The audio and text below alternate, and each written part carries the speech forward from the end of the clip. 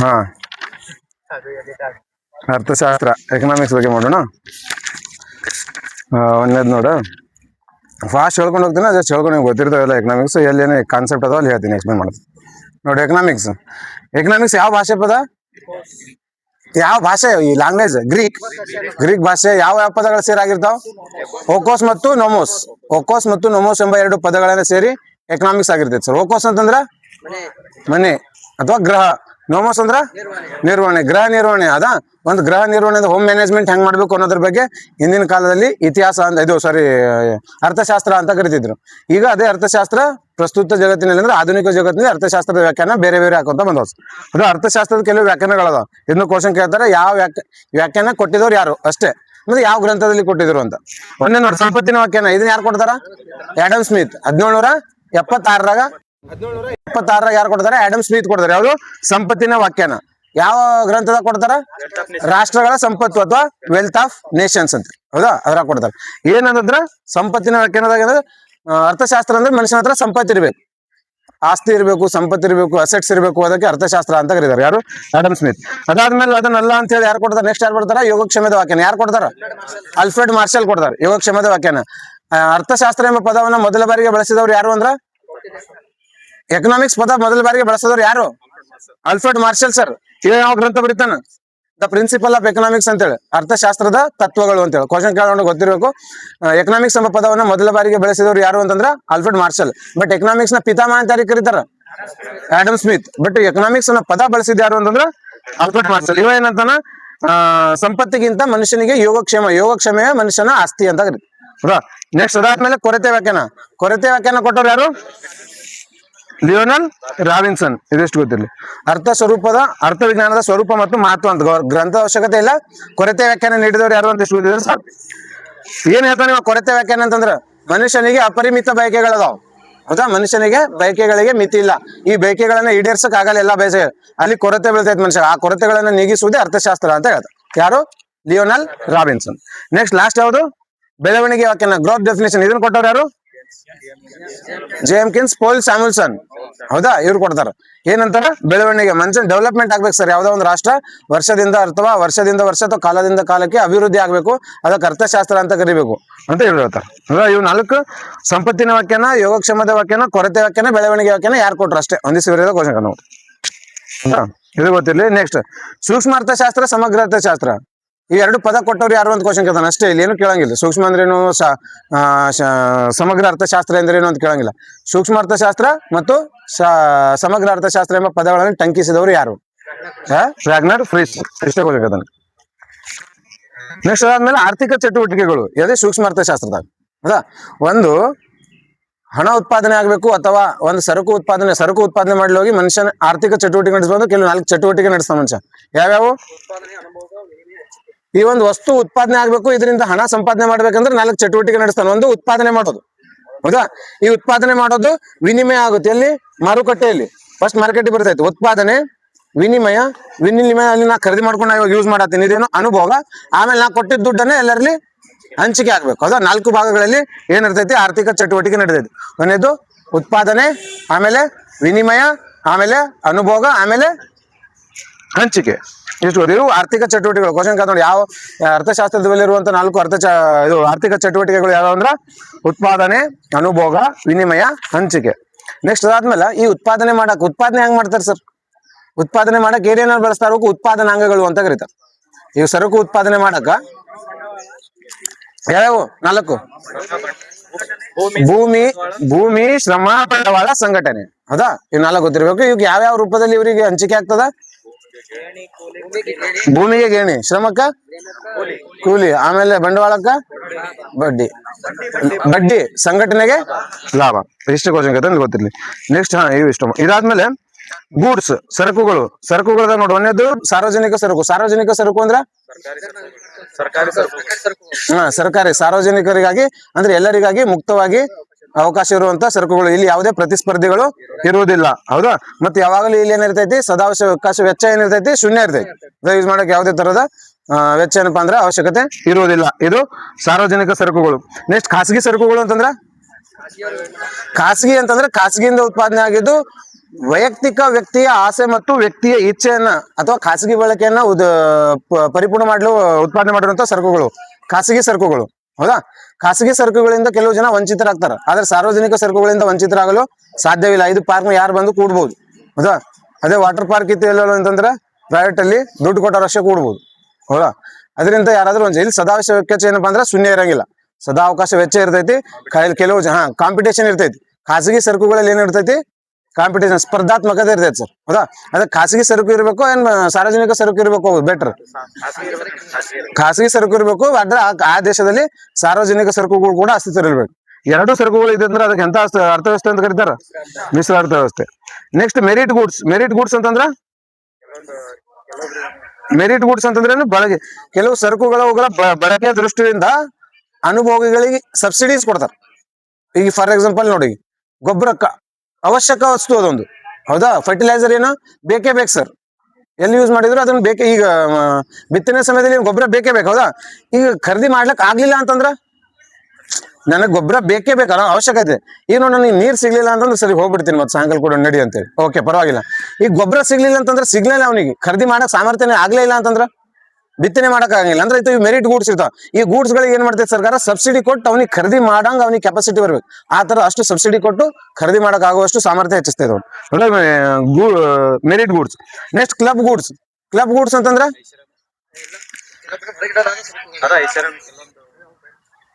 Club goods ಈ question ಕೇಳಿದ್ನಲ್ಲ group C, club goods ಎಂಬ ಪರಿಕಲ್ಪನೆ ನೀಡಿದವರು ಯಾರು ಅಂತ, ಯಾರು? James Buchanan. ಹೌದಾ, ಏನ್ ಕ್ಲಬ್ ಗೂಡ್ಸ್ ಅಂತಂದ್ರ ಅಮೆಜಾನ್, ಫ್ಲಿಪ್ಕಾರ್ಟ್, ಸ್ವಿಗ್ಗಿ, ಇವು ಇದು ಮತ್ತೆ ಇವು ಯಾವ ಅಮೆಜಾನ್ ಟಿವಿ, OTT ಪ್ಲಾಟ್ಫಾರ್ಮ್ಸ್ ಗಳೆಲ್ಲ ಇರ್ತಾವಲ್ಲ, ಅದರಿಂದ ಕೆಲವು ಜನ ಇದರಿಂದ ವಂಚಿತ. ಆದ್ರೆ ಯಾರು ಸದಸ್ಯರು ಇರ್ತಾರೋ ಅವ್ರು ಅಷ್ಟೇ ಇದನ್ನ ಅನುಭವಿಸಬಹುದು ಇಂಥ ಸರಕುಗಳನ್ನು. ಹೌದಾ, ಕ್ಲಬ್ ಗೂಡ್ಸ್ ಅಂತ ಕರೀತಾರೆ ಅವರು. Gift and goods. Gift and goods ಅಂತಂದ್ರ ಕೆಳ ದರ್ಜೆ ಸರಕುಗಳು. ಹೌದಾ, ಸಬ್ ಸ್ಟ್ಯಾಂಡರ್ಡ್ ಗೂಡ್ಸ್ ಅಂತ ಕರೀತಾರೆ. ಕೆಳ ದರ್ಜೆ ಸರ್ ಇಷ್ಟೇ ಕೇಳಿದ ಜಾಟ. ಗಿಫ್ಟ್ ಅಂಡ್ ಗೂಡ್ಸ್ಗಳು ಅಥವಾ ಗಿಫ್ಟ್ ಅಂಡ್ ಸರಕುಗಳು ಒಂದು ಮೇಲ್ದರ್ಜೆ ಸರಕುಗಳು, ಐಷಾರಾಮಿ ಸರಕುಗಳು, ಕೆಳ ದರ್ಜೆ ಸರಕುಗಳು ಇಲ್ಲಿ ಯಾವುದು ಅಲ್ಲ ಅಂತ ಹೇಳಿ. ಹೌದಾ, ಇವು ಕೆಳ ದರ್ಜೆ ಸರಕುಗಳು. ಗಿಫ್ಟ್ ಅಂಡ್ ಗೂಡ್ಸ್ ಮತ್ತು ಬೆಲೆ ಯಾವ ರೀತಿ, ಇದು ಬೇಡಿಕೆ ಮತ್ತು ಬೆಲೆ ಯಾವ ರೀತಿ ಇರ್ತೈತಿ ಗಿಫ್ಟ್ ಅಂಡ್ ಗೂಡ್ಸ್ ನಾಗ? ಇದು ಕ್ವಶನ್ ಕೇಳೋಣ, ಗೊತ್ತಿರ್ಬೇಕು. ಬೇಡಿಕೆ ಮತ್ತು ಬೆಲೆ ಯಾವಾಗಲೂ ನೇರ ಅನುಪಾತದಲ್ಲಿ ಇರ್ತಾವ. ಹೌದಾ, ಬೇಡಿಕೆ ಹೆಚ್ಚದಂಗ ಬೆಲೆ ಹೆಚ್ಚಾಗ್ತೈತೆ ಸರ್. ನೆಕ್ಸ್ಟ್ ವೆಬ್ಲೈನ್ ಸರಕುಗಳು. ವೆಬ್ಲೈನ್ ಸರಕುಗಳು ಅಂದ್ರೆ ಐಷಾರಾಮಿ ಗೂಡ್ಸ್. ಹೌದಾ, ಹೈ ಕ್ಲಾಸ್ ಗೂಡ್ಸ್ ಅಂತ ಕರೀತಾರೆ. ಜನ ಇದಕ್ಕೆ ಯಾಕೆ ಖರೀದಿ ಮಾಡ್ತಾರೆ ಅಂದ್ರೆ ಇದರಿಂದ ಒಂದು ಸ್ಟೇಟಸ್ ಸಿಂಬಲ್ ಇದೆ. ಐಷಾರಾಮಿ ಗೂಡ್ಸ್ ಅಥವಾ Veblen goods are the symbol of status ಅಂತ ಕನ್ಸಿಡರ್ ಮಾಡ್ತಾರೆ ಜನ. ಹೌದಾ, ಇದು ಗೊತ್ತಿರ್ಬೇಕು. ನೆಕ್ಸ್ಟ್ ಕಾಂಪ್ಲಿಮೆಂಟರಿ ಗೂಡ್ಸ್ ಅಂತಂದ್ರ, ಕಾಂಪ್ಲಿಮೆಂಟರಿ ಅಂದ್ರೆ ಏನು? ಒಂದರ ಜೊತೆಗೆ ಇನ್ನೊಂದು ಎರಡು ಸರಕುಗಳು ಏಕಕಾಲದಲ್ಲಿ ಅನುಭವಿಸೋದು. ಟೀ ಜೊತೆಗೆ ಶುಗರ್ ಇರ್ಲೇಬೇಕಿಲ್ಲ, ಟೀ ಕುಡಿಯಕ್ ಆಗಂಗಿಲ್ಲ. ಹೌದಿಲ್ಲ, ಏನ್ ಶುಗರ್ಲೆಸ್ ಟೀ ಕುಡಿತಾರ ಹಂಗಲ್ಲ, ಟೀ ಜೊತೆ ಶುಗರ್ ಇರ್ಲೇಬೇಕು. ಚಾ ಅದೇ ಟೀ ಚಾ ಪುಡಿ ಜೊತೆ ಶುಗರ್ ಹಾಕಿದಾಗ ಚಾ ಆಗತ್ತದ. ಹೌದಿಲ್ಲ, ಹಂಗ ಎರಡು ಸರಕುಗಳು ಏಕಕಾಲದಲ್ಲಿ ಅನುಭವಿಸುವಂತ ಸರಕುಗಳು. ಒಂದಿಲ್ದ ಇನ್ನೊಂದ್ ಸರಕು ಏನಪ್ಪಾ ಅಂದ್ರ ಬಿಟ್ಟಿರಂಗಿಲ್ಲ, ಆಗಂಗಿಲ್ಲ ಅದ್ರ. ಹೌದೇನ, ಅದು ಕಾಂಪ್ಲಿಮೆಂಟರಿ ಗೂಡ್ಸ್ ಅಂತ ಕರೀತಾರೆ. ನೆಕ್ಸ್ಟ್ ಸಬ್ಸ್ಟಿಟ್ಯೂಟ್ ಗೂಡ್ಸ್ ಅಂದ್ರೆ ಬದಲಿ ಸರಕುಗಳು ಅಂತಂದ್ರ ಒಂದ್ರ ಬದಲ ಇನ್ನೊಂದ್ ಬಳಕೆ ಮಾಡೋದು. ಈಗ ನಂಗೆ ಕಾಫಿ ಕುಡಿತೀನಿ, ಕಾಫಿ ಕುಡಿಯಾಗಲಿ ಅಂದ್ರೆ ಜಾಸ್ತಿ ರೇಟ್ ಆದ್ರೆ ಟೀ ಕುಡಿಬಹುದು.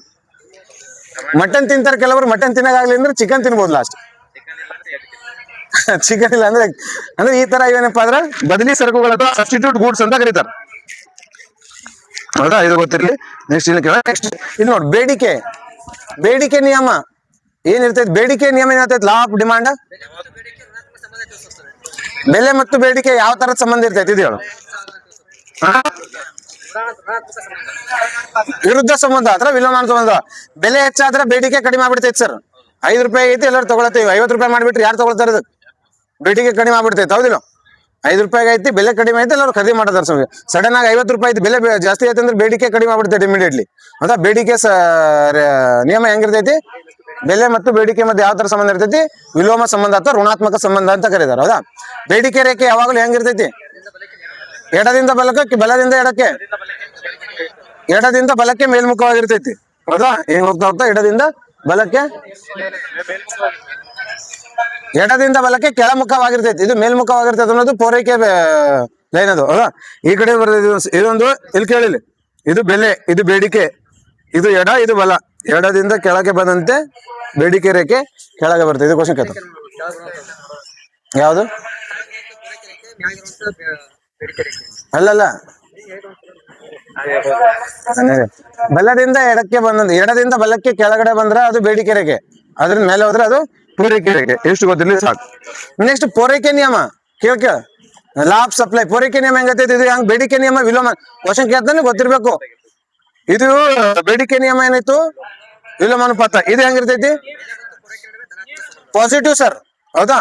ಈಗ ನೋಡ, ಜನ ಹೆಂಗ್ ಮಾಡ್ತಾರ, ಈ ಈರುಳ್ಳಿ ಬೆಲೆ 80 ರೂಪಾಯಿ ಕೆಜಿ ಆಯ್ತು, 100 ರೂಪಾಯಿ ಕೆಜಿ ಆಯ್ತು, ಮಾರ್ಕೆಟ್ ನ ಅದ್ರದ್ದು ಇದು ಅಂದ್ರೆ ಜನ ಜಾಸ್ತಿ ಅದನ್ನ ಬೆಳಿತಾರೆ. 1000 ರೂಪಾಯಿ ಕ್ವಿಂಟಲ್, 1000 ರೂಪಾಯಿ ಕೆಜಿ ಈರುಳ್ಳಿ ಬೆಳತ್ತಂದ್ರೆ ಜಾಸ್ತಿ ಹಿಂಗೆ ಆಗೈತೆ.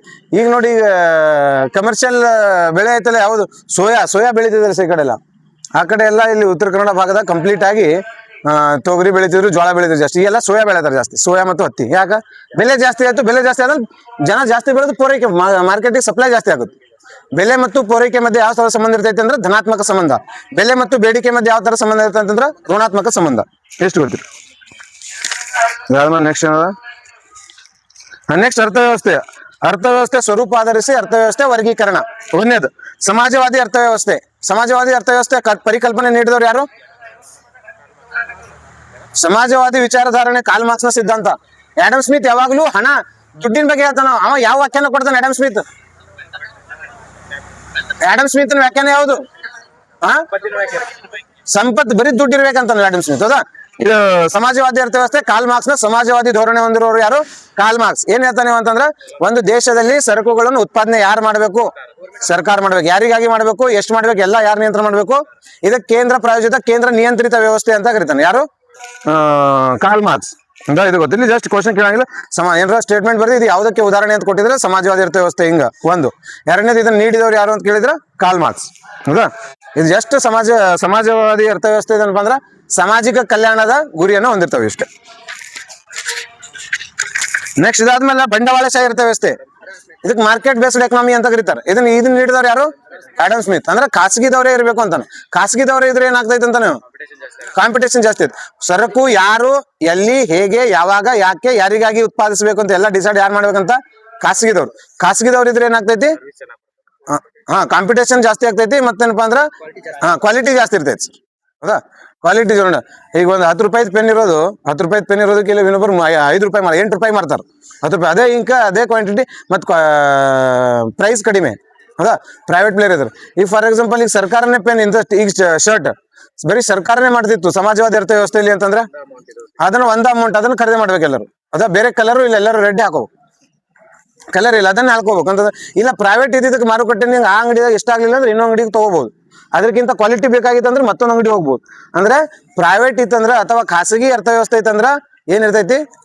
ಕ್ವಾಲಿಟಿ ಸಿಗ್ತೈತಿ, ಅದ ಅದು ಮತ್ತೆ ಸ್ಪರ್ಧಾತ್ಮಕ ಜಾಸ್ತಿ ಇರ್ತೈತಿ, ಬೆಲೆನೂ ಕಡಿಮೆ ಸಿಗ್ತೈತಿ. ಈ ಸಲ ಹೋಗಿ ಯಾರು ಹೇಳ್ತಾರ? ಆಡಮ್ ಸ್ಮಿತ್ ಏನ್ ಹೇಳ್ತಾರ? ಬಂಡವಾಳಶಾಹಿ ಅರ್ಥವ್ಯವಸ್ಥೆ. ಬಂಡವಾಳಶಾಹಿ ಅರ್ಥವ್ಯವಸ್ಥೆ ಉದಾಹರಣೆ ಯಾವ ಕಂಟ್ರಿಗಳು? ಅಮೆರಿಕಾ, ಇಂಗ್ಲೆಂಡ್, ಇವೆಲ್ಲ ಬಂಡವಾಳಶಾಹಿ ಅರ್ಥವ್ಯವಸ್ಥೆ ಉದಾಹರಣೆ, ಹೌದಾ? ಅದಾದ್ಮೇಲೆ ಮಿಶ್ರ ಅರ್ಥವ್ಯವಸ್ಥೆ. ಮಿಶ್ರ ಅರ್ಥವ್ಯವಸ್ಥೆ ಮಿಶ್ರ ಅರ್ಥವ್ಯವಸ್ಥೆ ಅಂದ್ರೆ ಏನು? ಖಾಸಗಿನ ಇರ್ಬೇಕು, ಹೇಳ್ ಪಟ್ ಮುಗಿಸ್ ಫಾಸ್ಟ್ ಹೋಗೋಣ. ಮಿಶ್ರ ಅರ್ಥವ್ಯವಸ್ಥೆ ಅಂದ್ರ ಖಾಸಗಿನೂ ಇರ್ಬೇಕು, ಸಾರ್ವಜನಿಕ ಎರಡೂ ಅರ್ಥವ್ಯವಸ್ಥೆ ಅಸ್ತಿತ್ವದಲ್ಲಿ ಇರ್ಬೇಕು. ಉದಾಹರಣೆಗೆ ಭಾರತ, ಹೌದಾ? ಇಂಡಿಯಾದಾಗ ಏನೈತಿ? ಮಿಕ್ಸ್ಡ್ ಎಕನಾಮಿ ಐತಿ. ಮಿಕ್ಸ್ಡ್ ಎಕನಾಮಿ ಅಂದ್ರೇನು?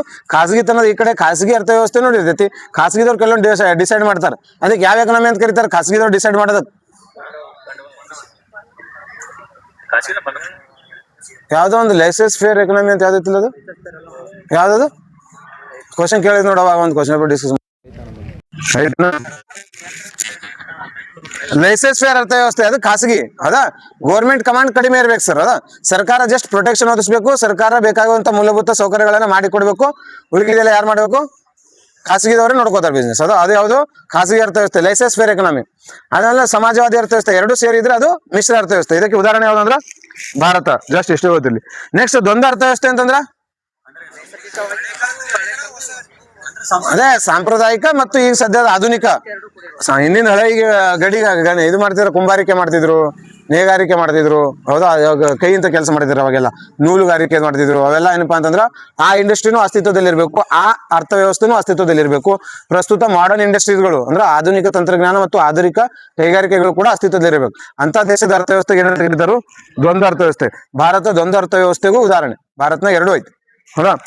ನೆಕ್ಸ್ಟ್ ಮುಕ್ತ ಅರ್ಥವ್ಯವಸ್ಥೆ ಅಂತಂದ್ರೆ ಓಪನ್ ಎಕನಾಮಿ. ಇಲ್ಲಿ ಯಾವುದೇ ಏನಿರಂಗಿಲ್ಲ, ನಿರ್ಬಂಧ ಇರಂಗಿಲ್ಲ, ಹೌದಾ. ಗೊತ್ತಿರ್ಲಿಕ್ಕಿದು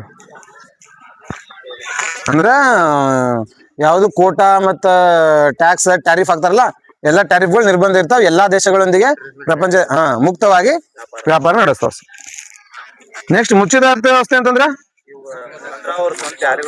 ಯಾವುದೇ ದೇಶದೊಂದಿಗೆ ಏನ್ ಮಾಡಂಗಿಲ್ಲ, ವ್ಯಾಪಾರ ಮಾಡಂಗಿಲ್ಲ, ಮತ್ತೆ ಯಾವುದೇ ದೇಶದ ಅರ್ಥವ್ಯವಸ್ಥೆಯೊಂದಿಗೆ ಹೋಲಿಸೋದಿಲ್ಲ. ಏನ್ ಬೇಕಲ್ಲ ಅವರಿಗೆಲ್ಲ ಆಯಾ ದೇಶದ ಗಡಿ ಭಾಗದ ಒಳಗಡೆನೆ ಉತ್ಪಾದನೆ ಮಾಡುವಂತ ಅರ್ಥವ್ಯವಸ್ಥೆ ಅಂತ ಕರೀತಾರೆ, ಕ್ಲೋಸ್ ಎಕನಾಮಿ ಅಂತ ಕರೀತಾರೆ. ನೆಕ್ಸ್ಟ್ ಇನ್ವಿಸಿಬಲ್ ಹ್ಯಾಂಡ್, ಕಾಣದ ಕೈ ಸಿದ್ಧಾಂತ ನೀಡಿದವರು ಯಾರು? Adam Smith. ಇಷ್ಟು ನೆಕ್ಸ್ಟ್ ಗೋಲ್ಡಿಲಾಕ್ ಎಕನಾಮಿ ಅಂದ್ರೆ ಇಲ್ಲಿ ಕ್ವಶನ್ ಕೇಳ್ತಾವ, ಇಂಥ ಕ್ವಶನ್ ಕೇಳ್ತಾವ ಜಾಸ್ತಿ, ಇಂಥ ಫೋಕಸ್ ಮಾಡಿ. ಗೋಲ್ಡಿಲಾಕ್ ಎಕನಾಮಿ ಅಂದ್ರೆ ಏನು? ಹಣದುಬ್ಬರ ಮತ್ತು ಆರ್ಥಿಕ ಹಿಂಜರಿತಗಳಿಲ್ಲದೆ ಆ ದೇಶದ ಆರ್ಥಿಕತೆ GDP ಕಂಟಿನ್ಯೂಸ್ ಆಗಿ ಗ್ರೋತ್ ಆಗೋದು, ಅದಕ್ಕೆ ಏನಂತ ಕರೀತಾರೆ? ಗೋಲ್ಡಿಲಾಕ್ ಎಕನಾಮಿ. ಆರ್ಥಿಕ ಹಿಂಜರಿತೆ, ಎಕನಾಮಿಕ್ ರಿಸೆಷನ್ ಇಲ್ಲದೆ ಮತ್ತು ಇನ್ಫ್ಲೇಷನ್, ಹಣದುಬ್ಬರ ಎರಡೂ ಇಲ್ಲದೆ ಆ ದೇಶದ ಆರ್ಥಿಕ ವ್ಯವಸ್ಥೆ ಅರ್ಥವ್ಯವಸ್ಥೆ ಏನಾಗಿರ್ಬೇಕು? ಗ್ರೋತ್ ಆಗ್ತಾ ಇರ್ಬೇಕು, GDP. ಅದಕ್ಕೆ ಏನಂತ ಕರೀತಾರೋ? ಗೋಲ್ಡಿಲಾಕ್ ಎಕನಾಮಿ ಅಂತ ಕರೀತಾರೆ. ನೆಕ್ಸ್ಟ್ ಗಿಗ್ ಎಕನಾಮಿ ಅಂತಂದ್ರ ಇದೇ ಇಲ್ಲ, ಇಲ್ಲಿ ಕ್ವಶನ್ ಕೇಳ್ತಾ ನೋಡಿ. ಅಲ್ಪಾವಧಿಗೆ ಏನ್ ಮಾಡ್ಕೊಂಡಿರ್ತಾರೆ ಇವರು? ಒಪ್ಪಂದ ಮಾಡ್ಕೊಂಡಿರ್ತಾರೆ, ಹೌದಾ. ಗರಿಷ್ಠ ಇದು 2 ವರ್ಷ ಸೆಲೆಕ್ಟ್ ಒಪ್ಪಂದ ಮಾಡ್ಕೊಂಡಿರ್ತಾರೆ ಕಂಪ್ನಿದವ್ರ ಜೊತೆ. ಪಾರ್ಟ್ ಟೈಮ್ ದಾಗ ಕೆಲಸ ಮಾಡೋದು. ಇದು ಸ್ವಿಗ್ಗಿ, ಓಲಾ, ಊಬರ್, ಝೊಮ್ಯಾಟೊ, ಇವೆಲ್ಲ ಜೆಪ್ಟೋ ಇವೆಲ್ಲ ಅದಾವಲ್ಲ, ಇವೇನದಾವು ಗೀಗ್ ಅರ್ಥವ್ಯವಸ್ಥೆ ಬರ್ತಾವ ಸರ್. ಅದ ಅಲ್ಪಾವಧಿಗೆ ಒಪ್ಪಂದ ಮಾಡಿಕೊಂಡು ಮಾಡ್ತಿರ್ತಾರ. ಇದಕ್ಕೊಂದು ಕಾಯ್ದೆ ತಂದಾರ ನಮ್ಮಲ್ಲಿ, ಹೌದಾ. ಕ್ವಶನ್ ಕೇಳ್ತಾವ ಗೀಗ್ ಕಾರ್ಮಿಕರ ಸಲುವಾಗಿ ಮೊದಲ ಬಾರಿಗೆ ಕಾಯ್ದೆ ರೂಪಿಸಿದ ರಾಜ್ಯ ಯಾವ್ದು ಅಂತ ಕ್ವಶನ್. ಮತ್ತೆ ಇದು ಯಾವ್ದೋ ಎಕ್ಸಾಮ್ ನಾಗ ಈ ಕಾಯ್ದೆನ ಕ್ವಶನ್ ಕೇಳಿ ನೋಡಿ. ಕರ್ನಾಟಕ ರಾಜ್ಯ ಗೀಗ್ ಕಾರ್ಮಿಕರ ಕಾಯ್ದೆ 2025 ಕುರಿತಂತೆ ಕೆಳಗಿನ ಹೇಳಿಕೆಗಳನ್ನ ಪರಿಗಣಿಸಿರಿ ಅಂತ ಹೇಳಿ, ಹೌದಾ. ಇದು ಕೇಳ್ತಾನ ಕ್ವಶನ್ ಗೊತ್ತಿರ್ಬೇಕು.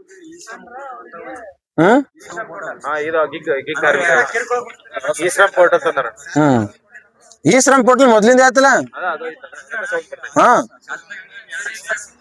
ಈ ಶ್ರಮ ಪೋರ್ಟಲ್ ಅಸಂಘಟಿತ ವಲಯದವ್ರಿಗೆ ಆಯ್ತದು. ಅದೇ ಕೇಳಿ ಇಲ್ಲಿ ನೋಡಿ. ಗೀಗ್ ನಮ್ ಕರ್ನಾಟಕದ ಕಾಯ್ದೆ ಕ್ವಶನ್ ಕೇಳ್ತಾನೆ ಗೊತ್ತಿರ್ಲಿ.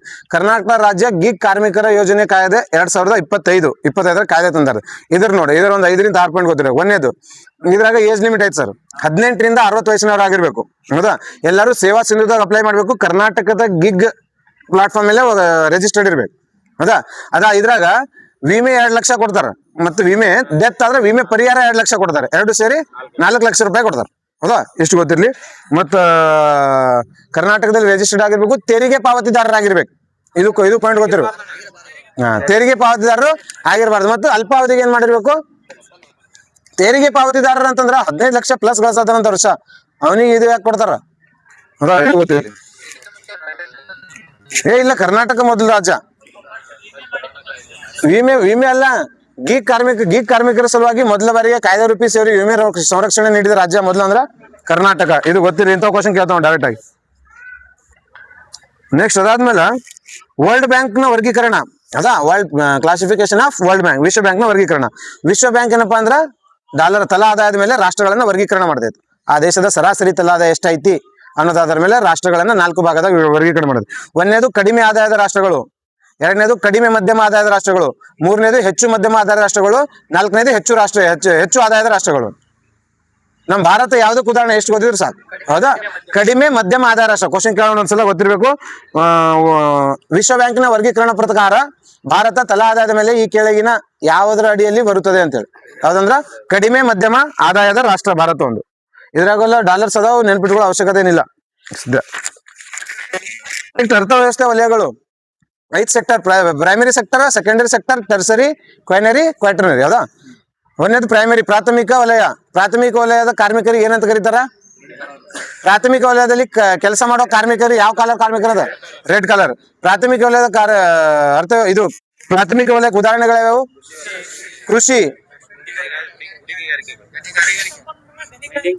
ಕೃಷಿ, ಗಣಿಗಾರಿಕೆ, ಮೀನುಗಾರಿಕೆ, ಮತ್ತ ಗುಡಿ ಕೈಗಾರಿಕೆ ಬರಂಗಿಲ್ಲ, ಹೌದಾ. ಎಲ್ಲ ಗೊತ್ತಿಲ್ಲ ನೋಡು.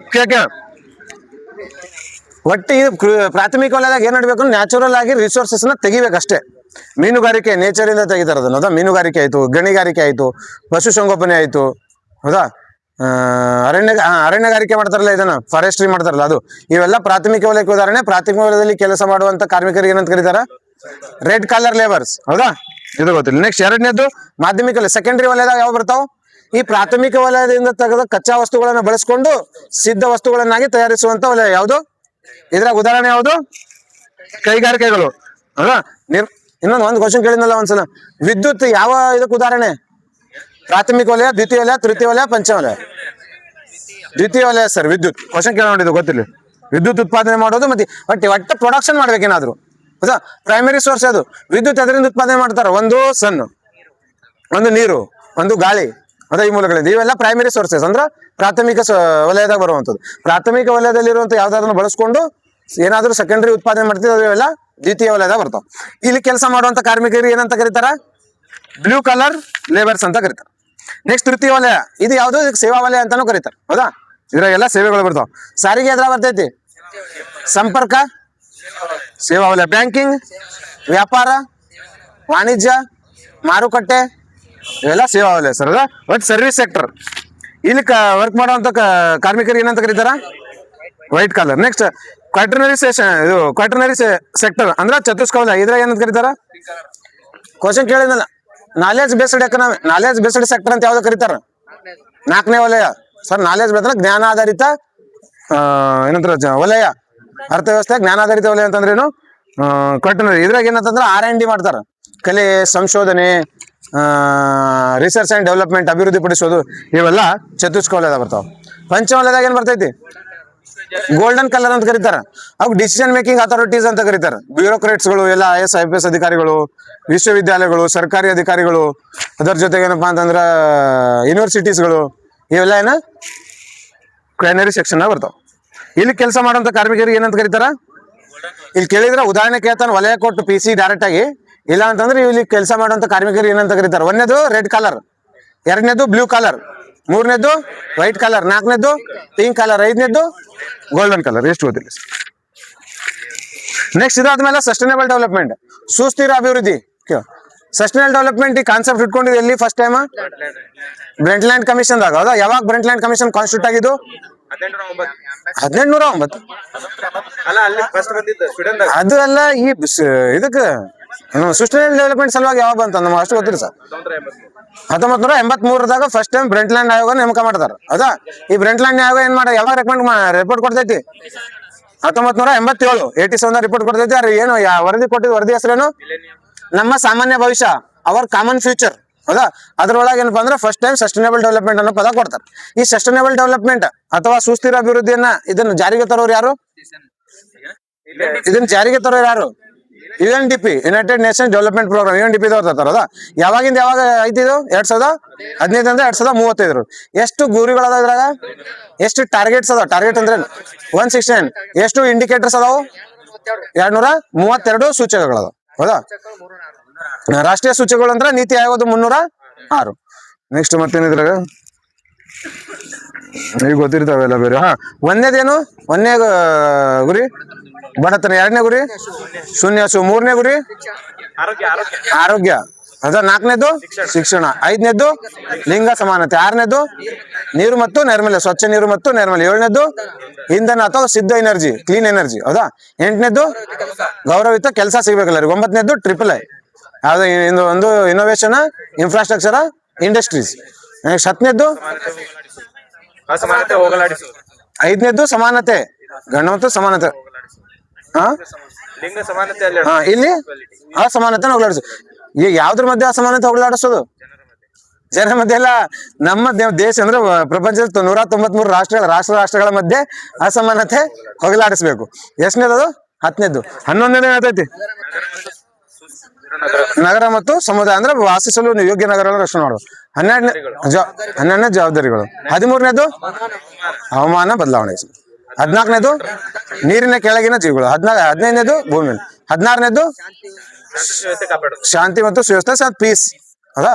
17ನೇದು ಅಂದ್ರೆ ಇವುಗಳನ್ನೆಲ್ಲ ಜಾರಿಗೆ ತರಲು ಎಲ್ಲರೂ ಒಟ್ಟಾಗಿ ಸಹಕರಿಸಬೇಕು. ಅಲ್ಲ ಭಾರತದಾಗ ಈ ಸುಸ್ಥಿರ ಅಭಿವೃದ್ಧಿ ಗುರಿಗಳನ್ನು ಜಾರಿಗೆ ತರುವ ಅದಕ್ಕೆ ಇದು ಯಾರಿಗೈತಿ ನೀತಿ ಆಯೋಗ. ಎಷ್ಟು ಸೂಚನೆಗಳದ ಭಾರತನಾಗ? 306. ಇಷ್ಟು ಗೊತ್ತಿಲ್ಲ. ನೆಕ್ಸ್ಟ್ ಗ್ರೀನ್ ಎಕನಾಮಿ ಇದ್ರೊಳ್ಳೆ ಅವಶ್ಯಕತೆ ಇಲ್ಲ. ನೆಕ್ಸ್ಟ್ ನೋಡು, ರಾಷ್ಟ್ರೀಯ ಆದಾಯ ಮತ್ತು ಸಾಮಾಜಿಕ ಸೂಚ್ಯಂಕಗಳು ಕೇಳ ಫಾಸ್ಟ್. ರಾಷ್ಟ್ರೀಯ ಆದಾಯ ಅಂತಂದ್ರೆ ಏನು? ಒಂದು ರಾಷ್ಟ್ರವು ಒಂದು ವರ್ಷದ ಅವಧಿಗೆ ಉತ್ಪಾದನೆ ಮಾಡಿದ ಎಲ್ಲಾ ಸರಕು ಮತ್ತು ಸೇವೆಗಳ ಅಂತಿಮ ಮಾರುಕಟ್ಟೆ ಮೌಲ್ಯವನ್ನು ಏನಂತ ಕರೀತಾರೋ? ರಾಷ್ಟ್ರೀಯ ಆದಾಯ ಅಂತ ಕರೀತಾರೆ. ಹೌದಾ? ರಾಷ್ಟ್ರೀಯ ಆದಾಯವನ್ನು ಮೊದಲ ಬಾರಿಗೆ ಅಳತೆ ಮಾಡಿದವರು ಯಾರು? ದಾದಾಬಾಯಿ ನವರೋಜಿ. ಯಾವಾಗ? 1867-68. ಯಾವ ಗ್ರಂಥ ಬರೀತಾರ ಅವ್ರು ಅದನ್ನ? Poverty and an British rule in India ಅಂತೇಳಿ. ಅದ್ರಾಗ ಮೊದಲ ಬಾರಿಗೆ ದಾದಾಬಾಯಿ ನವರೋಜಿ ಅವರು ರಾಷ್ಟ್ರೀಯ ಆದಾಯವನ್ನ ಅಳತೆ ಮಾಡ್ತಾರೆ ಸರ್. ಹೌದಾ? 1867-68. ಹೌದಾ? ರಾಷ್ಟ್ರೀಯ ಆದಾಯ ಎಷ್ಟು ಅವಧಿಗೆ ನೇಮಕ ಇದು ಅಳತೆ ಮಾಡ್ತಾರೋ? ಎಷ್ಟು ಟೈಮ್ ಸಲುವಾಗಿ? ಪ್ರತಿ ಒಂದು ವರ್ಷದ ಸಲುವಾಗಿ ಅಳತೆ ಮಾಡ್ತಾರೆ. ಒಂದೇ ಗೊತ್ತಿರ್ಬೇಕು. ಹೌದಾ? ಯಾವ ಬೆಲೆಯಲ್ಲಿ ರಾಷ್ಟ್ರೀಯ ಆದಾಯನ ಅಳತೆ ಮಾಡ್ತಾರೆ? 2 ಬೆಲೆ ಇದಾವೆ. ಪ್ರೆಸೆಂಟ್, ಮಾರುಕಟ್ಟೆ ಬೆಲೆ. 2 ಬೆಲೆಗಳದಾವ ಸರ್. ಒಂದು ಉತ್ಪಾದನಾಂಗಗಳ ಬೆಲೆ, ಎರಡನೇದು ಮಾರುಕಟ್ಟೆ ಬೆಲೆ. ಪ್ರೆಸೆಂಟ್ ನಮ್ಮಲ್ಲಿ ಭಾರತ ರಾಷ್ಟ್ರೀಯ ಆದಾಯ ಯಾವ ಬೆಲೆಯಲ್ಲಿ ಅಳತೆ ಮಾಡ್ತಾರ? ಮಾರುಕಟ್ಟೆ ಬೆಲೆಯಲ್ಲಿ ಅಳತೆ ಮಾಡ್ತಾರೆ, ಮಾಪನ ಮಾಡ್ತಾರೆ. ಹೌದಾ? ಎಷ್ಟು ಗೊತ್ತಿರ್ಲಿ. ನೆಕ್ಸ್ಟ್ ಮೂಲ ವರ್ಷ. ರಾಷ್ಟ್ರೀಯ ಆದಾಯಕ್ಕೆ ಮೂಲ ವರ್ಷ ಏನೈತಿ? ಈಗ ಚೇಂಜ್ ಮಾಡಿ 2011-12 ಇದ್ದಿದ್ದು. ಇದಕ್ಕೆ ನೇಮಕ ಆದ ಸಮಿತಿ ಯಾವುದು? ಗೋಲ್ದಾರ್ ಸಮಿತಿ. ವಿಶ್ವನಾಥ್ ಗೋಲ್ದಾರ್ ಸಮಿತಿ ಅಂತೇಳಿ. ಅದ ಈ ಸಮಿತಿ ನೇಮಕ ಮಾಡಿದ್ದೆ. ಅದ ಹೌದಿಲ್ಲ? ಇದೇ ಸಮಿತಿ 2022-23. 2011-12 ಇತ್ತು. ಅದ್ರ ಹಿಂದೆ ಯಾವ್ದಿತ್ತು?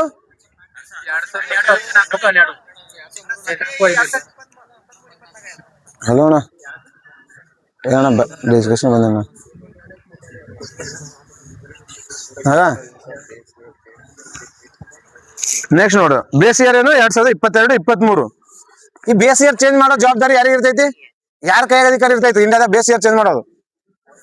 ಮಾಸ್ಪಿ ಸರ್. ಹೌದಾ? Ministry of programme implementation, ministry of statistic and programme implementation. ಈ ಮಿನಿಸ್ಟ್ರಿ ಅಂಡರ್ದಾಗ ಇರ್ತೈತಿ. ಹೌದಾ? ಗೊತ್ತಿರ್ಲಿ. ಇದ್ರ ಹಿಂದೆ ಯಾವ್ದಿತ್ತು? Base year 2011-12. ಅದ್ರ ಹಿಂದೆ 2003-4-5.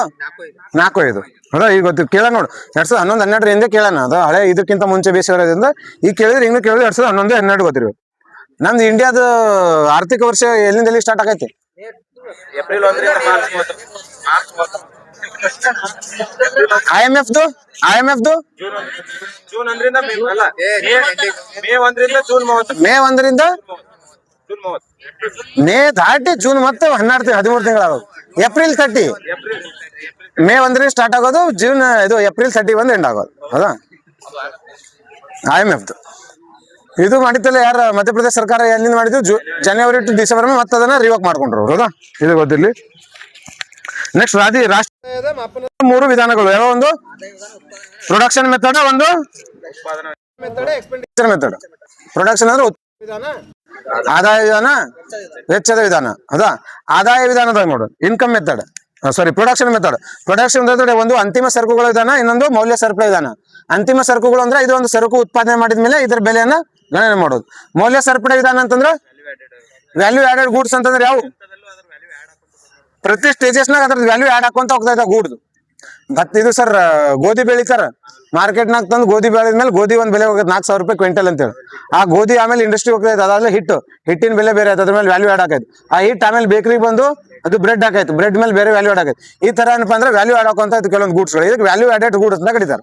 ಅದ ಕೆಲವೊಂದು ಗೂಡ್ಸ್ಗಳು ನೇರವಾಗಿ ಉತ್ಪಾದನೆ ಆಗ್ತಾವು. ಈ ಗೂಡ್ಸ್ಗಳಿಗೆ ಅಂತಿಮ ಸರಕುಗಳು ಅಂತ ಕರೀತಾರೆ. ಈ ಎಲ್ಲಾ ಸರಕುಗಳನ್ನ ಒಟ್ಟಿಗೆ ಜೋಡಿಸೋದ್ರಿಂದ ಪ್ರೊಡಕ್ಷನ್ ಮೆಥಡ್ ಇಂದ ರಾಷ್ಟ್ರೀಯ ಆದಾಯವನ್ನು ಕಂಡುಹಿಡಬಹುದು. ಎರಡನೇದು ಆದಾಯದ ವಿಧಾನ. ಆದಾಯ ಅಂತಂದ್ರೆ ನಾವು ಎಷ್ಟು ಖರ್ಚು ಮಾಡತ್ತೀವಿ. ಆದಾಯ ಅಂತಂದ್ರೆ ಯಾರಿಗೆ ಆದಾಯ? ಇದು ಸರ್ಕಾರಕ್ಕೆ ಬರುವಂತ ಆದಾಯ, ಸರ್ಕಾರಕ್ಕೆ ಬರ್ಬೇಕು ಆದಾಯ ಅನ್ನೋದಕ್ಕೇನಪ್ಪಾ ಅಂದ್ರ ರಾಷ್ಟ್ರೀಯ ಆದಾಯ ಕಂಡು ಹಿಡಿತಾರೆ. ಸರ್ಕಾರಕ್ಕೆ ಯಾವ ಮೂಲಗಳಿಂದ ಆದಾಯ ಬರ್ತೈತಿ? ನಾವು ಖರ್ಚು ಮಾಡೋದ್ರಿಂದ, ನಾವು ಇನ್ವೆಸ್ಟ್ ಮಾಡೋದ್ರಿಂದ, ಸರ್ಕಾರ ಖರ್ಚು ಮಾಡೋದ್ರಿಂದ, ಸರ್ಕಾರ ಇನ್ವೆಸ್ಟ್ ಮಾಡೋದ್ರಿಂದ. ನಾವು GDP ಫಾರ್ಮುಲಾ ಏನು? ಆದಾಯ ಇದೇನಪ್ಪಾ ಅಂದ್ರೆ ಯಾವ ಮೆಥಡ್? ಆದಾಯದ ವಿಧಾನಕ್ಕೆ ಅದ C+I+G ಅದೇ ಮೆಥಡ್ ಇಲ್ಲಿ ಕೂಡಿಸ್ಬೇಕು. ಹೌದಾ? ಇದು ಇಷ್ಟು ಗೊತ್ತಿರ್ಲಿ. ನೆಕ್ಸ್ಟ್ ವೆಚ್ಚದ ವಿಧಾನ. ಡೈರೆಕ್ಟ್ ಕ್ವಶನ್ ಕೇಳ್ತಾನೆ, ಈ ಕೆಳಗಿನವುಗಳಲ್ಲಿ ಯಾವುದು ರಾಷ್ಟ್ರೀಯ ಆದಾಯ ಮಾಪನ ಮಾಡುವ ವಿಧಾನವಲ್ಲ? ಇವು 3 ಕೊಟ್ಟಿದ್ದಾನೆ, ಇನ್ನೊಂದು ಯಾವ್ದಾರ ಕೊಟ್ಟಿದ್ದಾನೆ. ಅಥವಾ ಯಾವ ಅಂತ ಕೊಟ್ಟಿದ್ 4 ಕೊಟ್ಟಿದ್ದ ಅಂತಂದ್ರೆ ಇವು 1, 2, 3 ಆಗ್ಬೇಕು. ಹೌದಾ? ಕ್ವಶನ್ ಆಗಿ ಮಲ್ಟಿಪಲ್ ಟೈಮ್ ಗೊತ್ತಿರ್ಲಿ. ಏನ್ ಉತ್ಪಾದನಾಂಗಗಳಲ್ಲಿ ಈ ಆದಾಯವನ್ನು ಫ್ಯಾಕ್ಟರ್ ಕಾಸ್ಟ್ ಒಳಗೆ ಅಳೆಯೋದು. ಉತ್ಪಾದನಾಂಗಗಳಲ್ಲಿ ನಡೀತಾರಲ್ಲ ಆದಾಯ ಮಾರುಕಟ್ಟೆ ಬೆಲೆಯಲ್ಲಿ ಉತ್ಪಾದನಾಂಗಗಳ ಬೆಲೆಯಲ್ಲಿ ಎರಡು ಹೊಡಿತಾರೆ. ಯಾವ ಹೇಳ್ತಿದ್ಯೋ ನಾ ಹೇಳ್ತೀನಿ ತೋಡಿ ಏನ್ರ ಇದ್ದಾರೆ. ನೆಕ್ಸ್ಟ್ ನೋಡು, ಹೌದಾ? ರಾಷ್ಟ್ರೀಯ ಆದಾಯ 4 ಪರಿಕಲ್ಪನೆಗಳು. ಒಂದನೇದು GDP, ಎರಡನೇದು NDP, ಮೂರನೇದು GNP, ನಾಲ್ಕನೇದು NNP. GDP ಅಂದ್ರೆ ಏನು? GDP ಅಂತಂದ್ರೆ ನೋಡು, ಗ್ರಾಸ್ ಡೊಮೆಸ್ಟಿಕ್ ಪ್ರಾಡಕ್ಟ್. ಹೌದಾ? GDP ಅಂದ್ರೇನು? ಒಂದು ರಾಷ್ಟ್ರವು ಒಂದು ವರ್ಷದ ಅವಧಿಗೆ ಆಂತರಿಕವಾಗಿ ಆ ದೇಶದ ಜಿಯೋಗ್ರಾಫಿಕಲ್ ಬೌಂಡ್ರಿ ಒಳಗಡೆ, ಆ ದೇಶದ ಭೌಗೋಳಿಕ ಗಡಿ ರೇಖೆ ಒಳಗಡೆ ಒಂದು ವರ್ಷದ ಅವಧಿಗೆ ಉತ್ಪಾದನೆ ಮಾಡಿದ ಎಲ್ಲಾ ಸರಕು ಮತ್ತು ಸೇವೆಗಳ ಅಂತಿಮ ಮಾರುಕಟ್ಟೆ ಮೌಲ್ಯವನ್ನ GDP ಅಂತ ಕರಿತೀವಿ. ಆಂತರಿಕವಾಗಿ ಉತ್ಪಾದನೆ ಮಾಡಿದಷ್ಟೇ. ಯಾವ್ಯಾವ ಇದಕ್ಕೇನು ಫಾರ್ಮುಲಾ ಏನೈತಿ ಇದ್ರದ್ದು? C+I+D. ಸಿ ಅಂತಂದ್ರ ಸಾರ್ವಜನಿಕರು. ಸಿ ಅಂತಂದ್ರೆ ಏನು? ಐ ಅಂದ್ರೆ ಇನ್ವೆಸ್ಟ್ಮೆಂಟ್, ಜಿ ಅಂದ್ರೆ ಗೌರ್ಮೆಂಟ್ ನೋಡೋದು, ಸಿ ಅಂತಂದ್ರೆ ನಾವು ಸಾರ್ವಜನಿಕರು ಮಾಡಿದಂತ ವೆಚ್ಚ. ಸಾರ್ವಜನಿಕರು ಮಾಡುವಂತ ವೆಚ್ಚ, ಸಾರ್ವಜನಿಕರು ಮಾಡುವಂತ ಹೂಡಿಕೆ, ಅದಾದ್ಮೇಲೆ ಸಾರ್ವಜನಿಕರು ಜಿ ಅಂತಂದ್ರೆ ಗೌರ್ಮೆಂಟ್ ಮಾಡುವಂತ ಹೂಡಿಕೆ ಪ್ಲಸ್ ವೆಚ್ಚ. ಇದನ್ನೆಲ್ಲ ಸೇರಿ GDP ಅಂತ ಕರೀತಾರೆ. ಒಟ್ಟರೆ ನಮ್ಮ ದೇಶದ ಒಳಗಡೆ ಮಾತ್ರ ನಡಿಬೇಕು. ಹೌದಾ? ಅದಕ್ಕೇನಂತ ಕರೀತಾರೆ? GDP ಅಂದ್ರೇನು?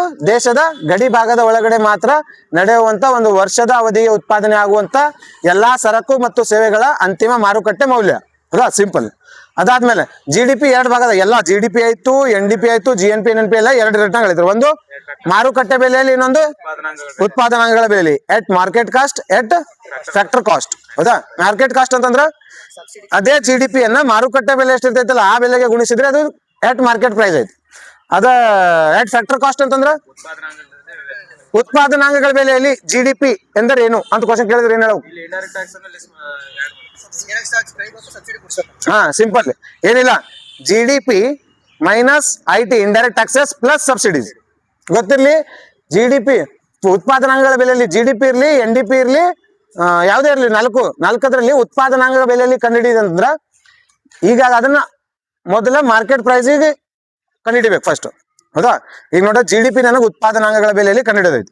ನಾ ಫಸ್ಟ್ ಏನ್ ಮಾಡ್ಬೇಕು? GDPಗೆ ಮಾರ್ಕೆಟ್ ಪ್ರೈಸ್ ನ ಕಂಡುಹಿಡಿಬೇಕು. GDP ಅಟ್ ಮಾರ್ಕೆಟ್ ಪ್ರೈಸ್ ಅಂದ್ರೇನು? ಮಾರುಕಟ್ಟೆ ಬೆಲೆಯಲ್ಲಿ GDP ನ ಗುಣಿಸ್ಬೇಕು. ನನಗೇನ್ ಬಂತು? GDP ಮಾರುಕಟ್ಟೆ ಬೆಲೆಯಲ್ಲಿ ಬಂತೀಗ ನಮಗೆ. ಹೌದಾ? ಈಗ ನಮ್ಮ ಉತ್ಪಾದನಾಂಗಗಳ ಬೆಲೆಯಲ್ಲಿ ಕಂಡುಹಿಡ್ಬೇಕಂದ್ರ GDP ಮಾರುಕಟ್ಟೆ ಬೆಲೆಯಲ್ಲಿ ಮೈನಸ್, ಗೊತ್ತಿರ್ಲಿ, ಮೈನಸ್ ಅದ್ರಾಗ ಏನ್ ಮಾಡ್ಬೇಕು? ಇಂಡೈರೆಕ್ಟ್ ಟ್ಯಾಕ್ಸ್, ಪರೋಕ್ಷ ತೆರಿಗೆಗಳು. ಹೌದಿಲ್ಲ? ಪರೋಕ್ಷ ಮೈನಸ್ IT ಪ್ಲಸ್ ಸಬ್ಸಿಡೀಸ್. ಇದು ಎಷ್ಟು ಗೊತ್ತಿರಲಿಲ್ಲ ಅಷ್ಟೇ. ಮತ್ತ GDP ಯಾವ್ದೈತಿ ಇದ್ರಾಗ? ಮಾರುಕಟ್ಟೆ ಬೆಲೆಯಲ್ಲಿ ಉತ್ಪಾದನಾಂಗಗಳ ಬೆಲೆಯಲ್ಲಿ GDP ಈಸ್ ಈಕ್ವಲ್ ಟು ಮಾರುಕಟ್ಟೆ ಬೆಲೆಯಲ್ಲಿ GDP minus IT indirect taxes plus subsidies ಉತ್ಪಾದನಾಂಗಗಳ ಬೆಲೆಯಲ್ಲಿ. ಅದೇ ನೆಕ್ಸ್ಟ್ NDP ಕಂಡುಹಿಡಿದ್ರೆ ಹಂಗ NDP ಫಸ್ಟ್ ಮಾರುಕಟ್ಟೆ ಬೆಲೆಯಲ್ಲಿ ಕಂಡುಹಿಡಿಬೇಕು, ಆಮೇಲೆ NDP ಉತ್ಪಾದನಾಂಗಗಳ ಬೆಲೆಯಲ್ಲಿ ಈಸ್ ಈಕ್ವಲ್ ಟು NDP ಮಾರುಕಟ್ಟೆ ಬೆಲೆಯಲ್ಲಿ minus IT indirect taxes plus subsidies. Indirect taxes ನ ಮೈನಸ್ ಮಾಡಬೇಕು, ಸಬ್ಸಿಡೀಸ್ ನ ಪ್ಲಸ್ ಮಾಡಬೇಕು. ಹೌದಾ? ಇದು ಯಾವುದು? GDP ಆದ್ಮೇಲೆ NDP ಅಂದ್ರೇನು? GDPಯಲ್ಲಿ ಸವಕಳಿ ವೆಚ್ಚ. ಸವಕಳಿ ವೆಚ್ಚ ಅಂದ್ರೇನು? ಉತ್ಪಾದನೆ ಸಮಯದಲ್ಲಿ ಯಂತ್ರಗಳು ಕಳೆದುಕೊಂಡಿರುವಂತ ಬೆಲೆ, ಅದ್ರ ಮೇಲೆ ಭರಿಸುವುದೇ ಸವಕಳಿ ವೆಚ್ಚ ಅಂತ ಕರಿತೀವಿ. ಹೌದಾ? ಈ GDP ಒಳಗ NDP, ಫಾರ್ ಎಕ್ಸಾಂಪಲ್ GDP 500 ಅದ ಅನ್ಕೋಯವು. GDP ಎಷ್ಟೈತಿ ಕೇಳ, ಲೆಕ್ಕ ಅದು ನೀವು. GDP ಅಂದ್ರೆ 500, ಸವಕಳಿ ವೆಚ್ಚ 50 ರೂಪಾಯಿ ಐತಿ. ಈಗ NDP ಎಷ್ಟು ಬಂತು? 450 ರೂಪಾಯಿ. ಈಗ ಸೇಮ್ NDP ಕೂಡ ಎರಡು ಇದ್ರಾಗ ಕಳೀತಾರೆ, ಒಂದು ಮಾರುಕಟ್ಟೆ ಬೆಲೆಯಲ್ಲಿ, ಇನ್ನೊಂದು ಉತ್ಪಾದನಾಂಗಗಳ ಬೆಲೆಯಲ್ಲಿ. ಮಾರುಕಟ್ಟೆ ಬೆಲೆಯಲ್ಲಿ ಅಂದ್ರೆ NDP ಯನ್ನು ಮಾರುಕಟ್ಟೆ ಬೆಲೆಯೊಂದಿಗೆ ಹೋಲಿಸುವುದು. ನೆಕ್ಸ್ಟ್ ಉತ್ಪಾದನಾಂಗಗಳ ಬೆಲೆಯಲ್ಲಿ ಅಂತಂದ್ರ NDP ಅಟ್ ಮಾರ್ಕೆಟ್ ಪ್ರೈಸ್ ಹೆಂಗ್ ಕಂಡುಹಿಡಬೇಕು? ಸಾರಿ, NDP ಅಟ್ ಫ್ಯಾಕ್ಟರ್ ಕಾಸ್ಟ್ ಅಂದ್ರೆ ಉತ್ಪಾದನಾಂಗಗಳ ಬೆಲೆಯಲ್ಲಿ NDP ಕಂಡುಹಿಡಿದ ಹೆಂಗ್ ಹೇಳ್ರಿ? NDP market plus minus IT plus subsidies. Simple, ಎಲ್ಲ ಸೇಮ್. ಪ್ಲಸ್ ಗ್ಲಸ್ ಎಲ್ಲ ಕಡೆ ಸೇಮ್. ಇಲ್ಲಿ ಪ್ಲಸ್ ಅಲ್ಲಿ ಮೈನಸ್ ಇಲ್ಲ ಸರ್. NDP ಉತ್ಪಾದನಾಂಗಗಳ ಬೆಲೆಯಲ್ಲಿ ಕಂಡುಹಿಡಿದೈತಿ. NDP ಮಾರುಕಟ್ಟೆ ಬೆಲೆಯಲ್ಲಿ minus indirect taxes plus subsidies. Question ಕೇಳ್ತಾನೆ, ಅದಕ್ಕೆ ಪದೇ ಪದೇ ಹೇಳತ್ತೆ. ಹೌದಾ? ಕೇಳಿದ್ರೆ ಭಾಳ ಸಲ. ನೆಕ್ಸ್ಟ್ ಅದಾದ್ಮೇಲೆ NDP ಆದ್ಮೇಲೆ ನೆಕ್ಸ್ಟ್ ಬರೋದು ಯಾವುದು? GNP ಅಂದ್ರ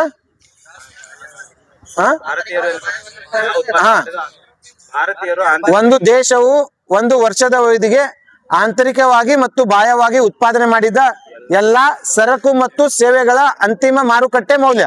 ಇದಕ್ಕೆ ಏನಂತ ಕರಿತೀವಿ? GNP. ಹೌದಾ? ಗ್ರಾಸ್ ನ್ಯಾಷನಲ್ ಪ್ರಾಡಕ್ಟ್ ಅಂತೇಳಿ. ಹೌದಾ? ಒಟ್ಟು ರಾಷ್ಟ್ರೀಯ ಉತ್ಪನ್ನ. ಈಗ ಇದ್ರಾಗ ಆಂತರಿಕವಾಗಿ ಅಂತಂದ್ರೆ ಆಲ್ರೆಡಿ ಏನು ಉತ್ಪಾದನೆ? ಆಂತರಿಕವಾಗಿ ಅಂತಂದ್ರೆ ಏನು? ಆಂತರಿಕ ಮತ್ತು ಬಾಹ್ಯ ಎರಡು ಅಂತಂದ್ರ GNP. ಹೌದಾ? ಆಂತರಿಕ ಇರೋದು ಆಲ್ರೆಡಿ GDP ಐತಿ. GDP ಎಷ್ಟಿತ್ತು ನಮ್ದು? ನಾ ಎಕ್ಸಾಂಪಲ್ ಜಿ ಡಿ ಪಿ ಎಷ್ಟು ಅಂತ 500, ಹೌದಾ? ಈಗ ಜಿ ಎನ್ ಪಿ ಉಳಿತು. ನಾವು ಜಿ ಎನ್ ಪಿ ಕಂಡುಹಿಡಿಬೇಕಂದ್ರ ಏನು, ಒಂದು ಆಂತರಿಕ ಪ್ಲಸ್ ಬಾಹ್ಯ ಅಂತ ಬರಿಬೇಕು. ಆಂತರಿಕ ಜಾಗದಾಗ ಜಿ ಡಿ ಪಿ ಅಂತ ಬರಿಬಹುದು, ಹೌದಾ? ಆಂತರಿಕ ಅಂದ್ರೆ ಜಿ ಡಿ ಪಿ ಹೌದಿಲ್ಲ? ಕೇಳು, ಯಾಕೆ ಬರಲ್ಲ? ಆಂತರಿಕ ಕೇಳಿ ನೋಡಿ, G N P is equal to ಆಂತರಿಕವಾಗಿ ಉತ್ಪಾದನೆ ಮಾಡಿದ್ದು ಪ್ಲಸ್ ಬಾಹ್ಯವಾಗಿ ಉತ್ಪಾದನೆ ಮಾಡಿದ್ದು, ಹೌದಿಲ್ಲ? ಜಿ ಎನ್ ಪಿ ಅಂದ್ರೆ ಏನು? ಮತ್ ನಾ ಅದನ್ನ ಹೇಳತ್ತಿಲ್ಲ. G N P is equal to ಆಂತರಿಕ ಪ್ಲಸ್ ಬಾಹ್ಯ ಉತ್ಪಾದನೆ ಎರಡು. ಈಗ ಆಂತರಿಕ ಜಾಗದಾಗ ಜಿ ಡಿ ಪಿ ಅಂದ್ರೆ ಆಂತರಿಕವಾಗಿ ಉತ್ಪಾದನೆ ಮಾಡಿದಕ್ಕೆ ಜಿ ಡಿ ಪಿ ಅಂತ ಕರಿತೀವಿ. ಈಗ ಬಾಹ್ಯ ಉಳಿಬೇಕಲ್ಲ, ಬಾಹ್ಯಕ್ಕೆ ಏನ್ ಬರೀಬೇಕು? ಬಾಹ್ಯ ಒಂದು ಎಕ್ಸ್ಪೋರ್ಟ್ ಒಂದು ಇಂಪೋರ್ಟ್ ಮಾಡ್ತೀವಿ, ಒಂದು ನೆಟ್ ರೆಮಿಟೆನ್ಸ್ ಪಾಸಿಟಿವ್ ಆಗೈತಿ, ನೆಟ್ ರೆಮಿಟೆನ್ಸ್ ನೆಗೆಟಿವ್ ಆಗೈತಿ. ಅಂದ್ರೇನು? ವಿದೇಶಿ ನಿವ್ವಳ ಗಳಿಕೆ ಲಾಭ, ವಿದೇಶಿ ನಿವ್ವಳ ಗಳಿಕೆ ನಷ್ಟ. ಕೇಳ್ತೀನಿ ನೋಡಿ. ಈಗ ನೋಡ, ಇನ್ನೇನು ತಿಳಿಲಾಗ್ಯದ? ಜಿ ಎನ್ ಪಿ ಅಂತಂದ್ರ ಆಂತರಿಕವಾಗಿ ಮತ್ತು ಬಾಹ್ಯವಾಗಿ ಉತ್ಪಾದನೆ ಮಾಡಿದ, ಒಂದು ವರ್ಷದಲ್ಲಿ ಉತ್ಪಾದನೆ ಮಾಡಿದ ಸರಕು ಮತ್ತು ಸೇವೆಗಳ ಅಂತಿಮ ಮಾರುಕಟ್ಟೆ ಮೌಲ್ಯ ಜಿ ಎನ್ ಪಿ. ಆಂತರಿಕವಾಗಿ ಉತ್ಪಾದನೆ ಮಾಡಿರೋದು ಈಗಾಗಲೇ ಇರೋದು ಜಿ ಡಿ ಪಿ ಐತಿ ಸರ್ ನಿಮ್ ಕಡೆ, ಹೌದಾ? ಸಿಂಪಲ್. ಈ ಬಾಹ್ಯವಾಗಿರೋದು ಒಂದೇ ಕಂಡುಹಿಡಿಬೇಕು ನೀವು, ಜಿ ಎನ್ ಪಿ ಕಂಡುಹಿಡಿಯೋದು. G N P is equal to ಆಂತರಿಕ ಪ್ಲಸ್ ಬಾಹ್ಯ. ಆಂತರಿಕ ಅಂದ್ರೆ ಜಿ ಡಿ ಪಿ ಐತಿ ನನ್ ಕಡೆ, ಉಳಿತ ಯಾವುದು ಬಾಹ್ಯ. ಬಾಹ್ಯ ಜಾಗ ಎಕ್ಸ್ಪೋರ್ಟ್ ಮೈನಸ್ ಇಂಪೋರ್ಟ್ ಒಂದ್ ಮಾಡ್ತೀವಿ. ಮತ್ತೇನಪ್ಪ ಅಂದ್ರೆ ವಿದೇಶಿ ನಿವ್ವಳ ಗಳಿಕೆ, ವಿದೇಶಿ ನಿವ್ವಳ ಗಳಿಕೆ ಲಾಭ ಮತ್ತು ನಷ್ಟ, ಆರ್ ಮೈನಸ್ ಪಿ. ಸಿಂಪಲ್. ಈಗ G D P G N P ಕಂಡುಹಿಡಿಬೇಕಾದ್ರೆ export always equal to as a import, ಹಿಂಗ್ ಟ್ರೀಟ್ ಮಾಡ್ತಾರೆ. Export treat always equal to as a import ಅಂತ, ಹೌದಾ? ಇದು ಹೋಯ್ತು. ಉಳಿತೇನು ಆರ್ ಮೈನಸ್ ಪಿ. ಆರ್ ಅಂದ್ರ ವಿದೇಶ ಅಂದ್ರೆ ನಮ್ ಭಾರತದವರು ವಿದೇಶದಲ್ಲಿ ಹೋಗಿ ಕೆಲಸ ಮಾಡ್ತಿರ್ತಾರಲ್ಲ, ಅಲ್ಲಿಂದ ಆದಾಯ ಬರ್ತೈತೆ ಭಾರತದ. ಅಲ್ಲಿಂದ ಆದಾಯ ಮಾಡಿದ್ರೆ ದುಬೈ ಹೋಗಿ ಕೆಲಸ ಮಾಡ್ತಾರೆ, ಕತಾರ, US ದಾಗ, ಕೆನಡಾದಾಗ, ನ್ಯೂಜಿಲೆಂಡ್ ಎಲ್ಲ ಕಡೆ ಇಂಡಿಯಾದವ್ರು ಕೆಲಸ ಮಾಡ್ತಾರೆ. ಅಲ್ಲಿಂದ ಆದಾಯ ಬರ್ತೈತೆ ಅವ್ರದ್ದು ಇಲ್ಲಿ, ಅದು ಆರ್. ಆಮೇಲೆ ಪಿ ಅಂದ್ರೆ ಆ ಬೇರೆ ದೇಶದವರು ನಮ್ಮ ಹತ್ರ ಕೆಲಸ ಮಾಡ್ತಿದ್ದಾರೆ ಇಲ್ಲಿ ಇಂಡಿಯಾದಾಗ, ಇಲ್ಲಿಂದ ಆದಾಯ ಹೋಗ್ತೈತೆ ಅವ್ರಿಗೆ.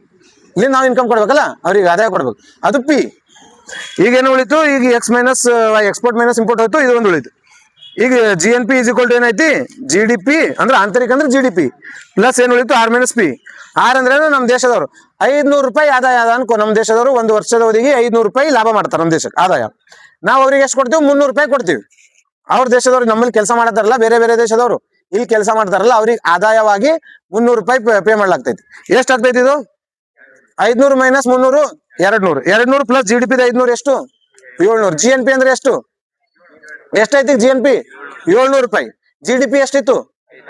500. ಯಾವ್ದು ದೊಡ್ಡದೈತಿ ಈಗ? ಜಿ ಎನ್ ಪಿ ಯಾಕೆ ದೊಡ್ಡದಾಯ್ತು?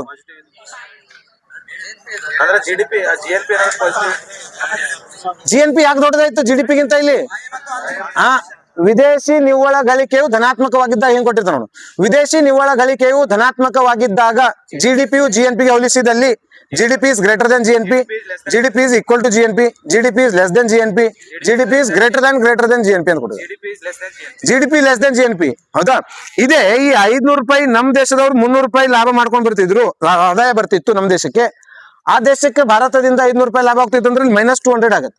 500 ಮೈನಸ್ 200 300 ಆಯ್ತು. ಜಿ ಎನ್ ಪಿ 300 ಬಂತಿ. ಜಿ ಡಿ ಪಿ ಎಷ್ಟಾಯ್ತು? 500. ಯಾವ ದೊಡ್ಡದಾಯ್ತು? G D P. ಆಂತರಿಕವಾಗಿ ಮತ್ತು ಬಾಹ್ಯವಾಗಿ ಉತ್ಪಾದನೆ ಮಾಡಿದ ಎರಡೂ ಸೇರಿ ನಮ್ದು 300 ಆಗ್ತದೆ. ಬರೀ ಆಂತರಿಕವಾಗಿ ಉತ್ಪಾದನೆ ಮಾಡಿದ 500 ರೂಪಾಯಿ ಆಗತ್ತೆ. G D P is greater than G N P ಆಯ್ತು. G D P G N ಪಿಗಿಂತ ದೊಡ್ಡದಾಯ್ತು. ಯಾಕಾಯ್ತು ಇಲ್ಲಿ? ವಿದೇಶಿ ನಿವ್ವಳ ಗಳಿಕೆ ಋಣಾತ್ಮಕ ಇತ್ತು, ನೆಗೆಟಿವ್ ಇತ್ತು. ವಿದೇಶದಿಂದ ನಮ್ಮ ದೇಶಕ್ಕೆ ಬರುತ್ತಿರುವಂತಹ ಆದಾಯ ನೆಗೆಟಿವ್. ಹೆಂಗೆ ಕ್ವಶನ್ ಕೇಳ್ತಾನೆ? ವಿದೇಶಿ ನಿವ್ವಳ ಗಳಿಕೆ ಋಣಾತ್ಮಕವಾಗಿದ್ದಾಗ ಜಿ ಡಿ ಪಿಯು ಜಿ ಎನ್ ಪಿಗೆ ಹೋಲಿಸಿದಲ್ಲಿ ಏನಾಗಿರುತ್ತದೆ? G D P is greater than G N P. ಅವ್ರು ನಮ್ದು 500 ರೂಪಾಯಿ ಆದಾಯ ಇತ್ತು, ಅವ್ರದ್ದು 500 ರೂಪಾಯಿ ಆದಾಯ ಇತ್ತು ಅಂದ್ರೆ 0 ಆಗ್ಬಿಡ್ತೈತಿ. 0 ಪ್ಲಸ್ 500 ಜಿ ಎನ್ ಪಿ ಅಂದ್ರೆ 500, ಜಿ ಡಿ ಪಿ ಅಂದ್ರೆ 500, ಹೌದಾ? ಜಿ ಎನ್ ಪಿ ಮತ್ತು ಜಿ ಡಿ ಪಿ ಯಾವಾಗಲೂ ಸಮಾನ ಯಾವಾಗಿರ್ತಾವ ಅಂದ್ರೆ ವಿದೇಶಿ ನಿವ್ವಳ ಗಳಿಕೆಯು ಶೂನ್ಯವಾಗಿದ್ದಾಗ G N P G D ಪಿಗೆ ಹೋಲಿಸಿದಲ್ಲಿ ಎರಡು ಸಮನಾಗಿರುತ್ತವೆ. ಇಷ್ಟು ಗೊತ್ತಿರಲಿ. ಇದು G N P. G N P ಆದ್ಮೇಲೆ ಈ ಕ್ವಶನ್ ಕೇಳ್ತ ನೋಡು. ಈ ಕೆಳಗಿನವುಗಳಲ್ಲಿ ಯಾವುದು ನಿಜವಾದ ರಾಷ್ಟ್ರೀಯ ಆದಾಯ ಎಂದು ಪರಿಗಣಿಸಲಾಗುತ್ತೆ? G D P, N D P, G N P, N N P. ಯಾವುದು ಯಾವ್ದು ಹೇಳ್ರಿ? ಈ ಕೆಳಗಿನಲ್ಲಿ ಯಾವುದು ಭಾರತದಲ್ಲಿ ನಿಜವಾದ ರಾಷ್ಟ್ರೀಯ ಆದಾಯ ಎಂದು ಪರಿಗಣಿಸಲಾಗುತ್ತೆ? ಒಂದು G D P, N D P, G N P, N N P. N N P at factor cost. ಈ ಎನ್ ಎನ್ ಪಿ ಅಂದ್ರೆ ಏನು? ಜಿ ಎನ್ ಪಿ ಒಳಗ ಜಿ ಎನ್ ಪಿ ಒಳಗೆ ಸವಕಳಿ ವೆಚ್ಚ ಮಾಡೋದು, ಹೌದಾ? ಜಿ ಎನ್ ಪಿ ಒಳಗಡೆ ಸವಕಳಿ ವೆಚ್ಚ ಕಳೆದ್ರೆ ಅದೇ ಎನ್ ಎನ್ ಪಿ. ಆ N N P at factor cost ಹೆಂಗ್ ಕಂಡಿಡ್ಬೇಕು? ಈಗ ಮೊದಲು NNP ಏನ್ ಮಾಡ್ಬೇಕು, ಮಾರುಕಟ್ಟೆ ಬೆಲೆಯಲ್ಲಿ ಗುಣಿಸ್ಬೇಕು. ಮಾರುಕಟ್ಟೆ ಬೆಲೆ ಅಂದ್ಮೇಲೆ NNP at ಉತ್ಪಾದನಾಂಗ ಬೆಲೆಯಲ್ಲಿ is equal to NNP at market price ಅಥವಾ ಮಾರುಕಟ್ಟೆ ಬೆಲೆಯಲ್ಲಿ ಮೈನಸ್ ಏನ್ ಮಾಡ್ಬೇಕು, ಇಂಡೈರೆಕ್ಟ್ ಟ್ಯಾಕ್ಸಸ್ ಮೈನಸ್ ಮಾಡ್ಬೇಕು ಪ್ಲಸ್ ಸಬ್ಸಿಡೀಸ್. ಇಷ್ಟು ಗೊತ್ತಿರಲಿ. ನೆಕ್ಸ್ಟ್ ಇದಾದ್ಮೇಲೆ ತಲಾದಾಯ ಗೊತ್ತಿರಲಿ. ಒಟ್ಟು ರಾಷ್ಟ್ರೀಯ ಆದಾಯ ಡಿವೈಡೆಡ್ ಬೈ ಒಟ್ಟು ದೇಶದ ಜನಸಂಖ್ಯೆ. ಕರೆಂಟ್ ಅಫೇರ್ಸ್ ಓದ್ಬೇಕು ನೋಡಿ. ರಾಷ್ಟ್ರೀಯ ಆದಾಯ ಭಾರತದಲ್ಲಿ ಮಾಪನ ಮಾಡಿದ್ದು. ಇಲ್ಲಿ ಡೈರೆಕ್ಟ್ ಕ್ವಶನ್ ಕದ ಮೊದಲ ಬಾರಿಗೆ ಮಾಪನ ಮಾಡಿದವರು ದಾದಾಬಾಯಿ ನವರೋಜಿ. ವೈಜ್ಞಾನಿಕವಾಗಿ ಮಾಪನ ಮಾಡಿದವರು ಅಂತಂದ್ರೆ ರಾಷ್ಟ್ರೀಯ ಆದಾಯ ಈಕೆ ಆರ್ಯರಾವ್. ಯಾವಾಗ ಮಾಡ್ತಾರ,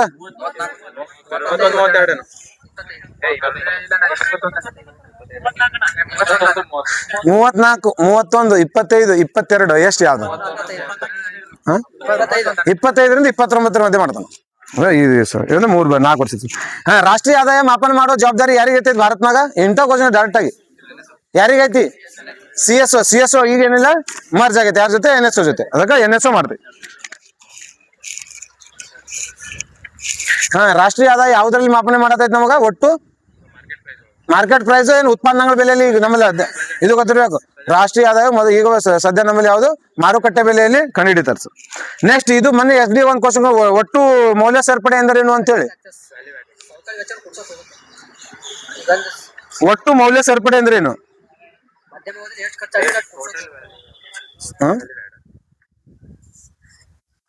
ಒಂದು question paper SD question paper question ಆಯ್ತು ಮೊನ್ನೆ. ಏನು ಕಳಿಬೇಕು ಸರ್, ಹಿಂಗ ಕ್ವಶನ್ ಕೊಟ್ಟನ ಅಷ್ಟ್ರಾಗ. ಅದ SD ಕ್ವಶನ್ ಕೇಳೋಣ ಮನೆ ಇದ್ರಾಗ ಅಷ್ಟೇ ಹೇಳೋಣ. HK ಕ್ವಶನ್ದಾಗ ಒಟ್ಟು ಮೌಲ್ಯವರ್ಧಿತ ಸೇರ್ಪಡೆ ಎಂದರೆ ಒಟ್ಟು ಸರಕು ಮತ್ತು ಸೇವೆಗಳಲ್ಲಿ ಅನುಭೋಗಿ ಸರಕುಗಳನ್ನ ಕೂಡಿಸುವುದು, ಒಟ್ಟು ಮತ್ತು ಸರಕು ಸೇವೆಗಳಲ್ಲಿ ಅನುಭೋಗಿ ಸರಕುಗಳನ್ನ ಕಳೆಯುವುದು, ಒಟ್ಟು ಸರಕು ಮತ್ತು ಸೇವೆಗಳಲ್ಲಿ ಅನುಭೋಗಿ ಸರಕುಗಳನ್ನ ಗುಣಿಸುವುದು, ಅವರೊಂದಿಗೆ ಭಾಗಿಸುವುದು. ಏನ್ ಕೊಟ್ಟಾನ? ನೆಗೆಟಿವ್. ಏನದು? ಒಟ್ಟು ಮೌಲ್ಯವರ್ಧಿತ ಸೇರಿಗೆ.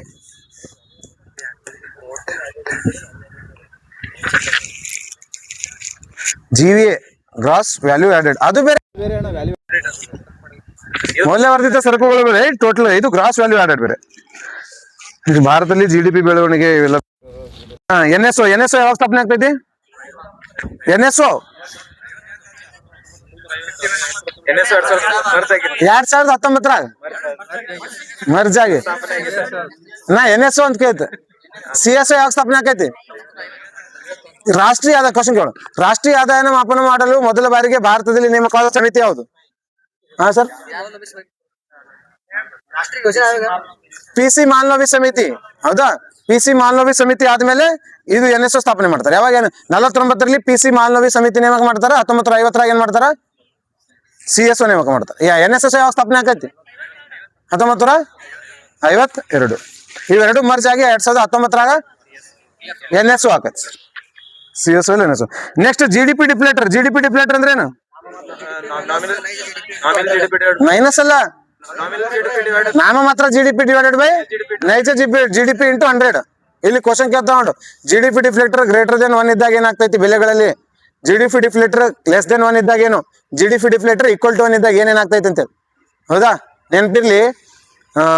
GDP ಡಿಫ್ಲೇಟರ್ ಅಂತಂದ್ರ ನಾಮ ಮಾತ್ರ GDP ಡಿವೈಡೆಡ್ ಬೈ ನೈಜ GDP ಇಂಟು 100. ಇದೇನು? GDP ಡಿಫ್ಲೇಟರ್ ಅಂತ ಕರೀತಾರೆ. ಈಗ ನೋಡ, ನಾಮ ಮಾತ್ರ GDP ಅಂದ್ರೆ ಏನು? ಪ್ರಸ್ತುತ ಹಣಕಾಸು ವರ್ಷದಲ್ಲಿ GDP ಏನಾದ್ರೂ ಅಳತೆ ಮಾಡಿದ್ರೆ ಅದು ನಾಮ ಮಾತ್ರ GDP. ನೈಜ GDP ಅಂತಂದ್ರ ಮೂಲ ವರ್ಷಕ್ಕೆ ಪರಿಗಣಿಸಿ GDP ನೇಮಕ ಇದು ಅಳತೆ ಮಾಡಿದ್ರೆ ನೈಜ GDP. ಸಪೋಸ್ ಏನಪ್ಪಾ ಅಂದ್ರೆ ಈ ಬುಕ್ ಮೂಲ ವರ್ಷ ಯಾವಾಗಿತ್ತು? 2011, 12 ಹಳೇದು. ಅದು 2022, 23, ಇವತ್ತು 26 ಐತಿ. ಹೌದಾ? 2022, 23 ಈ ಬುಕ್ 250 ರೂಪಾಯಿ ಸಿಗ್ತಿತ್ತು. ಅದು ಏನು ಅಂದದ ಹಂಗಂದ್ರ ನೈಜ GDP. ಹೌದಾ? ಈಗ ಪ್ರೆಸೆಂಟ್ ಬುಕ್ 350 ರೂಪಾಯಿ ಸಿಗತೈತಿ. ಇದೇನು? ನಾಮ ಮಾತ್ರ GDP. ಅಂದ್ರೆ ಇನ್ಫ್ಲೇಷನ್ ಎಷ್ಟಾಗೈತಿ? 100 ರೂಪಾಯಿ ಇನ್ಫ್ಲೇಷನ್ ಆಗದ. ಹಣದುಬ್ಬರ 100 ರೂಪಾಯಿ ಆಗದ ಅಂತ ಅರ್ಥ. ನಮ್ಮ ಫಾರ್ಮುಲಾ ಏನೈತಿ GDP ಡಿಫ್ಲೇಟರ್ದು? ನಾಮಿನಲ್ ಅಂದ್ರೇನು? ಪ್ರಸ್ತುತ. ನಾಮಿನಲ್ ಅಂದ್ರೆ ನೈಜ. ನಾಮಿನಲ್ ಅಂದ್ರೆ ಪ್ರಸ್ತುತ ವರ್ಷದಲ್ಲಿ ಬೆಲೆ ಎಷ್ಟಾಯ್ತು ಇದ್ರದ್ದು? 350 ಡಿವೈಡೆಡ್ ಬೈ 250. ಎಷ್ಟು ಬರ್ತೈತಿ ಈಗ? 350 250 ಡಿವೈಡೆಡ್ ಮಾಡಿದ್ರ 350ರಾಗ 0 ಹೋಯ್ತು 35 ಡಿವೈಡೆಡ್ ಬೈ 25 ಉಳಿತು. ಒಂದಕ್ಕಿಂತ ಜಾಸ್ತಿನೇ ಬರುತ್ತೆ ಹೌದಿಲ್ಲ? ಒಂದಕ್ಕಿಂತ ಜಾಸ್ತಿನೇ ಬರುತ್ತೆ. 25 ಅಂದ್ರೆ 25 ಉಳಿತಲ್ಲಿ ಎಷ್ಟು ಉಳಿತು? 10 ಉಳಿತು. 10 ಅಂದ್ರೆ 1.4 ಬಂತು ಹೌದಾ? ಅಂದ್ರೆ 1.4 ಒಂದಕ್ಕಿಂತ ಹೆಚ್ಚು ಬಂತ. GDP ಡಿಫ್ಲೇಟರ್ ಗ್ರೇಟರ್ ದೆನ್ 1 ಆಯ್ತು. ಹಾಗಾದ್ರೆ ಪ್ರಸ್ತುತ ವರ್ಷದಲ್ಲಿ ಬೆಲೆಗಳು ಮೂಲ ವರ್ಷಕ್ಕೆ ಹೋಲಿಸಿದಲ್ಲಿ ಹೆಚ್ಚಿದೆಯೋ ಕಡಿಮೆ ಐತಿ? GDP ಡಿಫ್ಲೇಟರ್ ಗ್ರೇಟರ್ ದೆನ್ ಏನಿದ್ರ ಪ್ರಸ್ತುತ ವರ್ಷದಲ್ಲಿ ವಸ್ತುವಿನ ಮೂಲ ಬೆಲೆಗೆ ಹೋಲಿಸಿದಲ್ಲಿ ಪ್ರಸ್ತುತ ವರ್ಷದ ಬೆಲೆ ಏನೈತಿ? ಜಾಸ್ತಿ ಆಯ್ತು. ಅದೇ ಹಣದುಬ್ಬರದ ಹಣ ಪ್ರಸರಣ ಆಯ್ತು. ಇನ್ಫ್ಲೇಷನ್ ಡಿಫ್ಲೇಷನ್ ಆತ ಅನ್ಕೋ. ಡಿಫ್ಲೇಷನ್ ನಮಗೆ ಪ್ರಸ್ತುತ ವರ್ಷದಾಗ ಅವಾಗ 2022-23ದಾಗ ಬೇಸ್ ಇಯರ್ ಟೈಮ್ನಾಗ ಇದು ಬುಕ್ 250 ರೂಪಾಯಿ ಸಿಗ್ತಿತ್ತು. ಜಾಸ್ತಿ ದಿನ ತಗೊಳತಿಲ್ಲ ಅಂತ ಅವೇನ್ ಮಾಡ್ದ 200 ರೂಪಾಯಿ ಮಾಡಿಬಿಟ್ಟು ಇದು ಬುಕ್ 200 ರೂಪಾಯಿ ಮಾಡೋದು. ಈಗ ನಮ್ nominal GDP divided by real GDP. ನಮ್ GDP ಡಿಫ್ಲೇಟರ್ ಫಾರ್ಮುಲಾ ಏನು? ನಾಮ ಮಾತ್ರ GDP ಡಿವೈಡೆಡ್ ಬೈ ನೈಜ GDP. ನಾಮ ಮಾತ್ರ ಬೆಲೆ ಎಷ್ಟಿತ್ತು ಇದ್ರದ್ದು? ಈಗ 200 ರೂಪಾಯಿ. ನೈಜ GDP 250 ಅಂತ. ನೈಜ GDP 250. ಈಗ ನಾಮ ಮಾತ್ರ 200 ಡಿವೈಡೆಡ್ ಬೈ 250 ಅಂದ್ರೆ ಎಷ್ಟಾಯ್ತೈತಿ? 0.75 ಬರ್ತೈತಿ. Less than 1 GDP less than 1 ಅಂತಂದಾಗ ಪ್ರಸ್ತುತ ವರ್ಷಕ್ಕೆ ಹೋಲಿಸಿದ ಮೂಲ ವರ್ಷಕ್ಕೆ ಹೋಲಿಸಿದೆ ಪ್ರಸ್ತುತ ವರ್ಷದಲ್ಲಿ ಬೆಲೆಗಳಲ್ಲಿ ಏನಾಗೈತಿ? ಕಡಿಮೆ ಆಗೈತಿ. ಹಿಂಗೆ ಕೊಡ್ತಾನೆ. ಈಕ್ವಲ್ ಇತ್ತಂದ್ರ ಮೂಲ ವರ್ಷದ ಎಷ್ಟು 10 ರೂಪಾಯಿ ಸಿಗ್ತಿತ್ತಂದ್ರೆ ಇವತ್ತು ಕೂಡ 10 ರೂಪಾಯಿಗೆ ಸಿಗತೈತೆ ಅಂತ. ಅದಕ್ಕೆ ಕೇಳ್ತಾನ GDP ಡಿಫ್ಲೇಟರ್ ಒಂದಕ್ಕಿಂತ ಹೆಚ್ಚಾಗಿದ್ದಲ್ಲಿ ಆ ವಸ್ತುವಿನ ಬೆಲೆಯು ಮೂಲ ವರ್ಷಕ್ಕೆ ಹೋಲಿಸಿದಲ್ಲಿ ಪ್ರಸ್ತುತ ವರ್ಷದಲ್ಲಿ ಏನಾಗಿದೆ? ಹೆಚ್ಚು ಕಡಿಮೆ, ಹೆಚ್ಚು ಕಡಿಮೆ, ಮೊದಲು ಕಡಿಮೆ ಆಗಿ ನಂತರ ಹೆಚ್ಚು, ಹಿಂಗೆ ಕೊಟ್ಟಿದ್ದಾನೆ. ಇದು ಕಾನ್ಸೆಪ್ಟ್ ಗೊತ್ತಿಲ್ಲ. ಇದು GDP ಡಿಫ್ಲೇಟರ್. ನೆಕ್ಸ್ಟ್ ಇದಾದ್ಮೇಲೆ ನಂಗಿದು 4 ಸೂಚಕ ನೋಡಿ. ಮಾನವ ಅಭಿವೃದ್ಧಿ ಸೂಚಾಂಕ ಇದ್ರದೆಲ್ಲ ಈಗ ಸದ್ಯ ರ್ಯಾಂಕ್ ಎಷ್ಟು ಹೇಳ್ಕೊಂಡು. ಮಾನವ ಅಭಿವೃದ್ಧಿ ಸೂಚಾಂಕ ಎಷ್ಟಾಯ್ತು ಪ್ರೆಸೆಂಟ್ ಇಂಡಿಯಾದ ರ್ಯಾಂಕ್ ಇದ್ರಾಗ? 100 ಎಷ್ಟಾಯ್ತು? 131. ಹೌದಾ? ಯಾರು ಬಿಡುಗಡೆ ಮಾಡ್ತಾರ ಮಾನವ ಅಭಿವೃದ್ಧಿ ಸೂಚಾಂಕ? ಫಾಸ್ಟ್ ಹೇಳಿದ್ರು ಬಹಳ ದಿನ ನಾವು ಇವತ್ತು ಪೂರ್ತಿ ಮುಗಿಸ್ಬೇಕು ಅನ್ಕೊಂಡು ಬಂದಿದ್ದೆ. UNDP ಯಾವಾಗ ಮಾಡ್ತಾ ಇದ್ದೀನಿ ಫಸ್ಟ್ ಟೈಮ್? ಇದು ಪಿತಾಮಹ ಅಂತ ಯಾರಿಗೆ ಕರೀತಾರೆ ಮಾನವ ಅಭಿವೃದ್ಧಿ ಸೂಚಾಂಕದ? ಮಹಬೂಬುಲ್ಲಕ್ ಪಾಕಿಸ್ತಾನದ ಹೌದಾ? ಮತ್ತು ಭಾರತದ ಅಮರ್ತ್ಯ ಸೇನ್ ಇವರಿಬ್ರು 1990 ಮೊದಲ ಬಾರಿಗೆ ಇವ್ರು ಏನ್ ಮಾಡ್ತಾರೆ? ಈ ಸೂಚ್ಯಾಂಕ ಬಿಡುಗಡೆ ಮಾಡ್ತಾರೆ. ಕ್ವಶನ್ ಕೇಳೋಣ ಮೊನ್ನೆ ಇದ್ರಾಗ KE BMTC ಕ್ವಶನ್ ಬರ್ದ. ಭಾರತದಲ್ಲಿ ಕರ್ನಾಟಕದಲ್ಲಿ ಮೊದಲ ಬಾರಿಗೆ ಮಾನವ ಅಭಿವೃದ್ಧಿ ಸೂಚ್ಯಾಂಕ ಬಿಡುಗಡೆ ಮಾಡಿದ್ದು ಯಾವಾಗ ಅಂತೆ?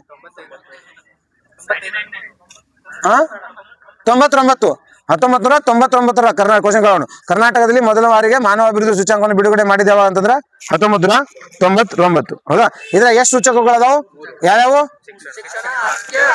ಆದಾಯ, ಶಿಕ್ಷಣ, ಆರೋಗ್ಯ, ಆದಾಯ ಸರ್. ಇಷ್ಟೇ ಸಾಕು.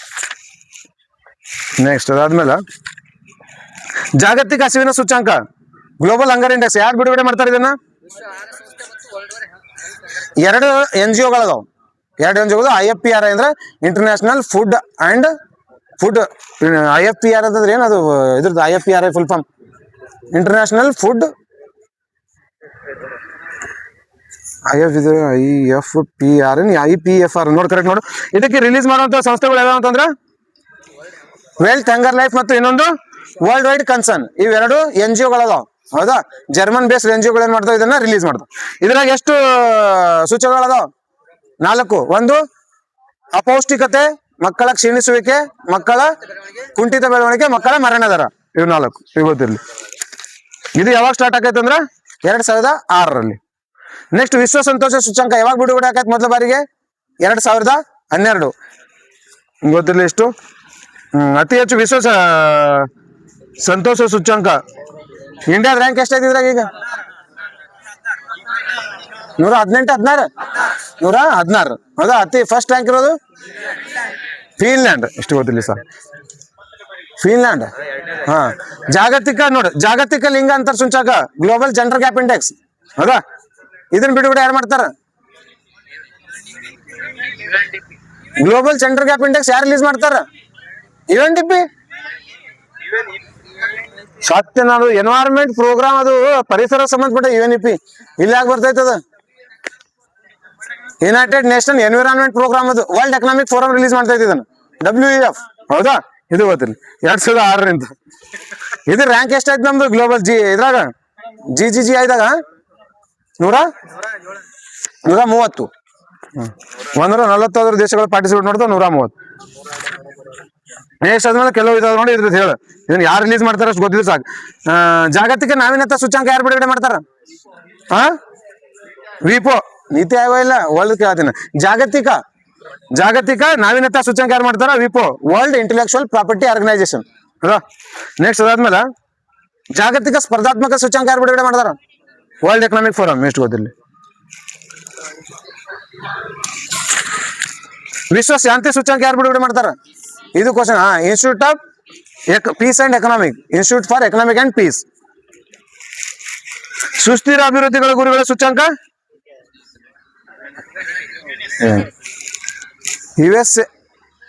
UNSDSN ಅಲ್ಲ, UNSDSN ಅಂತ ಬರ್ತದಲ್ಲ, ಅದು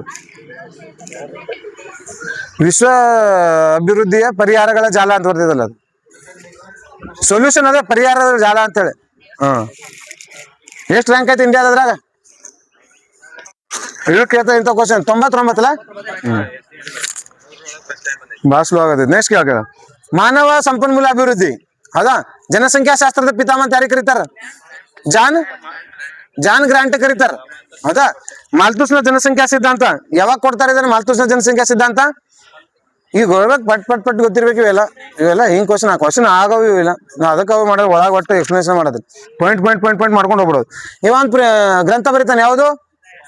essay on the principle of population ಅಂತೇಳಿ ಹೌದಾ. ಯಾವಾಗ ಆಗ್ತೈತಿ ಇದು? 1798 ರಿಲೀಸ್ ಮಾಡ್ತಾನೆ. ಏನ್ ಹೇಳ್ತಾನೆ ಇವ? ಯಾವ್ದ್ರ ಮಧ್ಯೆ ಜನಸಂಖ್ಯೆಯನ್ನು ಯಾವ್ದ್ರ ಮಧ್ಯೆ ಕಂಪೇರ್ ಮಾಡ್ತಾನ? ಜನಸಂಖ್ಯೆ ಉತ್ಪಾದನೆ ಮತ್ತು ಆಹಾರ ಉತ್ಪಾದನೆ. ಮೊದ್ಲು ಜನಸಂಖ್ಯೆ ಉತ್ಪಾದನೆ ಮತ್ತು ಆಹಾರ ಉತ್ಪಾದನೆ ಅದ ಜನಸಂಖ್ಯೆ ಹೆಂಗ್ ಬೆಳವಣಿಗೆ ಆಗ್ತದೆ ಅಂತನ ರೇಖಾಗಣಿತದ ಹಂತದಲ್ಲಿ ಅಂತಂದ್ರ 2 ಇದ್ದಿದ್ದು 4, 4 ಇದ್ದಿದ್ದು 8, 8 ಇದ್ದಿದ್ದು 16, 16 ಇದ್ದಿದ್ದು 24, 32 ಈ ತರ ಡಬಲ್ ಹಾಕೊಂತ ಹೋಗ್ತೈತಿ. ಬಟ್ ಆಹಾರ ಉತ್ಪಾದನೆ ಅನ್ನೋದು ಮತ್ತೆ ಆಹಾರ ಜನಸಂಖ್ಯೆ ಜಾಸ್ತಿ ಆದ್ರೆ ಆಹಾರ ಉತ್ಪಾದನೆ ಆಗ್ಬೇಕಿಲ್ಲ, ಅಷ್ಟು ತಕ್ಕಂತ ಜನಸಂಖ್ಯೆ. ಈ ತರ ಆದ್ರೆ ಇಂಥ ಜನಸಂಖ್ಯೆ ಎಷ್ಟು ವರ್ಷಕ್ಕೊಮ್ಮೆ ಡಬಲ್ ಆಗ್ತೈತಿ ಅಂತಾನ? ಪ್ರತಿ 25 ವರ್ಷಕ್ಕೊಮ್ಮೆ ಡಬಲ್. ಇದನ್ನ ನಿವಾರಣೆ ಮಾಡ್ಬೇಕಂತ ಹೇಳಿ 2 ಮೆಥಡ್ಗಳು ಕೊಡ್ತಾನೆ. ಸಾಕಿಷ್ಟು. ಇದು ಏನ್ ಗೊತ್ತಿರಲಿ ಇದ್ರಾಗ ಗೊತ್ತಾ? ಯಾವ್ದ್ರ ಮಧ್ಯೆ ಕಂಪೇರ್ ಮಾಡ್ತಾರೆ? ಒಂದು ಜನಸಂಖ್ಯೆ ಬೆಳವಣಿಗೆ, ಆಹಾರ ಉತ್ಪಾದನೆ. ಯಾವ ಗ್ರಂಥ ಬರ್ದ? ನೀವು 2 question. Essay on the principle of population ಯಾವಾಗ ಕೊಟ್ಟಾನ? ಏನು ಅವಶ್ಯಕತೆ. ನೆಕ್ಸ್ಟ್ ನೋಡಿ, 2ನೇ ನೋಡಿ, ಜನಸಂಖ್ಯಾ ಪರಿವರ್ತನಾ ಸಿದ್ಧಾಂತ. ಇದನ್ನ ನೀಡಿದವರು ಯಾರು? ಫ್ರಾಂಕ್ ಡಬ್ಲ್ಯೂ ನೋಟಿಸ್ಟನ್ ಹೌದಾ. ಇದು ಯಾವ್ದ್ರ ಬಗ್ಗೆ ಕಂಪೇರ್ ಮಾಡ್ತಾನೆ? ಇದು ಒಂದು ಗೊತ್ತಿದ್ರೆ ಸಾಕಿದ್ರ. ಆರ್ಥಿಕ ಅಭಿವೃದ್ಧಿ ಮತ್ತು ಜನಸಂಖ್ಯಾ ಬೆಳವಣಿಗೆ. ಒಂದು ದೇಶವು ಆರ್ಥಿಕ ಅಭಿವೃದ್ಧಿ 0 ಇಂದ ಸ್ಟಾರ್ಟ್ ಮಾಡಿ ಪೂರ್ತಿ ಆರ್ಥಿಕ ಅಭಿವೃದ್ಧಿ ಹೊಂದಿದ್ದ ದೇಶ ಇಲ್ಲಿವರೆಗೂ 4 ಸ್ಟೇಜ್ 5 ಸ್ಟೇಜ್ ಡಿವೈಡ್ ಮಾಡಿ ಈ ಕಡೆ ದೇಶದ ಜನಸಂಖ್ಯೆ ಬೆಳವಣಿಗೆನ ಮಾಡ್ತಾರೆ. ಇದ್ರ ಮಧ್ಯೆ ಯಾವ ತರ ಕಂಪೇರ್ ಮಾಡ್ತಾರೆ ಹೌದಾ. ಇಲ್ಲಿ 5 ಹಂತಗಳು ಬರ್ತಾವೆ ಇಲ್ಲಿ ಹೌದಾ.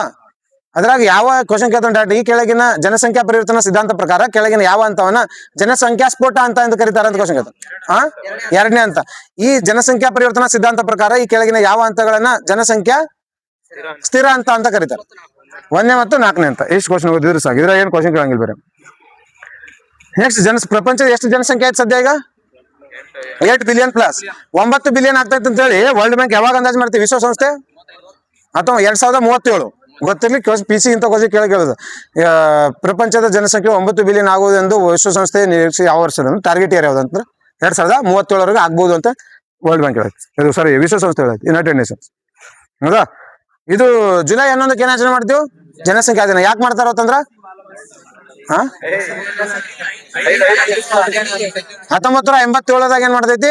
5 ಬಿಲಿಯನ್ ಜನಸಂಖ್ಯೆ ಆಗೈತಿ. ಯುಗೋಸ್ಲೇವಿಯಾದಾಗ ಹುಟ್ಟಿದ ಮಗು ಅದು ಈ ಜುಲೈ 11 ಕೊಡ್ತೈತೆ. ಅವತ್ತಿಂದ ಏನ್ ಮಾಡ್ತಾರ? ಜನಸಂಖ್ಯಾ ದಿನ ಆಚರಣೆ ಮಾಡ್ತೈತಿ. ಎಷ್ಟು ಗೊತ್ತಿರ್ಲಿ. ಬರ್ರಿ ಒಂದು 2 ಮಿನಿಟ್ಸ್ ಅಷ್ಟೇ ರೀ, ಪಾಸ್ ಮಾಡಿ. ಭಾರತದಲ್ಲಿ ಜನಸಂಖ್ಯಾ ಬೆಳವಣಿಗೆ ಅದಕ್ಕೆ ಕೇಳ. ಜನಗಣತಿ ಯಾರು ನಡೆಸ್ತಾರ ಭಾರತದಾಗ? ಯಾವ ಮಿನಿಸ್ಟ್ರಿ? Home ministry. ಯಾರ ಅಂಡರ್ದಾಗ ನಡೀತೈತೆ ಜನಗಣತಿ ಅಂತಾರ? ರಿಜಿಸ್ಟರ್ ಜನರಲ್ ಅಂತಾರೆ ಜನಗಣತಿ ನಡ್ಸಾಕ. ಹೋಮ್ ಮಿನಿಸ್ಟರ್ ಅಂದಾಗ ಒಬ್ಬ ರಿಜಿಸ್ಟರ್ ಜನರಲ್ ಅಂತ. ಯಾವ ಕಾಯ್ದೆ ಅಡಿಲಿ? 1948ರ ಭಾರತೀಯ ಜನಗಣತಿ ಕಾಯ್ದೆ ಅಂತ ಐತಿ. ಸರ್ ಕ್ವಶನ್ ಕೇಳ್ತಾನೆ ಸರ್ ಈ ಪಕ್ಕ ಇಂಥದ್ರ ಮೇಲೆ. 1948ರ ಭಾರತೀಯ ಜನಗಣತಿ ಕಾಯ್ದೆ. 1948ರಲ್ಲಿ ಜನಗಣತಿ ನಡೆಸ್ತಾರೋ. ಯಾರು ನಡೆಸ್ತಾರ ಅಂದ್ರ ರಿಜಿಸ್ಟರ್ ಜನರಲ್ ಆಫ್ ಇಂಡಿಯಾ, ಅದ ಜನಗಣತಿ ಸೆನ್ಸಸ್. ಅದಾದ್ಮೇಲೆ ಯಾವ ಮಿನಿಸ್ಟ್ರಿ ಅಂಡರ್ ಬರ್ತೈತೆ ಅಂದ್ರ ಹೋಮ್ ಮಿನಿಸ್ಟ್ರಿ. ಪ್ರತಿ ಎಷ್ಟು ವರ್ಷಕ್ಕೊಮ್ಮೆ ಜನಗಣತಿ ನಡೆಸ್ತಾರ ಅಂದ್ರ 10 ವರ್ಷ. ಇಲ್ಲಿವರೆಗೆ ಎಷ್ಟು ಜನಗಣತಿ ನಡೆದಾವು? 16ನೇದು ಈಗ ನಡೀತಿರೋದು 16ನೇದು. ಸ್ವಾತಂತ್ರ್ಯ ನಂತರ 8ನೇದು, ಅದ್ರ ಹಿಂದೆ 8 ನಡೆದಾವ್. ಮೊದಲ ಬಾರಿಗೆ ಸ್ಟಾರ್ಟ್ ಆಗಿದ್ದು 81, ಅದಕ್ಕಿಂತ ಮುಂಚೆ 72. 72ರಲ್ಲಿ ಸ್ಥಳೀಯವಾಗಿ ಬಂಗಾಳದಾಗ ಅಂದ್ರೆ ಕಲ್ಕತ್ತಾದ ಲಾರ್ಡ್ ಮಯೋ ನಡೆಸ್ತಾನೆ. ಆಮೇಲೆ 1881ರಿಂದ ಜಾರಿ ಮಾಡಿದವರು ರಿಪ್ಪನ್ ಹೌದಾ. ಈ ಜನಗಣತಿ ವಿಶೇಷತೆ ಇದೊಂದು ಮೊದಲ ಡಿಜಿಟಲ್ ಗಣತಿ. ಹೌದಾ? ಇದ್ರ ಜೊತೆ ಗಣತಿಗಿಂತ ಈ ಗಣತಿ ಜಾತಿ ಗಣತಿಯೊಂದಿಗೆ ಆಗುತ್ತಿರುವಂತ ಸ್ವತಂತ್ರ ಭಾರತದ ಮೊದಲ ಗಣತಿ. ಇದಕ್ಕಿಂತ ಮುಂಚೆ ಆಗಿದೆ ಯಾವಾಗ ಅಂತ ಕ್ವಶನ್ ಕೇಳಿದ್ರ 1931. ಈ ಜನಗಣತಿ 2 ಫೇಸಸ್ ನಾಗ ಒಂದು ಮನೆಗಳ ಇದು ಮಾಡೋದು, ಎರಡನೇದು ಜನಗಣತಿ ಮಾಡೋದು. ಒಂದು ಮನೆಗಳ ನೋಂದಣಿ ಮಾಡೋದು, ಎರಡನೇದು ಇದು ಜನಗಣತಿ ಮಾಡೋದು. 2 ಫೇಸಸ್ ನಾಗ ಇದು ನಡೆದೈತಿ. ಅದು 2 ಪೇಜ್ ಅಂದ್ರೆ 4 ಫೇಸ್ ಅಲ್ಲ ಅದು. 2ನೇ ಫೇಸ್ ನಾಗ ಜನಗಣತಿ ಮಾಡ್ತಾರಲ್ಲ ಅವಾಗ ಅವು 4 ಫೇಸು. ನಿನ್ನೆ ರಿಜಿಸ್ಟರ್ ಮಾಡ್ಕೋ, ಆದ್ಮೇಲೆ ಏನಪ್ಪಾ ಅಂದ್ರೆ ಇಷ್ಟು ಇದು ಕೊಟ್ಟು ರಿಜಿಸ್ಟರ್ ಮಾಡ್ಕೊ. 4 ಫೇಸ್ ಇದ್ರ. ಈ ಕ್ವಶನ್ ಕೇಳ್ತಾ ನೋಡಿ ಪಕ್ಕ ಇದು. 2 ಹಂತಗಳಲ್ಲಿ ಜನಗಣತಿ ಮಾಡ್ಯಾರ ಸರ. ಯಾವ್ದು 2? ಒಂದು ಮನೆಗಳ ಗಣತಿಯ ಪಟ್ಟಿ ಮಾಡೋದು 1ನೇ ಸ್ಟೇಜ್. ಇದು ಯಾವಾಗ ಮಾಡ್ಯಾರ? ಏಪ್ರಿಲ್ ಮೇ ಅಂತಲ್ಲ, ಏಪ್ರಿಲ್ ಇಂಟು ಸೆಪ್ಟೆಂಬರ್. ಹೌದಾ? ನೆಕ್ಸ್ಟ್ 2ನೇದೇನಪ್ಪಾ ಅಂತಂದ್ರೆ ಜನಗಣತಿ ಮಾಡೋದು. 2 ಸ್ಟೇಜಸ್ ನ ಮೊದಲ ಜನಗಣತಿ ಭಾರತನಾಗ. ಇಲ್ಲ ಅಂತಂದ್ರೆ ಮೊದಲ ಬಾರಿಗೆ ಡೈರೆಕ್ಟ್ ಜನಗಣತಿ ಮಾಡಿದ್ವಿ ಇಂಡಿಯಾದಾಗ. ಮೊದಲ ಬಾರಿಗೆ 2 ಹಂತದಾಗ ಜನಗಣತಿ ನೋಡೋದು ಇದೇ ಮೊದಲ ಬಾರಿಗೆ. ಎಂತ ಜಾತಿ ಗಣತಿಯೊಂದಿಗೆ ನಡೆಯುತ್ತಿರುವಂತ ಮೊದಲ ಜನಗಣತಿ ಸ್ವತಂತ್ರ ಭಾರತದ ನಂತರದಲ್ಲಿ. ಮತ್ತೆ ಯಾವ ಗೊತ್ತಿರ್ಬೇಕು? ಜನಗಣತಿ ನಮ್ದು ಇಂಡಿಯಾದಾಗ ಜನಸಂಖ್ಯೆ ಏನಪ್ಪ ಅಂದ್ರೆ 4 ಸ್ಟೇಜ್ ನಾಗ ಡಿವೈಡ್ ಮಾಡ್ತೀವಿ ನಾವು. ಇಂಡಿಯಾದ ಬೆಳವಣಿಗೆ ಆಗಿತ್ತಲ್ಲ 4 ಸ್ಟೇಜ್ ನಾಗ. 1921 ಜನಸಂಖ್ಯೆ ಸ್ಥಿರ ಬೆಳವಣಿಗೆ ಜನಸಂಖ್ಯೆ. 1921 ನಂತರ ನಿಧಾನವಾಗಿ ಹೆಚ್ಚು. ಎಲ್ಲಿವರೆಗೂ? 51 51. 1955 ಅಂದ್ರೆ 81ಕ್ಕೆ ಇದಕ್ಕೆ ಕ್ವಶನ್ ಕೇಳೋದು. ಭಾರತದಲ್ಲಿ ಜನಸಂಖ್ಯಾ ಸ್ಫೋಟದ ಅವಧಿ ಅಂತಂದು ಯಾವ್ದು ಕರೀತಾರೆ ಅಂದ್ರ 1951 1981 ಗೊತ್ತಿಲ್ಲ. ಆಮೇಲೆ 1981 ಇಳಿಕೆ ಹಾಕೊಂತ ಬರತೈತೆ. ಹೌದಾ? ಭಾರತದಲ್ಲಿ ಮೊದಲ ಬಾರಿಗೆ ನೆಗೆಟಿವ್ ಜನಸಂಖ್ಯೆ ಆಗಿದೆ ಯಾವ ವರ್ಷದಾಗ? ನೆಗೆಟಿವ್ ಜನಸಂಖ್ಯೆ 1921. ಜನಸಂಖ್ಯಾ ಬೆಳವಣಿಗೆ 0.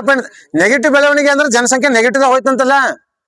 ಹೋದ್ ವರ್ಷ 10% ಗ್ರೋತ್ ಆಗಿತ್ತಂದ್ರೆ ಈ ವರ್ಷ ಅಟ್ಲೀಸ್ಟ್ 11 ಆಗ್ಬೇಕು ಅಂದ್ರೆ ಪ್ಲಸ್ ಮೋರ್ ದೆನ್ ಅದಾವ 9.5 ಆಗ್ಬಿಡೋದು. ಹೋದ್ ವರ್ಷ ಅಂದ್ರೆ ಲಾಸ್ಟ್ 10 year ಗಿಂತ ಈ ಸಲ ಲಾಸ್ಟ್ 10 year ಬ್ಯಾಕ್ 10% ಗ್ರೋತ್ ಆಗಿದೆ. 11% ಗ್ರೋತ್ ಆಗ್ಬೇಕು. ಅದು ಪಾಸಿಟಿವ್ ಅಂತ. ನೆಗೆಟಿವ್ ಅಂದ್ರೆ ಏನು? 9.5 ಗ್ರೋತ್ ಆಗ್ಬಿಡೋದು. ಹಿಂದಿನಕ್ಕಿಂತ ಕಡಿಮೆ. ಅದಕ್ಕೆ ನೆಗೆಟಿವ್ ಗ್ರೋತ್. ಅದಕ್ಕೆ ಏನಂತ ಕರೀತಾರೆ? 1921 ಮಹಾವಿಭಾಗದ ವರ್ಷ ಅಂತ ಕರೀತಾರೆ. ಇಯರ್ ಆಫ್ ಗ್ರೇಟ್ ಡಿವೈಡ್ ಅಂತ ಕರೀತಾರೆ. ಏನ? ಜನಗಣತಿಗೆ ಸಂಬಂಧದ ವಿಧಿ ಯಾವ್ದಂದ್ರ 246. ಇದು ಗೊತ್ತಿರ್ಲಿ. ನೆಕ್ಸ್ಟ್ ಈ ಸ್ಟೇಜಸ್ ಆದ್ಮೇಲೆ 2021 ಜನಗಣತಿ 11ನೇ ಜನಗಣತಿ ಅವಶ್ಯಕತೆ ಇದೆ. ಈಗ ಓದೋದು. ನೆಕ್ಸ್ಟ್ ಕುಟುಂಬ ಯೋಜನೆ ಜಾರಿಗೆ ತಂದ ಮೊದಲ ದೇಶ ಭಾರತ. ಯಾವಾಗ? 1952. ಇದ್ರದ್ದು ಏನ್ ಘೋಷಣೆ ಮಾಡ್ತಾ ಇದ್ರಾಗ ಅವರು? ಮಕ್ಕಳು ಆಯ್ಕೆಗಳಾಗಲಿ ಅವಕಾಶಗಳಾಗದಿರಲಿ. ಹೌದಾ? Having babies by choice not by chance. Having babies by choice ಅಂದ್ರೆ ಆಯ್ಕೆ ಎಷ್ಟು ಇರ್ಬೇಕು? 2, 3 ಜನ. ಬಟ್ ಅವಕಾಶ ಅಂದ್ರೆ ಇದು ಏನಂತಾರ ಅದಕ್ಕೆ? ಅವಕಾಶಗಳಾಗಬಾರ್ದು. ಚಾನ್ಸ್ ಆಗ್ಬಾರ್ದು. ಬೈ ಚಾನ್ಸ್ ಆಯ್ತು ಅಂತ ನಂಗಿರುವ ಹಿಂಗ. ನೆಕ್ಸ್ಟ್ ಇದಾದ್ಮೇಲೆ NFHS national family health survey. ಇದ್ರ ಬಗ್ಗೆ ಇದ್ರಾಗಿಲ್ಲ. ಈಗ ಎಷ್ಟನೇದಾಗ್ಯದ? 6ನೇದಾಗ್ಯದ. ಅದ ಕ್ವಶನ್ ಕೇಳ್ತಾ ನೋಡೋದು. ಇತ್ತೀಚೆಗೆ ಆಗಿರೋದು ಅದು ಗ್ರೂಪ್ ಬಿ ದ ಕ್ವಶನ್ ಕೇಳೋದು ಲಾಸ್ಟ್ ಟೈಮ್. ಹಿಂದುಳಿದ ವರ್ಗಗಳ ಕಲ್ಯಾಣಾಧಿಕಾರಿದಾಗ ಈ ಸದ್ಯ ಇರುವಂತ NFHS ಎಷ್ಟನೇದು ಅಂತ ಕ್ವಶನ್ ಕೇಳಿದ. 6ನೇದು. ಈಗ ಸದ್ಯ 6ನೇದು ಐತೆ. ಅವಾಗ 5 ಇತ್ತು. ಅದ್ರ ನೋಡ್ಬೇಕು ನೋಡಿ. ನೆಕ್ಸ್ಟ್ ಬಡತನ ಮತ್ತು ನಿರುದ್ಯೋಗ. ಬಡತನ ಅಂತಂದ್ರೇನು? ತಮ್ಮ ದೈನಂದಿನ ಅಥವಾ ಬೇಸಿಕ್ ಅದಕ್ಕೆ ಏನು ಮೂಲ ಸೌಕರ್ಯಗಳಲ್ಲ ಅವು ಪಡೆಯಲು ಸಾಧ್ಯ ಇಲ್ಲದ ಸ್ಥಿತಿಗೆ, ಅಸಹಾಯಕ ಸ್ಥಿತಿಗೆ ಬಡತನ ಅಂತ ಹೆಸರು. ಬಡತನ ಅಂದ್ರೇನು? ತಮ್ಮ ದೈನಂದಿನ ಜೀವನಕ್ಕೆ ಅವಶ್ಯಕವಾಗಿರುವಂತ ಮೂಲಭೂತ ಸೌಕರ್ಯಗಳನ್ನು ಕೂಡ ಪಡೆಯಲು ಆಗದೇ ಇರುವಂತ ಅಸಹಾಯಕ ಸ್ಥಿತಿಗೆ ಏನಂತ ಕರಿತೀವಿ? ಬಡತನ ಅಂತ ಕರೀತಾರೆ. ಹೌದಾ? ಗೊತ್ತಿವೆ. ಬಡತನದಾಗ 2. ಒಂದು ಅಬ್ಸಲ್ಯೂಟ್ ಪಾವರ್ಟಿ, ಎರಡನೇದು ರಿಲೇಟಿವ್. ಅಬ್ಸಲ್ಯೂಟ್ ಪಾವರ್ಟಿ ಅಂದ್ರೆ ನಿಜವಾಗಿಯೂ ಬಡತನ ಅಂತಂದ್ರೆ ಏನು? ಮೂಲಭೂತ ಸೌಕರ್ಯಗಳು ಏನೇನು ಬೇಕಲ್ಲ ಅವುಗಳನ್ನು ಕೂಡ ಪಡೆಯಲು ಆಗದೇ ಇರುವಂತ ನಿಜವಾದ ಸ್ಥಿತಿಗೆ ಅಬ್ಸಲ್ಯೂಟ್ ಪಾವರ್ಟಿ ಅಂತ ಕರೀತಾರೆ. ಹೌದಾ? ನಿರಪೇಕ್ಷ ಬಡತನ. ಸಾಪೇಕ್ಷ ಬಡತನ ಅಂತಂದ್ರೆ ಕಂಪೇರ್ ಮಾಡಿ ಇನ್ನೊಬ್ರಿಗೆ ಕಂಪೇರ್ ಮಾಡಿದ್ರೆ ಬಡತನ ಬಡವ. ಹೌದಾ? ಇದು ಶ್ರೀಮಂತ ರಾಷ್ಟ್ರಗಳಲ್ಲಿ ಕಂಡುಬರ್ತದೆ. 10 ಲಕ್ಷ ಆದಾಯ ಇರೋನಿಗೆ ಕಂಪೇರ್ ಮಾಡಿದ್ರೆ 5 ಲಕ್ಷ ಆದಾಯ ಇರೋನು ಬಡವ. ಬಟ್ 5 ಲಕ್ಷದಲ್ಲಿ ಅವನಿಗೆ ಬೇಕಾಗಿಲ್ಲ ಮೂಲಭೂತ ಸೌಕರ್ಯಗಳನ್ನು ಪೂರೈಸ್ಕೋಬಹುದು, ಆರಾಮಾಗಿರ್ಬಹುದು. ಆದ್ರೆ ಅವನಿಗೆ ಕಂಪೇರ್ ಮಾಡಿದಲ್ಲಿ ಮಾತ್ರ ಆತ ಬಡವ. ಹೌದಾ? ಇದು ಶ್ರೀಮಂತ ರಾಷ್ಟ್ರಗಳಲ್ಲಿ ನಡೆದೈತೆ. ಇದು ಗೊತ್ತಿರ್ಲಿ. ನೆಕ್ಸ್ಟ್ ಇದಾದ್ಮೇಲೆ ಬಡತನಕ್ಕೆ ಸಂಬಂಧಿಸಿದಂತ ಸಮಿತಿಗಳು. ಮೊದಲ ಬಾರಿಗೆ ಭಾರತದಲ್ಲಿ ಬಡತನ ಅಂದಾಜು ಮಾಡಿದವರು ಯಾರು? ಮೊದಲ ಬಾರಿ ಭಾರತದಾಗ ದಾದಾಬಾಯಿ ನೌರೋಜಿನ. ಅದೇ 1867-68ರಾಗೆ. ಹೌದಾ? ನೆಕ್ಸ್ಟ್ ಕೆಲವು ಸಂಪತ್ತಿನ ಸಮಿತಿಗಳದಾವ. 1ನೇದು ಈ ಸಮಿತಿಗಳನ್ನ ಸ್ವೀಕರಿಸಿನ ಕೇಳ್ತಾನೆ ಅಷ್ಟೇ ಕ್ವಶನ್. ಅದು ಸಮಿತಿ ಏನಾದ್ರೂ ಸ್ಪೆಷಲಿಸ್ಟ್ ಇದೆ ಕೇಳ್ತಾನೆ. 1ನೇದು ಯಾವುದು? ದಾಂಡೇಕರ್ ಮತ್ತು ರಾತ್ ಕಮಿಟಿ. ಯಾವಾಗ? 1971. ಹೌದಾ. ಆಮೇಲೆ ಇದು ಯಾವ್ದ್ರ ಆಧಾರ ಮೇಲೆ ಬಡತನ ಅಂದಾಜ್ ಮಾಡ್ತೈತಿ? ಗ್ರಾಮೀಣ ಇರ್ಲಿ 2400, ಗ್ರಾಮೀಣ ಇರ್ಲಿ ನಗರ ಇರ್ಲಿ 2400 ಕ್ಯಾಲೋರಿ. ಒಂದ್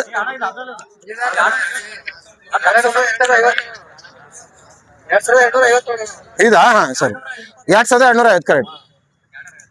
2250, ಓಕೆ, ರೈಟ್. ಹೌದಾ.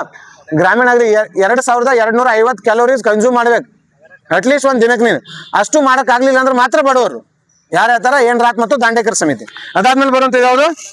ವೈಕೆ ಅಲಕ್ ಸಮಿತಿ. ಇದನ್ನ ಹೊಂದಿಸಿ ಬರೀ ಅಂತ ಏರ್ ಕೊಟ್ಟಿದ್ದಾನೆ ಒಂದು, ಅಥವಾ ಸಿಕ್ಕಿನ್ಸ್ ನ ಬರೀ ಅಂತ ಕೊಟ್ಟಿದ್ದಾನೆ. ಸಿಕ್ಕಿನ್ಸ್ ನಾಸ್ ಗೊತ್ತಿದ್ರೆ ಆಟೋಮೆಟಿಕ್ ನ ಹೊಂದಿಸಿ ಬರೀ ಬರಿಬಹುದು. ಹೌದಾ. ಅದ್ರ ಎರಡನೇದು ಯಾವ್ದು? ವೈಕೆ ಅಲಕ್ ಸಮಿತಿ. ಇದು ಯಾವ ಸಮಿತಿ? ಇದಕ್ಕೇನಂತ ಕರೀತಾರ? ಕ್ವಶನ್ ಕ್ಯಾಲೋರಿ ಆಧಾರಿತ ಬಡತನ ಅಂದಾಜು ಮಾಡಿದ ಸಮಿತಿ ಅಂದ್ರೆ ಇದೇ ಆಗ್ಬೇಕು. ಹೌದಾ. ಮುನ್ನಡೆ ಸಿಕ್ಕಿರುವಂತ ಸಮಿತಿ ಯಾವ್ದಂದ್ರೆ ವೈಕೆ ಅಲಕ್ ಸಮಿತಿ. ಎಷ್ಟು ಕ್ಯಾಲೋರಿ? ಗ್ರಾಮೀಣದಲ್ಲಿ 2000. ದೈಹಿಕವಾಗಿ ದುಡಿಯುವ ದೈವಿಕ ಸಾಮರ್ಥ್ಯದಿಂದ ಹೆಚ್ಚು ಕೆಲಸ ಮಾಡ್ತಾರೆ ಅಂತ ಹೇಳಿ ಗ್ರಾಮೀಣದಲ್ಲಿ 2400 ಕ್ಯಾಲೋರಿ ಮತ್ತು ನಗರದಲ್ಲಿ 2100 ಕ್ಯಾಲೋರಿಗಳನ್ನ ಕನ್ಸ್ಯೂಮ್ ಮಾಡ್ಕೋಬೇಕು. ಅಷ್ಟು ಮಾಡಕ್ ಆಗ್ಲಿಲ್ಲ ಅಂತಂದ್ರೆ ಅವ್ರು ಬಡವರು ಅಂತ ಹೇಳೋದು ಯಾರು? ವೈಕೆ ಅಲಕ್ ಸಮಿತಿ. ಹೌದಾ. ಮತ್ತೆ ಈ ವ್ಯಾಖ್ಯಾನ ಯೋಜನಾ ಆಯೋಗದ ವ್ಯಾಖ್ಯಾನ ಅಂತಾನೂ ಕರೀತಾರೆ, ವೈಕೆ ಅಲಕ್ ಸಮಿತಿ. ಎರಡನೇದು ಲಕ್ಡಾವಾಲಾ ಸೂತ್ರ. ಹಾ, ಏನ್ ಹೇಳ್ತೈತೆ ಲಕ್ಡಾವಾಲಾ ಸೂತ್ರ? ಕೌಟುಂಬಿಕ ತಲಾ ಆದಾಯ. ಕ್ವಶನ್ ಕೇಳ್ತಾನೆ, ಕೌಟುಂಬಿಕ ತಲಾ ಆದಾಯ ಅನುಭವದ ವೆಚ್ಚದ ಆಧಾರ ಮೇಲೆ ಬಡತನ ಅಂದಾಜು ಮಾಡಿದ ಸಮಿತಿ ಯಾವುದು ಅಂತೇಳಿ ಲಕ್ಡಾವಾಲಾ. ಎರಡನೇದು ಹಾ ಕೇಳಿ. ಎರಡನೇದು CPI ಕನ್ಸ್ಯೂಮರ್ ಪ್ರೈಸ್ ಇಂಡೆಕ್ಸ್ ಆಧಾರದ ಮೇಲೆ ಬಡತನ ಅಂದಾಜು ಮಾಡಿದ ಸಮಿತಿ ಯಾವುದು ಅಂತಂದ್ರೆ ಲಕ್ಡಾವಾಲಾ ಸಮಿತಿ. 2 ಪಾಯಿಂಟ್ ಗೊತ್ತಿರಲಿ. ಹೌದಾ. ನೆಕ್ಸ್ಟ್ ಮೂರನೇದು ಯಾವುದು? ಸುರೇಶ್ ತೆಂಡೂಲ್ಕರ್ ಸಮಿತಿ. ಇದೇನ್ ಮಾಡ್ತೈತಿ? ಇದು ಗೊತ್ತಿರಲಿ. MPC ಅಂತೇಳಿ. MPC ಇದ್ರ ಫುಲ್ ಫಾರ್ಮ್ ಕೇಳ ನೋಡು, ಮಂತ್ಲಿ ಪರ್ ಕ್ಯಾಪಿಟಲ್ ಎಕ್ಸ್ಪೆಂಡಿಚರ್ ಅಂತೇಳಿ. ಹೌದಾ. ಇದು ಗೊತ್ತಿರಲಿ. ಮಾಸಿಕ ತಲಾ ಅದು ಒಂದೇದ್ದು. ಇದು ಮೇಲಿಂದ ಯಾವ್ದು? ಲಕ್ಡಾವಾಲಾ ಸಮಿತಿ ಏನು? ಕೌಟುಂಬಿಕ ತಲಾ ಅನುಭೋಗ ಅಂತ CPI. ಇದು ಮಾಸಿಕ ತಲಾ ಅನುಭೋಗ ಅದಾದ್ಮೇಲೆ ಬಡತನ ಅಂದಾಜು ಮಾಡ್ತೈತಿ. ಅದೊಂದು ಕೊಡಿತಿಲ್ಲ ಏನಂತ? ಹಾ, ದಾಲ್ ಸರೋವರ ಅಂತೇಳಿ. ದಾಲ್ ಅನ್ನೋದಕ್ಕೆ ಇಂಗ್ಲಿಷ್ ನ ಬರೆಯೋದು, ಸರೋವರ ಅನ್ನೋದು ಕನ್ನಡದ ಬರೆಯೋದು. ಡಿ ಅಂತಂದ್ರೇನು? ದಾಂಡೇಕರ್ ಸಮಿತಿ. ಎ ಅಂದ್ರೇನು? ಅಲಕ್ ಸಮಿತಿ. ಎಲ್ ಅಂತಂದ್ರೆ ಲಕ್ಡಾವಾಲಾ ಸಮಿತಿ. ಸ ಅಂದ್ರೇನು? ಸುರೇಶ್ ತೆಂಡೂಲ್ಕರ್ ಸಮಿತಿ. ರ ಅಂದ್ರೆ ರಂಗರಾಜ್ ಸಮಿತಿ. ಅಂತಂದ್ರೆ ಅರವಿಂದ್ ಪನಾಗರಿಯಾ ಬರ್ಬೇಕು. ಓ ಅಂದ್ರ ಲಾಸ್ಟ್ ಇಂದು ಅರವಿಂದ್ ಪನಾಗರಿಯಾ ಸಮಿತಿ. ಈಗ ಗೊತ್ತಿರ್ಲಿ. ನೆಕ್ಸ್ಟ್ ರಂಗರಾಜನ್ ಸಮಿತಿ ಪ್ರಕಾರ ಮಾಸಿಕ ಅನುಭೋಗ ವೆಚ್ಚ ಗ್ರಾಮೀಣ ಪ್ರದೇಶದಲ್ಲಿ ಎಷ್ಟು, ನಗರ ಪ್ರದೇಶದಲ್ಲಿ ಕ್ವಶನ್ ಕೇಳಿದ ಒಂದ್ಸಲ. 972 ಮತ್ತು 1407 ಎಷ್ಟು ಗೊತ್ತಿರ್ಲಿ. ವರ್ಲ್ಡ್ ಬ್ಯಾಂಕ್ ಪ್ರಕಾರ ಬಡವರು ಅಂತಂದ್ರೆ ಯಾರು? $3 ಕಡಿಮೆ. ದೈನಂದಿನ ಒಂದಿನ $3 ಅಂದ್ರೆ ಎಷ್ಟು ರೂಪಾಯಿ ಆಕೈತಿ? ಅಂದ್ರೆ ಸರಾಸರಿ 280 ರೂಪಾಯಿ. ಒಂದ್ ದಿನಕ್ಕೆ 285 ರೂಪಾಯಿ ನೀ ಖರ್ಚು ಮಾಡ್ಲಿಲ್ಲ ಅಂದ್ರೆ ಬಡವ ಅಂತ.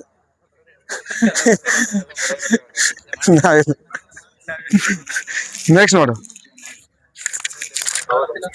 ನಿರುದ್ಯೋಗ. ನಿರುದ್ಯೋಗ ಅಂತಂದ್ರೇನು? ದುಡಿಯಲು ಸಿದ್ಧನಿದ್ದು, ದುಡಿಯೋ ಸಾಮರ್ಥ್ಯ ಇದ್ದು, ಉದ್ಯೋಗ ಸಿಗದೇ ಇರುವಂತ ಅಸಹಾಯಕ ಸ್ಥಿತಿ ಏನಂತ ಕರೀತಾರೆ? ನಿರುದ್ಯೋಗ. ಇಲ್ಲಿ ಕ್ವಶನ್ ತಾವು ಗೊತ್ತಿರ್ಬೇಕು ಸರ್. ಒಂದೇನ್ ನೋಡು, ನಿರುದ್ಯೋಗದ ವಿಧಗಳು. ರಚನಾತ್ಮಕ ನಿರುದ್ಯೋಗ. ಎಲ್ಲರೂ ದುಡಿಯಲು ಸಿದ್ಧರಿದ್ದು, ದುಡಿಯುವ ಸಾಮರ್ಥ್ಯವೂ ಇದ್ದು, ದುಡಿಯುವ ಅಂದ್ರೆ ಅರ್ಹತೆಗೆ ತಕ್ಕಂತೆ ದುಡಿಮೆ ಸಿಗ್ತಿಲ್ಲ, ಅದಕ್ಕೆ ನಿರುದ್ಯೋಗ ಅಂತ ಕರೀತಾರೆ. ದುಡಿಯೋ ಸಾಮರ್ಥ್ಯ, ದುಡಿಯೋ ಮನಸ್ಸು ಆಯ್ತು ಸರ್ ಅಂದ್ರೂ ಕೆಲಸ ಸಿಗತ್ತಿಲ್ಲ, ಅದಕ್ಕೆ ಏನಂತ ಕರೀತಾರ? ನಿರುದ್ಯೋಗ ಅಂತ ಕರೀತಾರೆ. ಒಂದೇದ್ದು ರಚನಾತ್ಮಕ ನಿರುದ್ಯೋಗ, ಸ್ಟ್ರಕ್ಚರಲ್ ಅನ್ಎಂಪ್ಲಾಯ್ಮೆಂಟ್. ಹಂಗಂದ್ರೇನು? ಪ್ರಸ್ತುತ ಆಧುನಿಕ ಜಗತ್ತಿನಲ್ಲಿ ಅಭಿವೃದ್ಧಿ ಆಗುತ್ತಿರುವಂತ ತಂತ್ರಜ್ಞಾನ. ಹೌದಾ. ಟೆಕ್ನಾಲಜಿ ಹೆಂಗ್ ಡೆವಲಪ್ಮೆಂಟ್ ಐತಿ ನೋಡಿ. ರೋಬೋಟ್ ತಗೊಂಡ್ ಬಂದಾರ ಸರ್. ಆರ್ಟಿಫಿಷಿಯಲ್ ಇಂಟೆಲಿಜೆನ್ಸ್ ಬಂದೈತಿ. AI ಮೇಲೆ ವರ್ಕ್ ಮಾಡಕ್ ಬರ್ಲಾರ್ದವ್ರಿಗೆ ಮತ್ತೆ AI ಕಂಪ್ನಿದವ್ರು ಯಾಕೆ ಇಟ್ಕೊಂತಾರೆ? AI adapt ಮಾಡ್ಕೊಂತಾರಲ್ಲ ಕಂಪ್ಯೂಟರ್ನಾಗ, ಸಿಸ್ಟಮ್ಸ್ನಾಗ. ಈಗ AI ಸ್ಕಿಲ್ ಇಲ್ಲ ಅಂತಂದ್ಮೇಲೆ ಅವ್ರಿಗೆ ಫಾರ್ ಮಾಡ್ಬಿಡ್ತಾರ. ಹೌದಾ. ಅಂದ್ರೆ ಪ್ರಸ್ತುತ ಬೆಳೆತಿರೋ ಜ್ಞಾನ ಆಧಾರಿತ ಅಂದ್ರೆ ನಿನಗಿರುವಂತ ನಿನಗೆ ಉದ್ಯೋಗ ಕೊಡ್ತಾರಲ್ಲ, ಉದ್ಯೋಗದಾತನು ಬಯಸುವಂತ ಸ್ಕಿಲ್, ಕೌಶಲ್ಯಗಳ ಕೊರತೆಯಿಂದ ಉಂಟಾಗುವಂತಹ ನಿರುದ್ಯೋಗಕ್ಕೆ ಏನಂತ ಕರೀತಾರ? ರಚನಾತ್ಮಕ. ಅಂದ್ರೆ ನಾವೇ ರಚನೆ ಮಾಡ್ಕೊಂಡ ಅರ್ಥ. ನಾವೇ ಟೆಕ್ನಾಲಜಿನ ಡೆವಲಪ್ ಮಾಡಿದ್ದು, ತಂತ್ರಜ್ಞಾನ ಅಭಿವೃದ್ಧಿ ಮಾಡಿದ್ದು, ಅದರಿಂದ ನಮಗೆ ಹಾನಿ ಆಗ್ತದೆ. ರಚನಾತ್ಮಕ ನಿರುದ್ಯೋಗ, ಸ್ಟ್ರಕ್ಚರಲ್ ಅನ್ಎಂಪ್ಲಾಯ್ಮೆಂಟ್. ಹೌದಾ. ಉದ್ಯೋಗದಾತನು ಬಯಸುವಂತ ಕೌಶಲ್ಯಗಳ ಕೊರತೆಯಿಂದ ಉಂಟಾಗುವಂತ ನಿರುದ್ಯೋಗಕ್ಕೆ ಏನಂತ ಕರೀತಾರ?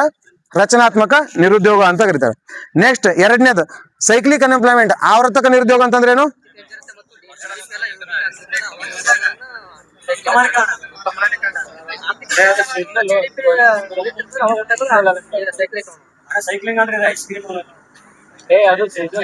ಅದು ಸೀಸನಲ್. ಅದು ಸ್ಟ್ರಕ್ಚರಲ್. ಇದು ಏನಿದು?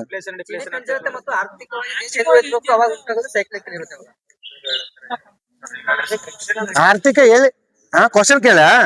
ಆವರ್ತಕ ನಿರುದ್ಯೋಗ ಅಂದ್ರೇನು? ಸೈಕ್ಲಿಕ್ ಅನ್ಎಂಪ್ಲಾಯ್ಮೆಂಟ್ ಅಂದ್ರೇನು? ಹಾ ಕೇಳ ಸೈಕ್ಲಿಕ್ ಅಂದ್ರೆ ಸೈಕಲ್ ಅಂದ್ರೆ ಸರ್ ಎಕನಾಮಿಕ್ ಸೈಕಲ್ ಎಷ್ಟು ನೆನ್ಪಿಟ್ಕೊಂಡು ಸೈಕ್ಲಿಕ್ ನಿರೋಧ ಆವರ್ತ ಎದ್ರದ್ದು ಆವರ್ತ ಅಂದ್ರೆ ವೃತ್ತ ಎದ್ರ ಅರ್ಥವ್ಯವಸ್ಥೆ ಬರುತ್ತೆ. ಅರ್ಥವ್ಯವಸ್ಥೆಯಲ್ಲಿ ಉಂಟಾಗುವಂತ ಏರಿಳಿತಗಳಿಂದ ಫೈರ್ ಆಗುವಂತ ಜನಗಳು ನಿರುದ್ಯೋಗ ಆಗ್ತಾರೆ. ಅದಕ್ಕೆ ಸೈಕ್ಲಿಕ್ ಅನ್ಎಂಪ್ಲಾಯ್ಮೆಂಟ್ ಅಥವಾ ಆವರ್ತಕ ನಿರುದ್ಯೋಗ ಅಂತ ಕರೀತಾರೆ. ಹೌದಾ? ಈಗ 2 ವರ್ಷದ ಹಿಂದೆ ಫೇಸ್ಬುಕ್ ಕಂಪನಿ 9 ಭೂಕಂಪ ಆಗಿಲ್ಲ. ಫೇಸ್ಬುಕ್ ಕಂಪನಿ ಅವ್ರ ಕಂಪ್ನಿ ಚಾರ್ಜ್ ಶೀಟ್ ಇಂಬ್ಯಾಲೆನ್ಸ್ ಆಗೋದ್ರಿಂದ 9,000 ಜನರಿಗೆ ಫೈರ್ ಮಾಡಿದ್ರು. ಆ ಕಂಪ್ನಿದ ಅರ್ಥವ್ಯವಸ್ಥೆ ಏರಿಳಿತಗಳಿಂದಾಗಿ ಎಷ್ಟೋ ಜನ ನಿರುದ್ಯೋಗಿಗಳಾದ್ರು. ಹೌದಾ? ಈ ತರ ಅರ್ಥವ್ಯವಸ್ಥೆ ಏರಿಳಿತಗಳಿಂದಾಗಿ ಆಗುವಂತ ನಿರುದ್ಯೋಗ ಏನಂತ ಕರೀತಾರೋ ಸೈಕ್ಲಿಕ್. ನೆಕ್ಸ್ಟ್ ಘರ್ಷಣಾತ್ಮಕ ನಿರುದ್ಯೋಗ ಅಂತಂದ್ರ ಅಷ್ಟೇ. ಘರ್ಷಣಾತ್ಮಕ ಅಂದ್ರೆ ಏನು?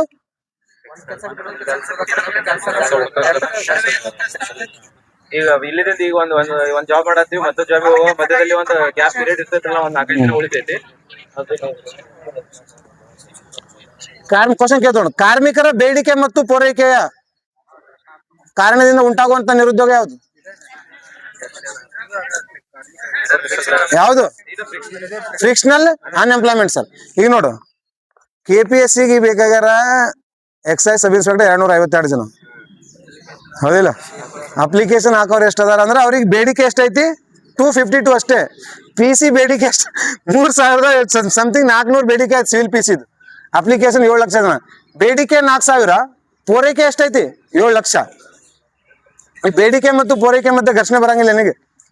ಹೌದಾ? ಇದಕ್ಕೇನಂತ ಕರೀತಾರೋ ಘರ್ಷಣಾತ್ಮಕ. ಇನ್ನೊಂದು, ಈಗ ಆಲ್ರೆಡಿ ನೀವು ಉದ್ಯೋಗದಲ್ಲಿದ್ದು DR ಇದ್ದವ್ ಬಿಟ್ಟು, ಅಥವಾ ಈ ಬಹಳ ಜನ BMTC ಕಂಡಕ್ಟರ್ ಅದಾರಲ್ಲ, ಅವ್ರು ಬಿಟ್ಟು ಬರತ್ತಾರೆ. ಯಾಕಂದ್ರೆ PC ಓದ್ಬೇಕಂತ, ಅಟ್ಲೀಸ್ಟ್ SD FD ಬಿಡ್ತಾರೆ, ಅವ್ರನ್ನ ಓದ್ಬೇಕಂತ. ಆ ಬಿಟ್ಟು ಇದ್ದಿರೋ ನಿರುದ್ಯೋಗವನ್ನ ಬಿಟ್ಟು ಈ ಉದ್ಯೋಗ ಹುಡುಕಾಕ್ ಬಂದ್ರೆ ಮತ್ತೆ ಅವ ನಿರುದ್ಯೋಗ ಈ ಖಾಲಿ ಟೈಮ್ನಾಗ ಏನ್ ಕೊಡ್ತಾನೆ? ಇದು PC ಆಗೋವರೆಗೂ ಅದು ಬಿಟ್ಟು ಬಂದಿರೋದು ಈ ಗ್ಯಾಪ್ ಎಲ್ಲ ನಿರುದ್ಯೋಗನ ಆಗಿರ್ತಾನಲ್ಲ, ಇದಕ್ಕೂ ಕೂಡ ಏನಂತ ಕರೀತಾರ? ಫ್ರಿಕ್ಷನಲ್ ಅನ್ಎಂಪ್ಲಾಯ್ಮೆಂಟ್ ಅಂತ ಕರೀತಾರೆ. ನೆಕ್ಸ್ಟ್ ಡಿಸ್ಗಸ್ಟೆಡ್ ಅನ್ಎಂಪ್ಲಾಯ್ಮೆಂಟ್, ಮರೆ ಮಾಚಿದ ನಿರುದ್ಯೋಗ ಅಂದ್ರೆ ಏನ್ ಸರ್?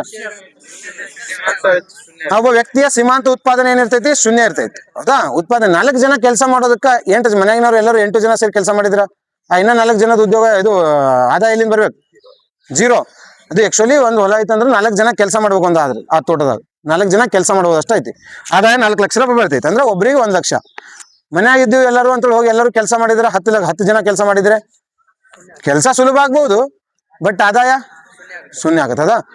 ಇದು ಗೊತ್ತಿರ್ಬೇಕು. ಅದ ಸೀಮಾಂತ ಉತ್ಪಾದನೆ, ಹಿಡನ್ ಇದಕ್ಕೆ ಮುಚ್ಚಿದ ಅರ್ಥವ್ಯವಸ್ಥೆ ಅಂತ ಕರೀತಾರ, ಹಿಡನ್ ಅನ್ಎಂಪ್ಲಾಯ್ಮೆಂಟ್. ಇದಕ್ಕೆ ಯೋಜನಾ ಆಯೋಗ ಅಥವಾ ಇದು ಪ್ಲಾನಿಂಗ್ ಕಮಿಷನ್ ಇತ್ತಲ್ಲ, ಅದೇನು ಹೇಳ್ತೈತಿ? ಎಂದಿಗೂ ಮುಕ್ತಗೊಳಿಸಲು ಸಾಧ್ಯವಿಲ್ಲದ ನಿರುದ್ಯೋಗ. ಮತ್ತೆ ಯಾರಿಗೆ ಹೋಗಿ ಹೇಳ್ತಿ? ಊರಿಗೆ ಹೋಗ್ಬೇಡ. ಊರಿಗೆ ಬಂದ್ರೆ ನಾನು ಹೊಲಕ್ಕೆ ಹೋಗ್ತೇನೆ, ಹೋಗ್ಬೇಡ ಅಂತ ಹೇಳೋರು ಯಾರು? ಇಂಥ ನಿರುದ್ಯೋಗವನ್ನ ಹೋಗಲಾಡಿಸಲು ಸಾಧ್ಯವಿಲ್ಲ. ಯಾವುದು? ಮಾರು ವೆಚ್ಚದ ನಿರುದ್ಯೋಗ. ಒಬ್ಬ ವ್ಯಕ್ತಿಯ ಸೀಮಾಂತ ಉತ್ಪಾದನೆ ಶೂನ್ಯವಾಗಿರೋದು. ನೆಕ್ಸ್ಟ್ ಋತುಮಾನದ ನಿರುದ್ಯೋಗ ಅಂತಂದ್ರ ಸೀಸನ್ ತಕ್ಕಂತೆ ಕೆಲವೇ ತಿಂಗಳಲ್ಲಿ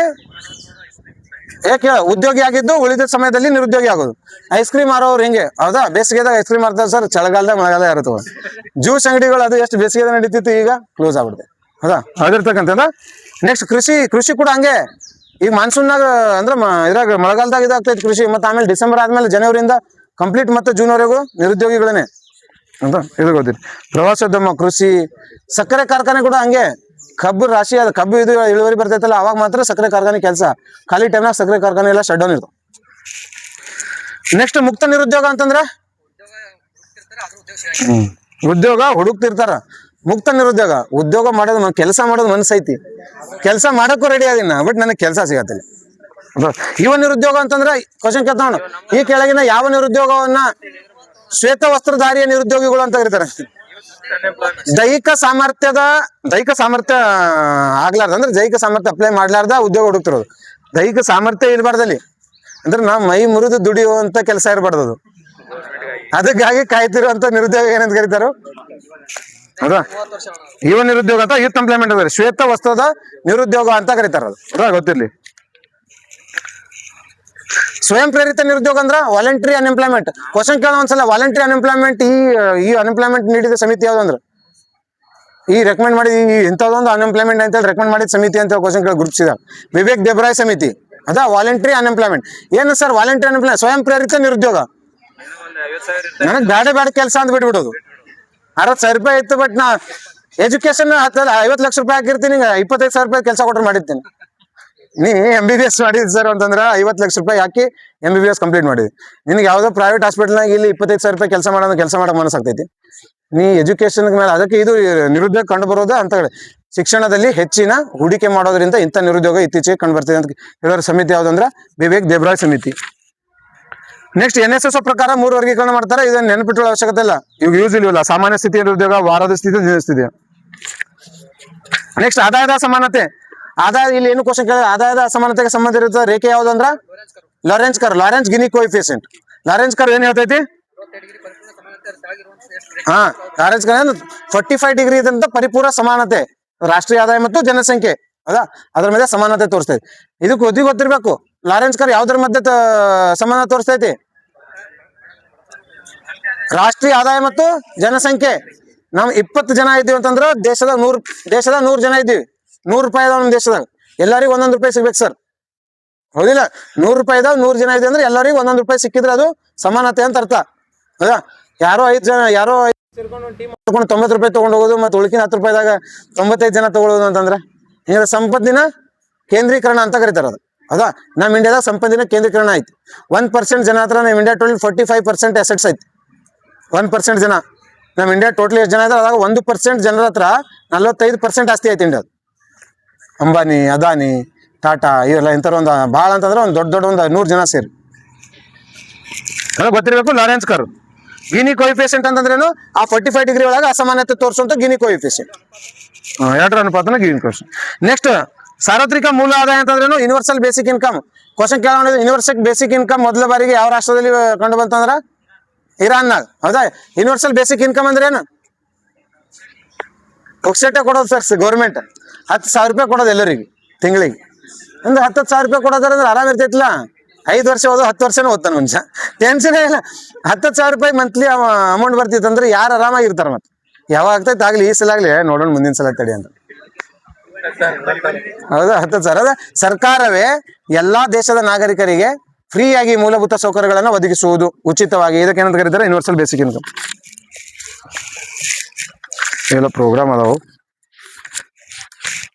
ಟೈಮ್ ಎಷ್ಟತ್ತ? 3:15 ಅಂದ್ರೆ ಮುಗಿತೈತಿ ಇವತ್ತು. ಕೃಷಿ ನೋಡಿಲಿ. ಕೃಷಿ ಬೆಳೆಗಳ ವರ್ಗೀಕರಣ. ಖಾರಿಫ್ ಬೆಳೆಗಳು, ಖಾರಿಫ್ ಬೆಳೆಗಳು, ರಾಬಿ ಬೆಳೆಗಳು ಮತ್ತು ಜೇಡ್ ಬೆಳೆಗಳು. ಕ್ವಶನ್ ಇಂಥ ಕಡೆ ಕೇಳ್ತಾನ. 3 ಬೆಳೆ, ಒಂದು 3 ಕೊಟ್ಟಾನ, 3 ಬೆಳೆ ಕೊಡ್ತಾನೆ. ಯಾವ್ಯಾವ ಜೋಡಿಗಳು ಸರಿ ಆಗಿದೆ ಅಂತೇಳಿ ಅದಾ ಗೊತ್ತಿರ್ಬೇಕು. ಇದು ಕೃಷಿ ಹಿಡುವಳಿಗಳ ವರ್ಗೀಕರಣ. ಭಾರತದಲ್ಲಿ ಸರಾಸರಿ ಕೃಷಿ ಹಿಡುವಳಿಗಳ ವರ್ಗೀಕರಣ ಎಷ್ಟೈತಿ? ಇಂಡಿಯಾದ ಕೃಷಿ ಹಿಡುವಳಿ ಅಂತಂದ್ರೆ ಏನ್? ಅದು ಹೇಳ ಫಸ್ಟ್ ಹೇಳ.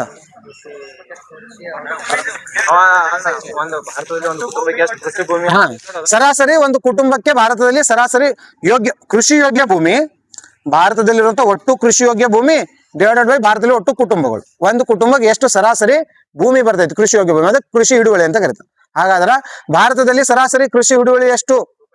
0.7 ಹೆಕ್ಟರ್ಸ್. 0.7. ಕರ್ನಾಟಕದಲ್ಲಿ ಎಷ್ಟು ಹಿಡುವಳಿ ಐತಿ ಸರಾಸರಿ? 1.36. ಅದ ಗೊತ್ತಿಲ್ಲ. ಕರ್ನಾಟಕದ ಕ್ವಶನ್ ಕೇಳೋದು. ಕರ್ನಾಟಕದಲ್ಲಿ ಸರಾಸರಿ ಭೂ ಹಿಡುವಳಿ ಎಷ್ಟು ಅಂದ್ರೆ 1.36 ಹೆಕ್ಟರ್ಸ್. ಇಂಡಿಯಾದಾಗ 0.7 ಹೆಕ್ಟರ್ಸ್. ಇದ್ರಾಗ ನೋಡಿ ಕೃಷಿ ಹಿಡುವಳಿ 4 ಭಾಗದಾಗ ಡಿವೈಡ್ ಮಾಡ್ತಾರೆ. ಅತಿ ಸಣ್ಣ ಅರೆ ಮಧ್ಯಮ 5 ಭಾಗ. ಅತಿ ಸಣ್ಣ ಅರೆ ಮಧ್ಯಮ ದೊಡ್ಡ ಹಿಡುವಳಿ ಹೌದಾ. ಅತಿ ಸಣ್ಣ ಅಂತಂದ್ರೆ 1 ಹೆಕ್ಟರ್ಗಿಂತ ಕಡಿಮೆ. ಆಮೇಲೆ 1 ಹೆಕ್ಟರ್ ಟು 2 ಹೆಕ್ಟರ್, ಆಮೇಲೆ 2 hectare to 4 hectare to 10, more than 10 ಅಂತಂದ್ರ ದೊಡ್ಡ ಹಿಡುವಳಿ. ನೀರಾವರಿ ಅವಶ್ಯಕತೆ ಇಲ್ಲ.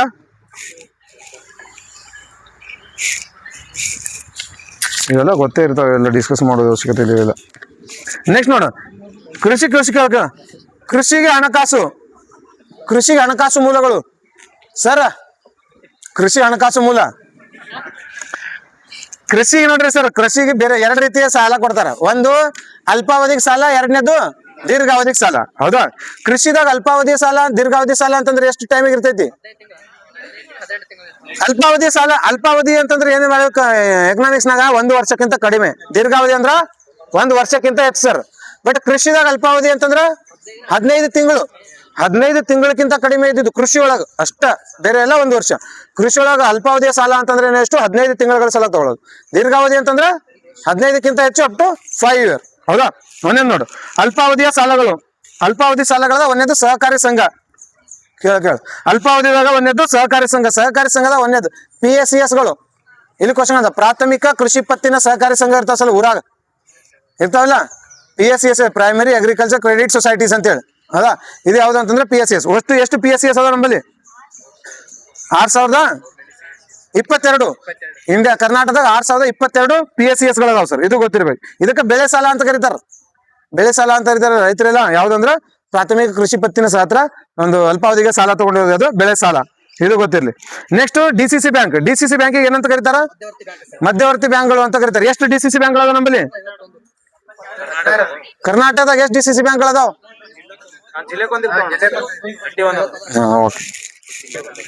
ಕೇಳ. ನೆಕ್ಸ್ಟ್ ನೋಡು, ರಾಜ್ಯ ಸಹಕಾರಿ ಬ್ಯಾಂಕ್ ಅಂದ್ರೆ ನೋಡು, ರಾಜ್ಯ ಸಹಕಾರಿ ಬ್ಯಾಂಕ್ ಇಂತ ನೋಡು, ಕೃಷಿಗೆ ಅಲ್ಪಾವಧಿ ಸಾಲಕ್ಕೆ ಒಂದೇದು ಸಹಕಾರಿ ಬ್ಯಾಂಕ್. ಸಹಕಾರಿ ಬ್ಯಾಂಕ್ ನ 3 ಭಾಗ ಸರ್. ಒಂದು PSCS primary agriculture credit societies, ಪ್ರಾಥಮಿಕ ಕೃಷಿ ಪತ್ತಿನ ಸಹಕಾರಿ ಸಂಘ. ಎರಡನೇ DCC, ಹೌದಾ, ಡಿಸ್ಟ್ರಿಕ್ಟ್ ಕೋಆಪರೇಟಿವ್ ಸೊಸೈಟೀಸ್. ಅದಾದ್ಮೇಲೆ ಮೂರನೇದು ಸ್ಟೇಟ್ ಕೋಆಪರೇಟಿವ್ ಸೊಸೈಟೀಸ್. ಒಂದೇದ್ದು ಈ ಪ್ರಾಥಮಿಕ ಕೃಷಿ ಪತ್ತಿನ ಸಹಕಾರಿ ಸಂಘ ಹತ್ರ ಜನ ಹೋಗಿ, ರೈತರು ಹೋಗಿ ನೇರವಾಗಿ ಸಾಲ ತಗೊಳ್ತಾರೆ. ಅದಕ್ಕ ಕೃಷಿ ಬೆಳೆ ಅಥವಾ ಕೃಷಿ ಸಾಲ ಅಥವಾ ಕೃಷಿ ಸಾಲ ಅಂತ ಕರೀತಾರ. ಅದಾದ್ಮೇಲೆ ಬೆಳೆ ಸಾಲ. ಅದಾದ್ಮೇಲೆ DCC ಬ್ಯಾಂಕ್ಗಳು ಮಧ್ಯವರ್ತಿ ಬ್ಯಾಂಕ್ಗಳು. ಇವು ರಾಜ್ಯ ಕೃಷಿ ಸಹಕಾರಿ ಸಂಘದಿಂದ, ರಾಜ್ಯ ಸಹಕಾರಿ ಬ್ಯಾಂಕ್ನಿಂದ ತಂದು ಪ್ರಾಥಮಿಕ ಕೃಷಿ ಸಹಕಾರಿ ಸಂಘ ಸಾಲ ಕೊಡ್ತಾವ ಅಷ್ಟೇ. ಈ ಮಧ್ಯವರ್ತಿಗಾಗಿ ತಾಲೂಕಾ ಪಂಚಾಯತಿ ಹಂಗೇನಪ್ಪ ಅಂದ್ರೆ ಮಧ್ಯವರ್ತಿಯಾಗಿ ಕೆಲಸ ಮಾಡ್ತಾವ. ಯಾವ? DCC ಬ್ಯಾಂಕ್ಸ್ಗಳು. ಕ್ವಶನ್ ಕೇಳ್ತಾನೆ ಗೊತ್ತಿರಿ. ನೆಕ್ಸ್ಟ್ ದೀರ್ಘಾವಧಿಯ ಸಹಕಾರಿ ಬ್ಯಾಂಕ್ 2 ಬ್ಯಾಂಕ್ ಬರ್ತಾವ. ಒಂದು PCARDS, ಒಂದು SCARD ಬ್ಯಾಂಕ್ಸ್ ಅಂತ ಹೇಳಿ ಸರ್. ಕ್ವಶನ್ ಕೇಳ ಗೊತ್ತಿರ್ಬೇಕು. ಯಾವುದನ್ನ ಕ್ವಶನ್ ಕೇಳ ಒಂದ್ಸಲ ಗ್ರೂಪ್ಸಿ. ಈ ಕೆಳಗಿನ ಯಾವ ಬ್ಯಾಂಕ್ಗಳನ್ನ ಭೂ ಅಡಮಾನು ಬ್ಯಾಂಕ್ಗಳೆಂದು ಕರೆಯುತ್ತಾರೆ ಅಂತ ಹೇಳಿ. ಯಾವುದನ್ನ ಭೂ ಅಡಮಾನು ಬ್ಯಾಂಕ್ ಅಂತ ಕರೀತಾರೆ? PCARD ಬ್ಯಾಂಕ್ಸ್ಗಳು. ಹೌದಾ? ಗೊತ್ತಿರ್ಲಿ. ಭೂ ಅಭಿವೃದ್ಧಿ ಬ್ಯಾಂಕ್ಗಳು ಅಥವಾ ಭೂ ಅಡಮಾನು ಬ್ಯಾಂಕ್ಗಳು ಅಂತ ಕರೀತಾರೆ. ಕೃಷಿಗೆ ಅತಿ ಹೆಚ್ಚು, ಇದು ಕ್ವಶನ್ PC ಡೈರೆಕ್ಟ್ ಹಿಂಗ್.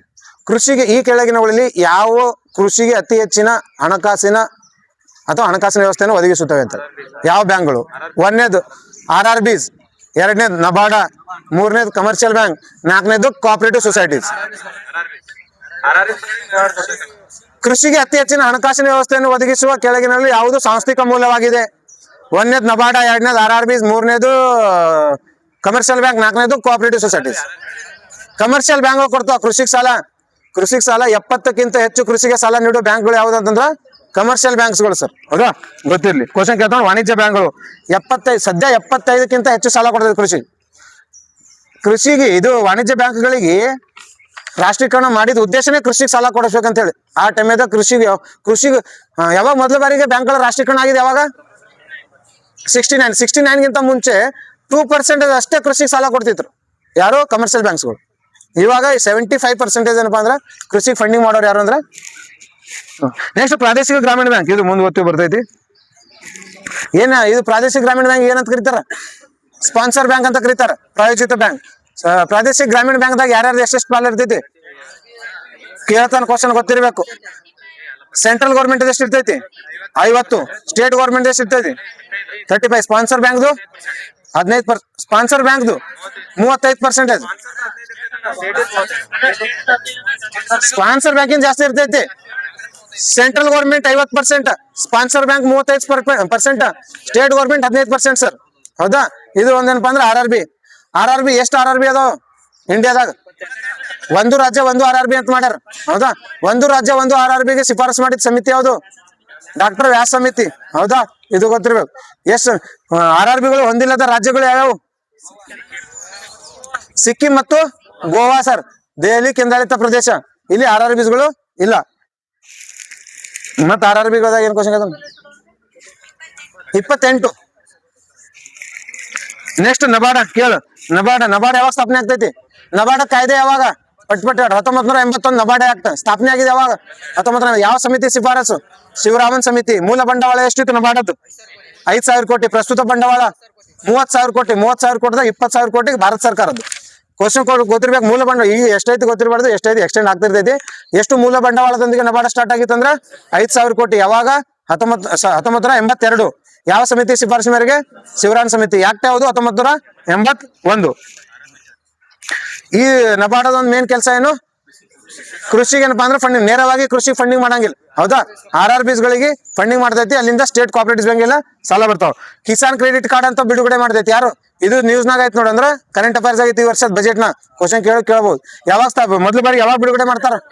1998. ಕಿಸಾನ್ ಕ್ರೆಡಿಟ್ ಕಾರ್ಡ್ ಯಾರು ಬಿಡುಗಡೆ ಮಾಡ್ತಾರ ಅಂದ್ರ ಒಂದೇದ್ದು ನಬಾರ್ಡ. ಯಾವಾಗ ಬಿಡುಗಡೆ ಮಾಡ್ತ ಮೊದಲು ಬಾರಿ ಅಂದ್ರ 1998. ಹೌದಾ. ಎಷ್ಟು ವರ್ಷದ ಅವಧಿಗೆ ಅಂತಂದ್ರ ಈಗ 6 ವರ್ಷ. ಅದಕ್ಕೆ ಕರೆಂಟ್ ಅಫೇರ್ ಹೋದ್ ವರ್ಷ ಈ ಸಲ ಬಜೆಟ್ ನ ಮಾಡ್ಯಾರ ನೋಡಿ. ಕಿಸಾನ್ ಕ್ರೆಡಿಟ್ ಕಾರ್ಡ್ ನ ಅವಧಿ 5 ವರ್ಷ ಐತಿ ಇಷ್ಟ ದಿನ, ಇವಾಗ ಏನ್ ಮಾಡ್ಯಾರ 6 ವರ್ಷ. ಈ ವರ್ಷದ ಬಜೆಟ್ ನ ಸೆಂಟ್ರಲ್ ಬಜೆಟ್ ನಾಗ ಏನ್ ಮಾಡ್ಯಾರ, ಕಿಸಾನ್ ಕ್ರೆಡಿಟ್ ಕಾರ್ಡ್ ಪ್ರತಿ 6 ವರ್ಷಕ್ಕೊಮ್ಮೆ 5 ವರ್ಷ ಐತಿ ಮೊದಲ. ಈಗ ಬಜೆಟ್ ನ ಮಾಡ್ಯಾರ, ಈ ವರ್ಷದ ಬಜೆಟ್ ನಾಗ ಐತಿ ನೋಡು. ಮೊದಲು 5 ವರ್ಷ ಇತ್ತು, ಈಗ ಏನ್ ಮಾಡ್ಯಾರ 6 ವರ್ಷ. ಪ್ರತಿ 6 ವರ್ಷಕ್ಕೊಮ್ಮೆ ಏನ್ ಮಾಡ್ಬೇಕು, ರಿವೈಸ್ ಮಾಡ್ಬೇಕು. ಗೊತ್ತಿರ್ಲಿಲ್ಲ ಹೌದಾ. ಕಿಸಾನ್ ಕ್ರೆಡಿಟ್ ಕಾರ್ಡ್ ಮೊದಲು 5 ವರ್ಷಕ್ಕೆ ಚಾಲ್ತಿಯಲ್ಲಿ ಇರ್ತಿತ್ತು, ಈಗ 6 ವರ್ಷ ಅಂತ ಮಾಡ್ಯಾರ 2026-27 ಬಜೆಟ್ ನಾಗ. ನೆಕ್ಸ್ಟ್ ರಸಗೊಬ್ಬರ ಯೂರಿಯಾ. ನ್ಯಾನೋ ಯೂರಿಯಾ ಪ್ಲಾಂಟ್ ಎಲ್ಲಿ ಸ್ಥಾಪನೆ ಆಗೈತಿ ಇಂಡಿಯಾದಾಗ? ಗುಜರಾತ್ ನ ಕಲೋಲ್ದಾಗ. ಹೌದಾ. ಯಾರು ಇದನ್ನ ಬಿಡುಗಡೆ ಮಾಡಿದ್? ನ್ಯಾನೋ ಯೂರಿಯಾನ ಇಫ್ಕೋ ಈ ತರದ ನ್ಯಾನೋ ಯೂರಿಯಾ ಪ್ಲಾಂಟ್ ನ ಮೊದಲ ಬಾರಿಗೆ ವಿದೇಶದಲ್ಲಿ ಎಲ್ಲಿ ಮಾಡ್ಯಾರ? ಮೊದಲ ಬ್ರಾಂಚ್ ಅಂದ್ರ ಬ್ರೆಜಿಲ್ ನಾಗ ಸರ್. ಹೌದಾ, ಗೊತ್ತಿರ್ಬೇಕು. ಇಫ್ಕೋ ನ್ಯಾನೋ ಯೂರಿಯಾ ಬಿಡುಗಡೆ ಮಾಡ್ತೈತಿ ಇಂಡಿಯಾದ. ಇಫ್ಕೋ ಏನ್ ಮಾಡೈತಿ ಮೊದಲ ಬಾರಿಗೆ ಅಂತಾರಾಷ್ಟ್ರೀಯದಲ್ಲಿ ತನ್ನ ಕಚೇರಿ ತೆಗ್ದಿದ್ದು ಎಲ್ಲಿ ಅಂತಂದ್ರೆ ಈ ಗೊಬ್ಬರಕ್ಕ ಬ್ರೆಜಿಲ್ ಸರ್. ಹೌದಾ, ಇದು ಗೊತ್ತಿರ್ಲಿ. ನೆಕ್ಸ್ಟ್ ಇಫ್ಕೋ ಯಾವಾಗ ಸ್ಥಾಪನೆ ಆಗೈತೆ ಹಂಗಾದ್ರ? 1967. ಇದು ಗೊತ್ತಿರ್ಲಿ. ನೆಕ್ಸ್ಟ್ ಇದಾದ್ಮೇಲೆ ಈ ನ್ಯಾಮ್, ಇದು ಕ್ವಶನ್ ಕೇಳ್ತಾವ ನೋಡು. ಎಲೆಕ್ಟ್ರಾನಿಕ್ ನ್ಯಾಷನಲ್ ಅಗ್ರಿಕಲ್ಚರ್ ಮಾರ್ಕೆಟ್ ಯಾವಾಗ ಬರ್ತೈತಿ? ಈ ನ್ಯಾಮ್ ಡೈರೆಕ್ಟ್ ಕ್ವಶನ್ ಕೇಳ್ತಾನೆ. ಈ ನ್ಯಾಮ್ ಮಾರ್ಕೆಟ್ ಸ್ಥಾಪನೆ ಆಗಿದ್ದಾವ. ಈ ನ್ಯಾಮ್ ಸ್ಥಾಪನೆ ಆಗಿದ್ದೆ ಯಾವಾಗ? 2016.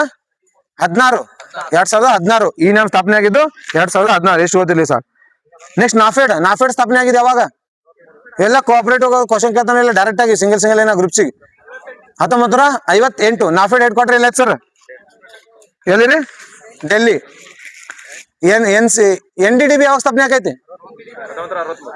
ನಿನ್ನೆ ಕೇಳಿದಿಲ್ಲ ನಿನ್ನೆ. 1965. National dairy development board 63. NCDC ಯಾವಾಗ ಸ್ಥಾಪನೆ ಆಗೈತಿ?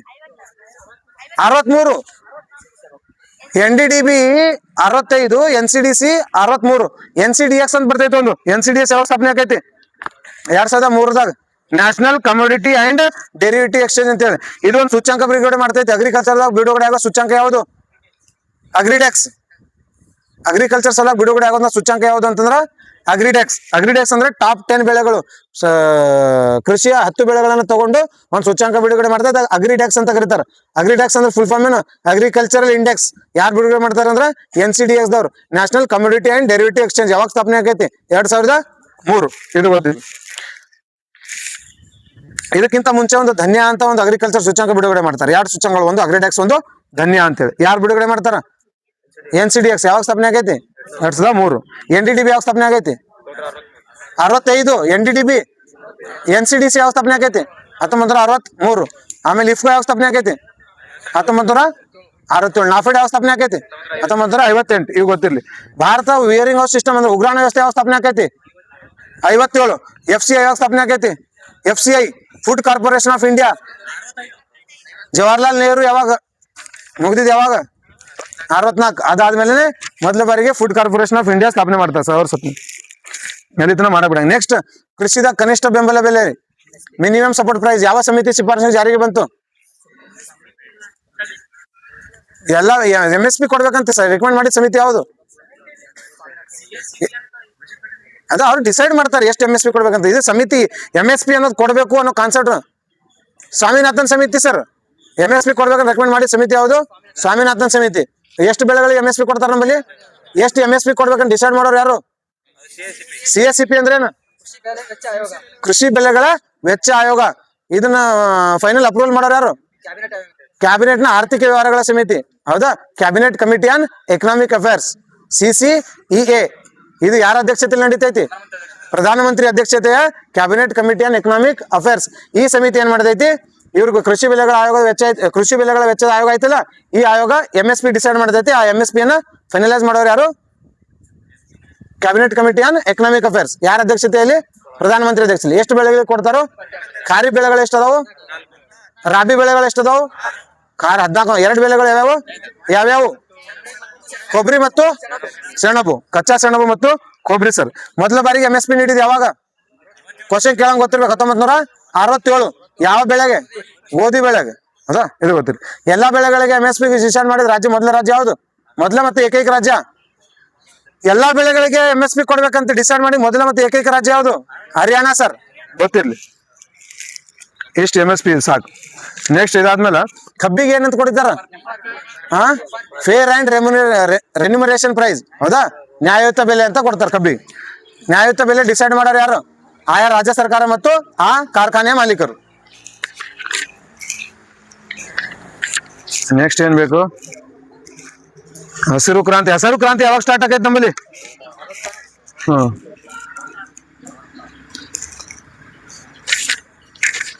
ನೆಕ್ಸ್ಟ್ ಇವೆಲ್ಲ ಕ್ರಾಂತಿಗಳೆಲ್ಲ ಕೊಟ್ಟನು. ಇಲ್ಲ ನೋಡಿ, ಶ್ವೇತ ಕ್ರಾಂತಿ. ಶ್ವೇತ ಕ್ರಾಂತಿ ಯಾವುದಕ್ಕೂ ಸಂಬಂಧಪಟ್ಟೈತಿ? ಹಾಲಿನ ಶ್ವೇತ ಕ್ರಾಂತಿ ಪಿತಾಮಹ ಯಾರು? ವರ್ಗೀಸ್ ಕುರಿಯನ್. ನೆಕ್ಸ್ಟ್ ಅದಾದ್ಮೇಲೆ ಹಳದಿ ಕ್ರಾಂತಿ ಯಾವ್ದಕ್ಕೆ ಸಂಬಂಧಪಟ್ಟೈತಿ? ಆಯಿಲ್, ಎಣ್ಣೆ ಕಾಳುಗಳಿಗೆ ಸಂಬಂಧಪಟ್ಟಿದೆ. ಹೌದಾ, ಕಾಳುಗಳ ಬೆಳವಣಿಗೆ. ಯಾರು ಪಿತಾಮಹ? ಶ್ಯಾಮ್ ಪಿತ್ರೋಡ್. ಎಷ್ಟು ಗೊತ್ತಿರಲಿ. ಬ್ಲೂ ಕ್ರಾಂತಿ, ನೀಲಿ ಕ್ರಾಂತಿ ಯಾವ್ದಕ್ಕೆ ಸಂಬಂಧಪಟ್ಟಿದ್ದು? ಮೀನುಗಾರಿಕೆ ಸಂಬಂಧ. ಇದ್ರ ಪಿತಾಮಹ ಯಾರು? ಅರುಣ್ ಕೃಷ್ಣನ್. ಅರುಣ್ ಕೃಷ್ಣ ಕರೆಕ್ಟ್. ಸುವರ್ಣ ಕ್ರಾಂತಿ ಯಾವ್ದಕ್ಕೆ ಸಂಬಂಧಪಡ್ತೈತಿ? ತೋಟಗಾರಿಕೆ ಬೆಳೆಗಳಿಗೆ ಸುವರ್ಣ ಕ್ರಾಂತಿ. ಗುಲಾಬಿ ಕ್ರಾಂತಿ ಯಾವ್ದು ಬರ್ತೈತಿ? ಈರುಳ್ಳಿ ಮತ್ತು ಮಾಂಸ. ಹೌದಾ, ಕೆಂಪು ಕ್ರಾಂತಿ ಅಂದ್ರೆ ಮಾಂಸ.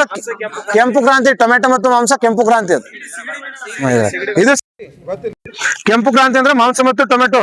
ಬೆಳ್ಳಿ ಕ್ರಾಂತಿ ಮೊಟ್ಟೆ ಅಥವಾ ಇದಕ್ಕೆ ಏನಂತ ಕರೀತಾರೆ? ಇದನ್ನ ಪಿತಾಮಹ ಅಂತ ಯಾರಿಗೆ ಕರೀತಾರ? ಪ್ರೋಟೀನ್ ಕ್ರಾಂತಿ ಮೋದಿಗೆ. ಬೂದು ಕ್ರಾಂತಿ ರಸಗೊಬ್ಬರ. ಇಲ್ಲಿ ಗೊತ್ತಿಲ್ಲ, ಕನ್ಫ್ಯೂಷನ್ ಆಗ್ತಾ. ಬೂದು ಕ್ರಾಂತಿ ಅಂದ್ರ ಕಂದು ಕ್ರಾಂತಿ ಅಂತಂದ್ರ ಚರ್ಮ ಸಂಬಂಧಿತ ಉತ್ಪನ್ನಗಳು. ದುಂಡನೆ ಕ್ರಾಂತಿ ಆಲೂಗಡ್ಡೆ.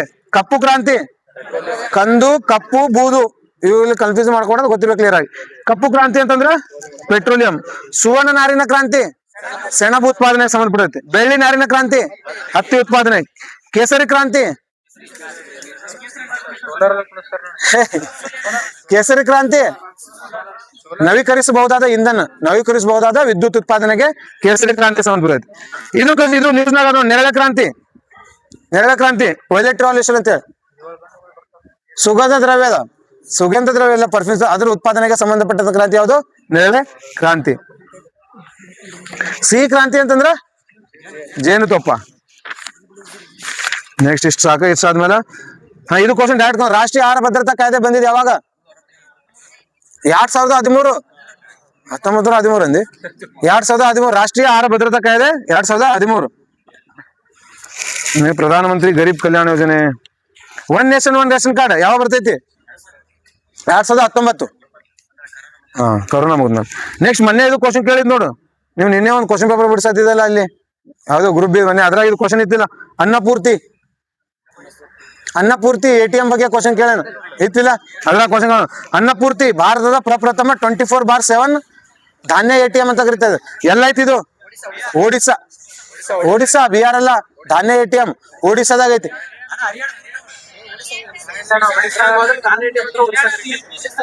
ಇದು ಅನ್ನಪೂರ್ತಿ ATM ಎಲ್ಲೈತಿ? ಒಡಿಸ್ಸಾದ ಭುವನೇಶ್ವರ್. ಕೇಳ, ಹರಿಯಾಣದಲ್ಲಿ ಸ್ಥಾಪನೆ ಆಗೈತಿ. ಅನ್ನಪೂರ್ತಿ ಭತ್ತ ಧಾನ್ಯ ATM ಎಲ್ಲಿ ಸ್ಥಾಪನೆ ಆಗದ ಏನೇನು ಹೇಳ್ಬೋದು. ಅನ್ನಪೂರ್ತಿ ಧಾನ್ಯದ ATM ಎಲ್ಲಿ ಸ್ಥಾಪನೆ ಆಗೈತೆ ಅಂದ್ರ ಒಡಿಸ್ಸಾದ ಭುವನೇಶ್ವರ್. ಯಾರ ಸಹಯೋಗದಿಂದ ಸ್ಥಾಪನೆ? ಅದ್ರಾಗ 3 ಸ್ಟೇಟ್ಮೆಂಟ್ ಕೊಟ್ಟು ನೋಡೋದು. ಕ್ವಶನ್ ಪೇಪರ್ ಇದ್ರೆ ತೆಗೆದು ನೋಡು. 10ನೇ ತಾರೀಕಿಗೆ ಕ್ವಶನ್, ಮಸ್ತ್ ಕ್ವಶನ್ ಕಾಣೋದು. 3 ಸ್ಟೇಟ್ಮೆಂಟ್ ಕೊಟ್ಟಾನ. ಒಂದನೇದು ಅದು ಬಯೋಮೆಟ್ರಿಕ್ ನಿಂತ. ಅದ್ರಾಗ ಏನಪ್ಪಾ ಅಂತಂದ್ರ ರೇಷನ್ ಕೊಡ್ತೈತೆ ಅಂತ ಏನೋ ಕೊಟ್ಟಾನ. ಎರಡನೇದು ಅದ್ರಾಗ ಏನು ಕೊಟ್ಟಾನ ಗೊತ್ತೇನು? ಬೇರೆದು ಕರ್ನಾಟಕ ರಾಜ್ಯ ಮೊದಲ ಬಾರಿಗೆ ಯಾರು ಸಹಯೋಗದಿಂದ ಮಾಡಿದೆ ಅಂತ ಕೊಟ್ಟಾನ. ಆಕ್ಚುಲಿ ಅದು ಯಾರ ಸಹಯೋಗದಿಂದ ಮಾಡ್ತಾರ ಅದನ್ನ? World economic forum. ಹೇಳ್ರಿ ಇವ್ರ ತೆಗಿ. ನಿನ್ನೆನೆ ಬಿಡಿಸಿರಲ್ಲ ಕ್ವಶನ್. ಇಲ್ಲೇ ಇದೆ, ಈಗ ನೆನ್ಪಿರಂಗಿಲ್ಲ ಅಂದ್ರೆ ಹೆಂಗ?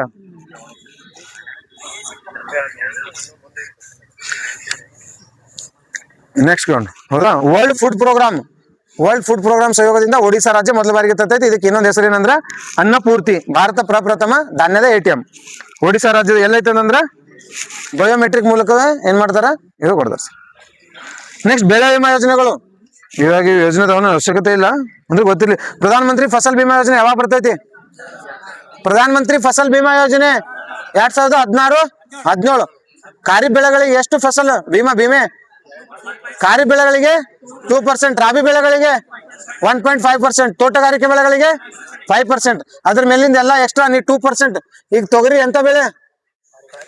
ಖಾರಿಫ್ ಬೆಳೆ, ರಾಬಿ ಬೆಳೆ. ತೊಗರಿ ಖಾರಿಫ್ ಬೆಳೆ. ತೊಗರಿಗೆ ನೀವು ಒಂದ್ ಎಷ್ಟು ಬೆಳೆತಿ ಅನ್ನೋದ್ರ ಮೇಲೆ 2 ರೂಪಾಯಿ ಕಟ್ಬೇಕು. 100 ರೂಪಾಯಿ ಕ್ವಿಂಟಲ್ ಇತ್ತಂದ್ರೆ 2 ರೂಪಾಯಿ ನೀವು ಕಟ್ಬೇಕು. ಏನಾದ್ರು ಹಾಳಾದ್ರೆ 98 ರೂಪಾಯಿ ಸರ್ಕಾರ ವಾಪಸ್ ಕೊಡ್ತೈತಿ. ಇಲ್ಲ 2 ರೂಪಾಯಿ ವಾಪಸ್ ಆ ಕಡೆ ಹೋಗ್ತಾವ. ವಿಮೆ ಕಟ್ಟಿದ್ ವಾಪಸ್ ಕೊಡಂಗಿಲ್ಲ.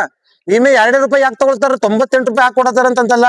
ಎಲ್ಲಾ ಕಡೆ ಬೆಳೆ ನಾಶ ಆಗ, ಕೆಲವು ಕಡೆ ಬೆಳೆ ನಾಶ ಆಗ್ತಾವ.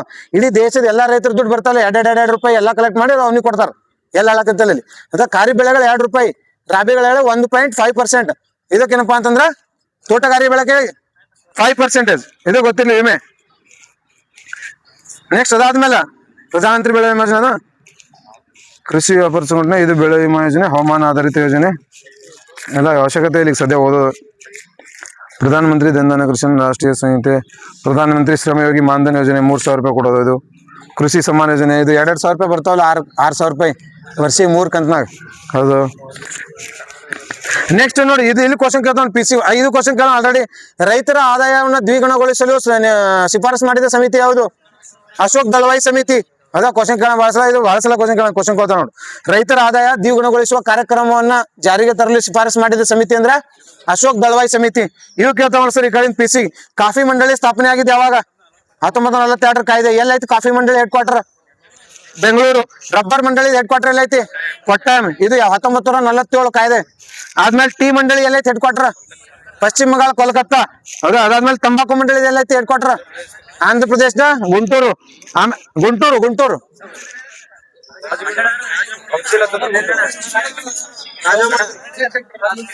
ಸರ್ ರಿಸರ್ಚ್ ಮಾಡೋದು ರಾಜಮಂಡ್ರಿದಾಗ. ಮಂಡಳಿ ಅಂತಂದ್ರ ಆಂಧ್ರ ಪ್ರದೇಶದ ಗುಂಟೂರು. ಗೊತ್ತಿಲ್ಲ. ನೆಕ್ಸ್ಟ್ ಮಸಾಲೆ ಮಂಡಳಿ ಅಂತಂದ್ರ ಕೊಚ್ಚಿ, ಕೇರಳದ ಕೊಚ್ಚಿ. ಕರ್ನಾಟಕದ ಮಸಾಲೆ ಮಂಡಳಿ ಎಲ್ಲೈತಿ? ಹುಬ್ಳಿ. ರಾಷ್ಟ್ರೀಯ ಮಾಂಸ ಮತ್ತು ಸಂಸ್ಕರಣಾ ಮಂಡಳಿ ದೆಹಲಿ. ಭಾರತೀಯ ದ್ರಾಕ್ಷಿ ಸಂಸ್ಕರಣಾ ಸಂಸ್ಥೆ ಮಂಡಳಿ ಪುಣೆ, ಮಹಾರಾಷ್ಟ್ರದ ಪುಣೆ. ನೆಕ್ಸ್ಟ್ ನೋಡ್ರಿ, ಅಂತಾರಾಷ್ಟ್ರೀಯ ಸಿರಿಧಾನ್ಯಗಳ ವರ್ಷ ಅಂತ ಕೊಟ್ಟಾನ. ಯಾವಾಗ? 2023. 2024 ಏನಂತ ಮಾಡಿದ್ರು? ಇಯರ್ ಆಫ್ ಕಾಮೆಟ್ ಇಲ್ಲ, ಅದ ಒಂಟೆಗಳ ವರ್ಷ. 2025 ಏನಂತ ಮಾಡಿದ್ರು? ಕ್ವಾಂಟಮ್ ಮಹಿಳಾ ರೈತರ ವರ್ಷ. ಕ್ವಾಂಟಮ್ ಮತ್ತ ಗ್ಲೇಷಿಯರ್ ಅಂತ ಮಾಡಿದ್ರಲ್ಲ 2025.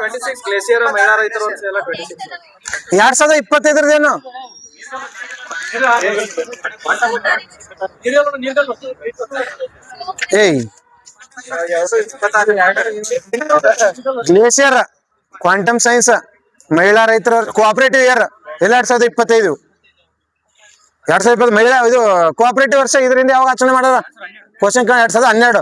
ಆಮೇಲೆ 2025 ಕ್ವಾಂಟಮ್ ಸೈನ್ಸ್, ಅದು ಕೂಡ 2025. ಗ್ಲೇಸಿಯರ್ಸ್, ಅದು ಕೂಡ 2025. ಕ್ವಾಂಟಮ್ ಕೂಡ ಅಲ್ಲೇ ಕರೆಕ್ಟ್. ಹೌದಾ? ಗ್ಲೇಸಿಯರ್ಸ್. ಮತ್ತೆ ಇನ್ನೊಂದು ಪೀಸ್ ಅಂಡ್ ಟ್ರಸ್ಟ್ ಇಯರ್ ಅಂತ ಮಾಡ್ತಾರ. Piece and trust year, quantum year, glacier year, ಇವೆಲ್ಲ 2025. 2026 ಏನು? ಮಹಿಳಾ ರೈತರು. ಮತ್ತೆ ಇದಕ್ಕೇನಂತ ವಾಲಂಟಿಯರ್ಸ್, ಮಹಿಳಾ ಸಬಲೀಕರಣಕ್ಕೆ ವಾಲಂಟಿಯರ್ಸ್ ಆಗಿ ಬರೋದು ಕೂಡ ಇದೇ ವರ್ಷ. ಹೌದಾ? ಇದು ಗೊತ್ತಿರಲಿ. ಈ ವರ್ಷ ಕೇಳ್ತಾವಣ 20 2026 ಯಾವುದು? ಏನ್ ಹೇಳ್ರಿ. ನಮಗ್ ಕಿವಿ ಕಡಿಮೆ ಕೇಳಿಸ್ತಾವು. ನೆಕ್ಸ್ಟ್ ನೋಡು, ಹೇಳ್ರಿ ಏನು ಯಾವುದು? ಅದು ಮುಂದಿನ ನಾಳೆ ನೋಡ್ಕೊಂಡ್ ಬರ್ರಿ. ಒಂದು ರಾಷ್ಟ್ರ ಒಂದು ರಸಗೊಬ್ಬರ ಯಾವಾಗ ಬರ್ತೈತಿ? 2020 ಕ್ವಶನ್ ಕೇಳ್ತಾ ನೋಡಿ. ಇವೆಲ್ಲ ಕರೆಂಟ್ ನ್ಯೂಸ್ ನಾದ ಬಾಳ. ಒಂದು ರಾಷ್ಟ್ರ ಒಂದು ರಸಗೊಬ್ಬರ 2023. ಹೌದಾ? ಇದು ಯಾವ brand? Bharat brand sir. Okay. Bharat DAP, Bharat urea ಅಂತ ಭಾರತ್ NPK ಇವೆಲ್ಲ ಗೊಬ್ಬರಗಳು ಭಾರತ್ ಹೆಸರಿಂದ ಸ್ಟಾರ್ಟ್ ಆಗ್ತಾವ. Next question. ನೆಕ್ಸ್ಟ್ ಕೈಗಾರಿಕೆ. ಇದ್ರಾಗ ಏನ್ ಕ್ವಶನ್ ಕೇಳ್ತಾವ ಗೊತ್ತೇನು? MSME 2025-26 MSME ಡಿವೈಡ್ ಮಾಡ್ಯಾರ. ಯಾವಾಗಿನ ಜಾರಿಗೆ ಬರ್ತೈತಿ ಹೊಸ ವಾಕ್ಯನ ಅಂತ ಕೇಳಿದ್ರೆ 2025 ಏಪ್ರಿಲ್ 1ರಿಂದ 2025 ಜಾರಿಗೆ ಬಂದವು. 2025 ಏಪ್ರಿಲ್ 1ರಿಂದ ಸ್ಟಾರ್ಟ್ ಆಗ್ಯಾವ ಸರ್. ಯಾವುದು ಹೊಸ ವಾಕ್ಯನ? ಹೇಳ್ರಿ, ಹೊಸ ವಾಕ್ಯನ ಏನಿರ್ದಾವ್? Micro, small, medium. ಮೈಕ್ರೋ ನೋಡು, ಹೂಡಿಕೆ ಒಂದು ವಹಿವಾಟು. ಒಂದು ಹೂಡಿಕೆ, ಒಂದು ವಹಿವಾಟು. ಒಂದು ಮೈಕ್ರೋ, ಸ್ಮಾಲ್ ಮೀಡಿಯಂ. ಮೈಕ್ರೋ ಎಷ್ಟು ಹೂಡಿಕೆ? 2.5 ಹೂಡಿಕೆ. ವಹಿವಾಟು ಎಷ್ಟು? 10 ಕೋಟಿ. 2.5 ಇನ್ನೊಂದು ಮೂರರದ್ದು ಹೂಡಿಕೆ ಹೇಳ್ಬಿಡ್ತೀವಿ ನೋಡಿ. 2.5 25 125. 2.5 25 125 ಹೂಡಿಕೆ. ಇದ್ರದ್ದು 10 100 500. 10 ಕೋಟಿ 100 ಕೋಟಿ 500 ಕೋಟಿ. ಇದು ವಾರ್ಷಿಕ ವಹಿವಾಟು. ಇದು ಬಂಡವಾಳಕ್ಕೆ ಮೈಕ್ರೋ ಇಂಡಸ್ಟ್ರಿ ಬಂಡವಾಳ ಎಷ್ಟು ಅಂತ ಕೇಳಿದ್ರೆ 2.5 crore. ಸ್ಮಾಲ್ ಇಂಡಸ್ಟ್ರಿ ಎಷ್ಟು ಅಂತ ಕೇಳಿದ್ರ 25. ಮೀಡಿಯಂ ಇಂಡಸ್ಟ್ರಿ ಎಷ್ಟು ಅಂತ ಕೇಳಿದ್ರ 125. ಅದ ವಹಿವಾಟು ಮೈಕ್ರೋ ಇಂಡಸ್ಟ್ರಿ ಎಷ್ಟು ಅಂದ್ರೆ 10, ಸ್ಮಾಲ್ ಇಂಡಸ್ಟ್ರಿಗೆ 100 ಮತ್ತು ಮಧ್ಯಮ ಅಂತಂದ್ರ 500 crore. ಇದು ಹೊಸ ಡೆಫಿನೇಷನ್ ಗೊತ್ತಿರ್ಬೇಕು. ಕ್ವಶನ್ ಕೇಳ್ತಾ ಇದ್ರೆ ಅಲ್ಲಿ ಪಕ್ಕ. ನೆಕ್ಸ್ಟ್ ಅದಾದ್ಮೇಲೆ ಪ್ರಧಾನ ಮಂತ್ರಿ ಮುದ್ರಾ ಯೋಜನೆ. ಪ್ರಧಾನ ಮಂತ್ರಿ ಮುದ್ರಾ ಯೋಜನೆ ಯಾವಾಗ ಬರ್ತೈತಿ? 2000. ಅದು ಇಂಥವು ಕ್ವಶನ್ ಕೇಳ್ತಾನೆ. ಇದ್ರಾಗ ಒಂದು ಹೊಸದು ಇದು ಆಗತ್ತಲ್ಲ. ಎಷ್ಟು ಸ್ಲ್ಯಾಬ್ಗಳದಾವ ಇದ್ರಾಗ? ಈಗ 4 ಯಾವ? ಶಿಶು ಕಿಶೋರ್ ತರುಣ ಪ್ಲಸ್ ಶಿಶು ಕಿಶೋರ್ ತರುಣ ಪ್ಲಸ್. ಶಿಶು ಎಲ್ಲಿ ತನ ಕೊಡ್ತಾರ? 50,000 ತನ. ಕಿಶೋರಕ್ಕ 5 ಲಕ್ಷ. ತರುಣಾಗ 10 ಲಕ್ಷ. ತರುಣ ಪ್ಲಸ್ಗೆ 10 ರಿಂದ 20 ಲಕ್ಷ. ಯಾವಾಗ ಬರ್ತೈತಿ ಇದು? ಇದ್ರ ಫುಲ್ ಫಾರ್ಮ್ ಏನ್ ಮುದ್ರಾ? ಅದು micro unit development refinance agency. Question ಕೇಳ್ತಾನೆ ಗೊತ್ತಿರ್ಬೇಕು. ಹೌದಾ? ಹೊಸದು micro unit development refinance agency. ಇದ್ರದ್ದು ಮೋಟೋ ಏನೈತಿ? Funding for unfunded. ಯಾರಿಗೆ ಫಂಡಿಂಗ್ ಎಲ್ಲಿಂದ ಬರೋದಿಲ್ಲ ಅಲ್ಲಿ ಅವ್ರಿಗೆ ನಾವು ಫಂಡ್ ಮಾಡ್ತೀವಿ ಅಂತ ಇರ್ತಾರ. ಯಾರಿಗೆ ಎಲ್ಲಿಂದಲೂ ಫಂಡಿಂಗ್ ಬರೋದಿಲ್ಲ ನೋಡು, ಅವ್ರಿಗೆ ನಾವು ಫಂಡಿಂಗ್ ಮಾಡ್ತೀವಿ ಅಂತ ಹೇಳ್ತಾರ. ಈಗ ಗೊತ್ತಿರ್ಲಿ ಎಷ್ಟು ಇಂಪಾರ್ಟೆಂಟ್. ಅದಾದ್ಮೇಲೆ ನೆಕ್ಸ್ಟ್ ನೋಡು ಕೈಗಾರಿಕಾ ನೀತಿ. ಫಾಸ್ಟ್ ಹೇಳ್ತೀನಿ ನೋಡಿ. ಜಸ್ಟ್ ಇದು ಒಂದೊಂದು ಪಾಯಿಂಟ್. ಒಂದೇದು ಭಾರತ ಮೊದಲ ಕೈಗಾರಿಕಾ ನೀತಿ ಯಾವುದು? 1948 ಕೈಗಾರಿಕಾ ನೀತಿ. ಇದ್ರಾಗ ಏನ್ ಮಾಡ್ರ ಏನಿಲ್ಲ, ತಲೆ ಕಟ್ಸ್ಕೊಬೇಡ್ರಿ. ಈಗ ಓದೋ ಟೈಮ್ ಅಲ್ಲ, ಓದ್ಲೂಬಾರ್ದಿ. ಅದ ಎರಡನೇ ನೋಡಿ 1956 ಕೈಗಾರಿಕೆ. ಭಾರತ ಆರ್ಥಿಕ ಸಂವಿಧಾನ ಅಂತ ಯಾವ್ದು ಕರೀತಾರ? 1956 ಕೈಗಾರಿಕೆನ ಭಾರತ ಆರ್ಥಿಕ ಸಂವಿಧಾನ. ಎರಡನೇ ಪಾಯಿಂಟ್, ಭಾರತವನ್ನ ಲೈಸೆನ್ಸ್ ರಾಜ್ಯನಾಗಿ ಪರಿವರ್ತಿಸಿದ ಆರ್ಥಿಕ ನೀತಿ ಅಂದ್ರೆ ಯಾವುದು? 1956. 2 ಪಾಯಿಂಟ್ ಗೊತ್ತಿಲ್ಲ. 1969 ಕೈಗಾರಿಕಾ ನೀತಿ. ಇಲ್ಲಿ ಕ್ವಶನ್ ಕೇಳ್ತಾ ನೋಡು. MRTP ಕಾಯ್ದೆ ಜಾರಿಗೆ ಬಂದದ ಯಾವ ಕೈಗಾರಿಕಾ ನೀತಿಯಲ್ಲಿ? 1969. MRTP ವಿಸ್ತೃತ ರೂಪ ಕೇಳ್ತಾನೆ ಬಹಳ ಸಲ. ಏನ? ಮೊನೋಪಲಿ restrictive and trade practices sir. ಮೊನೋಪಲಿ ಅಂತಂದ್ರೇನು? ಏಕಸ್ವಾಮ್ಯ. ಮಾರುಕಟ್ಟೆಯಲ್ಲಿ ಯಾರು ಒಬ್ಬರೇ ಶ್ರೇಷ್ಠವಾಗಿ ಬೆಳಿಬಾರ್ದು ಅಂತೇಳಿ ಎಷ್ಟು ಕೋಟಿಗೆ ತರ್ತಾರೆ ಮೊದಲು ಬಾರಿಗೆ? ಇದಕ್ಕ 25 ಕೋಟಿ. 25 ಕೋಟಿಗೆ MRTP ಯಾಕೆ ತರ್ತಾರೆ? ಯಾವಾಗ? 1969. MRTP ಯಾಕೆ ಜಾರಿಗೆ ಬಂದಿದೆ ಯಾವಾಗ? 1973. 4 ವರ್ಷಗಳು. 69 ಕಾಯ್ದೆ ಬರ್ತಾರೆ, 73ದಾಗ ಜಾರಿಗೆ ಬರ್ತೈತಿ. ಇದು ಗೊತ್ತಿಲ್ಲ. ಅದ ನೆಕ್ಸ್ಟ್ 1973 ಕೈಗಾರಿಕಾ ನೀತಿ. 1973 ಕೈಗಾರಿಕಾ ನೀತಿ 2 ಇಂಪಾರ್ಟೆಂಟ್. ಮೂಲ ಕೈಗಾರಿಕೆಗಳು ಬಂದು ಯಾವ ಕಾಯ್ದೆ ಅಂತಂದ್ರೆ 1973. ಇನ್ನೊಂದು FERA act, foreign exchange and regulation act. ಈ 2 ಕೇಳ್ತಾನ. ಫೇರಾ ಆಕ್ಟ್ ಮತ್ತು ಮೂಲ ಕೈಗಾರಿಕೆಗಳು ಈ ಕೆಳಗಿನ ಯಾವ ಕೈಗಾರಿಕಾ ನೀತಿಯಲ್ಲಿ ಹುಟ್ಟಿಕೊಂಡಿದ್ವು ಅಂತಂದ್ರ 1973 ಕೈಗಾರಿಕಾ ನೀತಿ. ಫೇರಾ ಆಕ್ಟ್ 1973. ಫೇರಾ ಫುಲ್ ಫಾರ್ಮ್ ಏನು? ಫಾರಿನ್ ಎಕ್ಸ್ಚೇಂಜ್ ಅಂಡ್ ಈಗ ಚೇಂಜ್ ಮಾಡ್ಯಾರ. ಫಾರಿನ್ ಎಕ್ಸ್ಚೇಂಜ್ ಫೇಮಾ ಚೇಂಜ್ ಮಾಡ್ಯಾರ. ಇದನ್ನ ಮಟ್ಟ ಅದನ್ನ ವಿದೇಶದಿಂದ ದೇಣಿಗೆ ಬರ್ತಾವಲ್ಲ. ಲಾಸ್ಟ್ ಟೈಮ್ PSI ಕ್ವಶನ್ ಕೇಳೋಣ.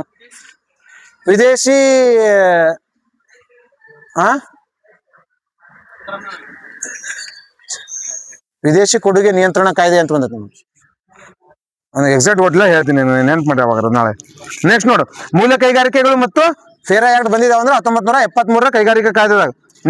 ನೆಕ್ಸ್ಟ್ ನೋಡು ಯಾವ್ದು ಇಂಪಾರ್ಟೆಂಟ್ ಆಯ್ತು ಮುಗಿತು. 1991 ಹೊಸ ಕೈಗಾರಿಕಾ ನೀತಿ ಸರ್. ಯಾವಾಗ ಬರ್ತೈತಿ ಇದು? ಕ್ವಶನ್ ಇದು ಡೇಟ್ ಕೇಳ್ತಾನೆ. ಇದು ಕೇಳೋಣ. 1971 ಯಾವ್ದ? ಜುಲೈ 24. 1991. ಏನೇನು? LPG.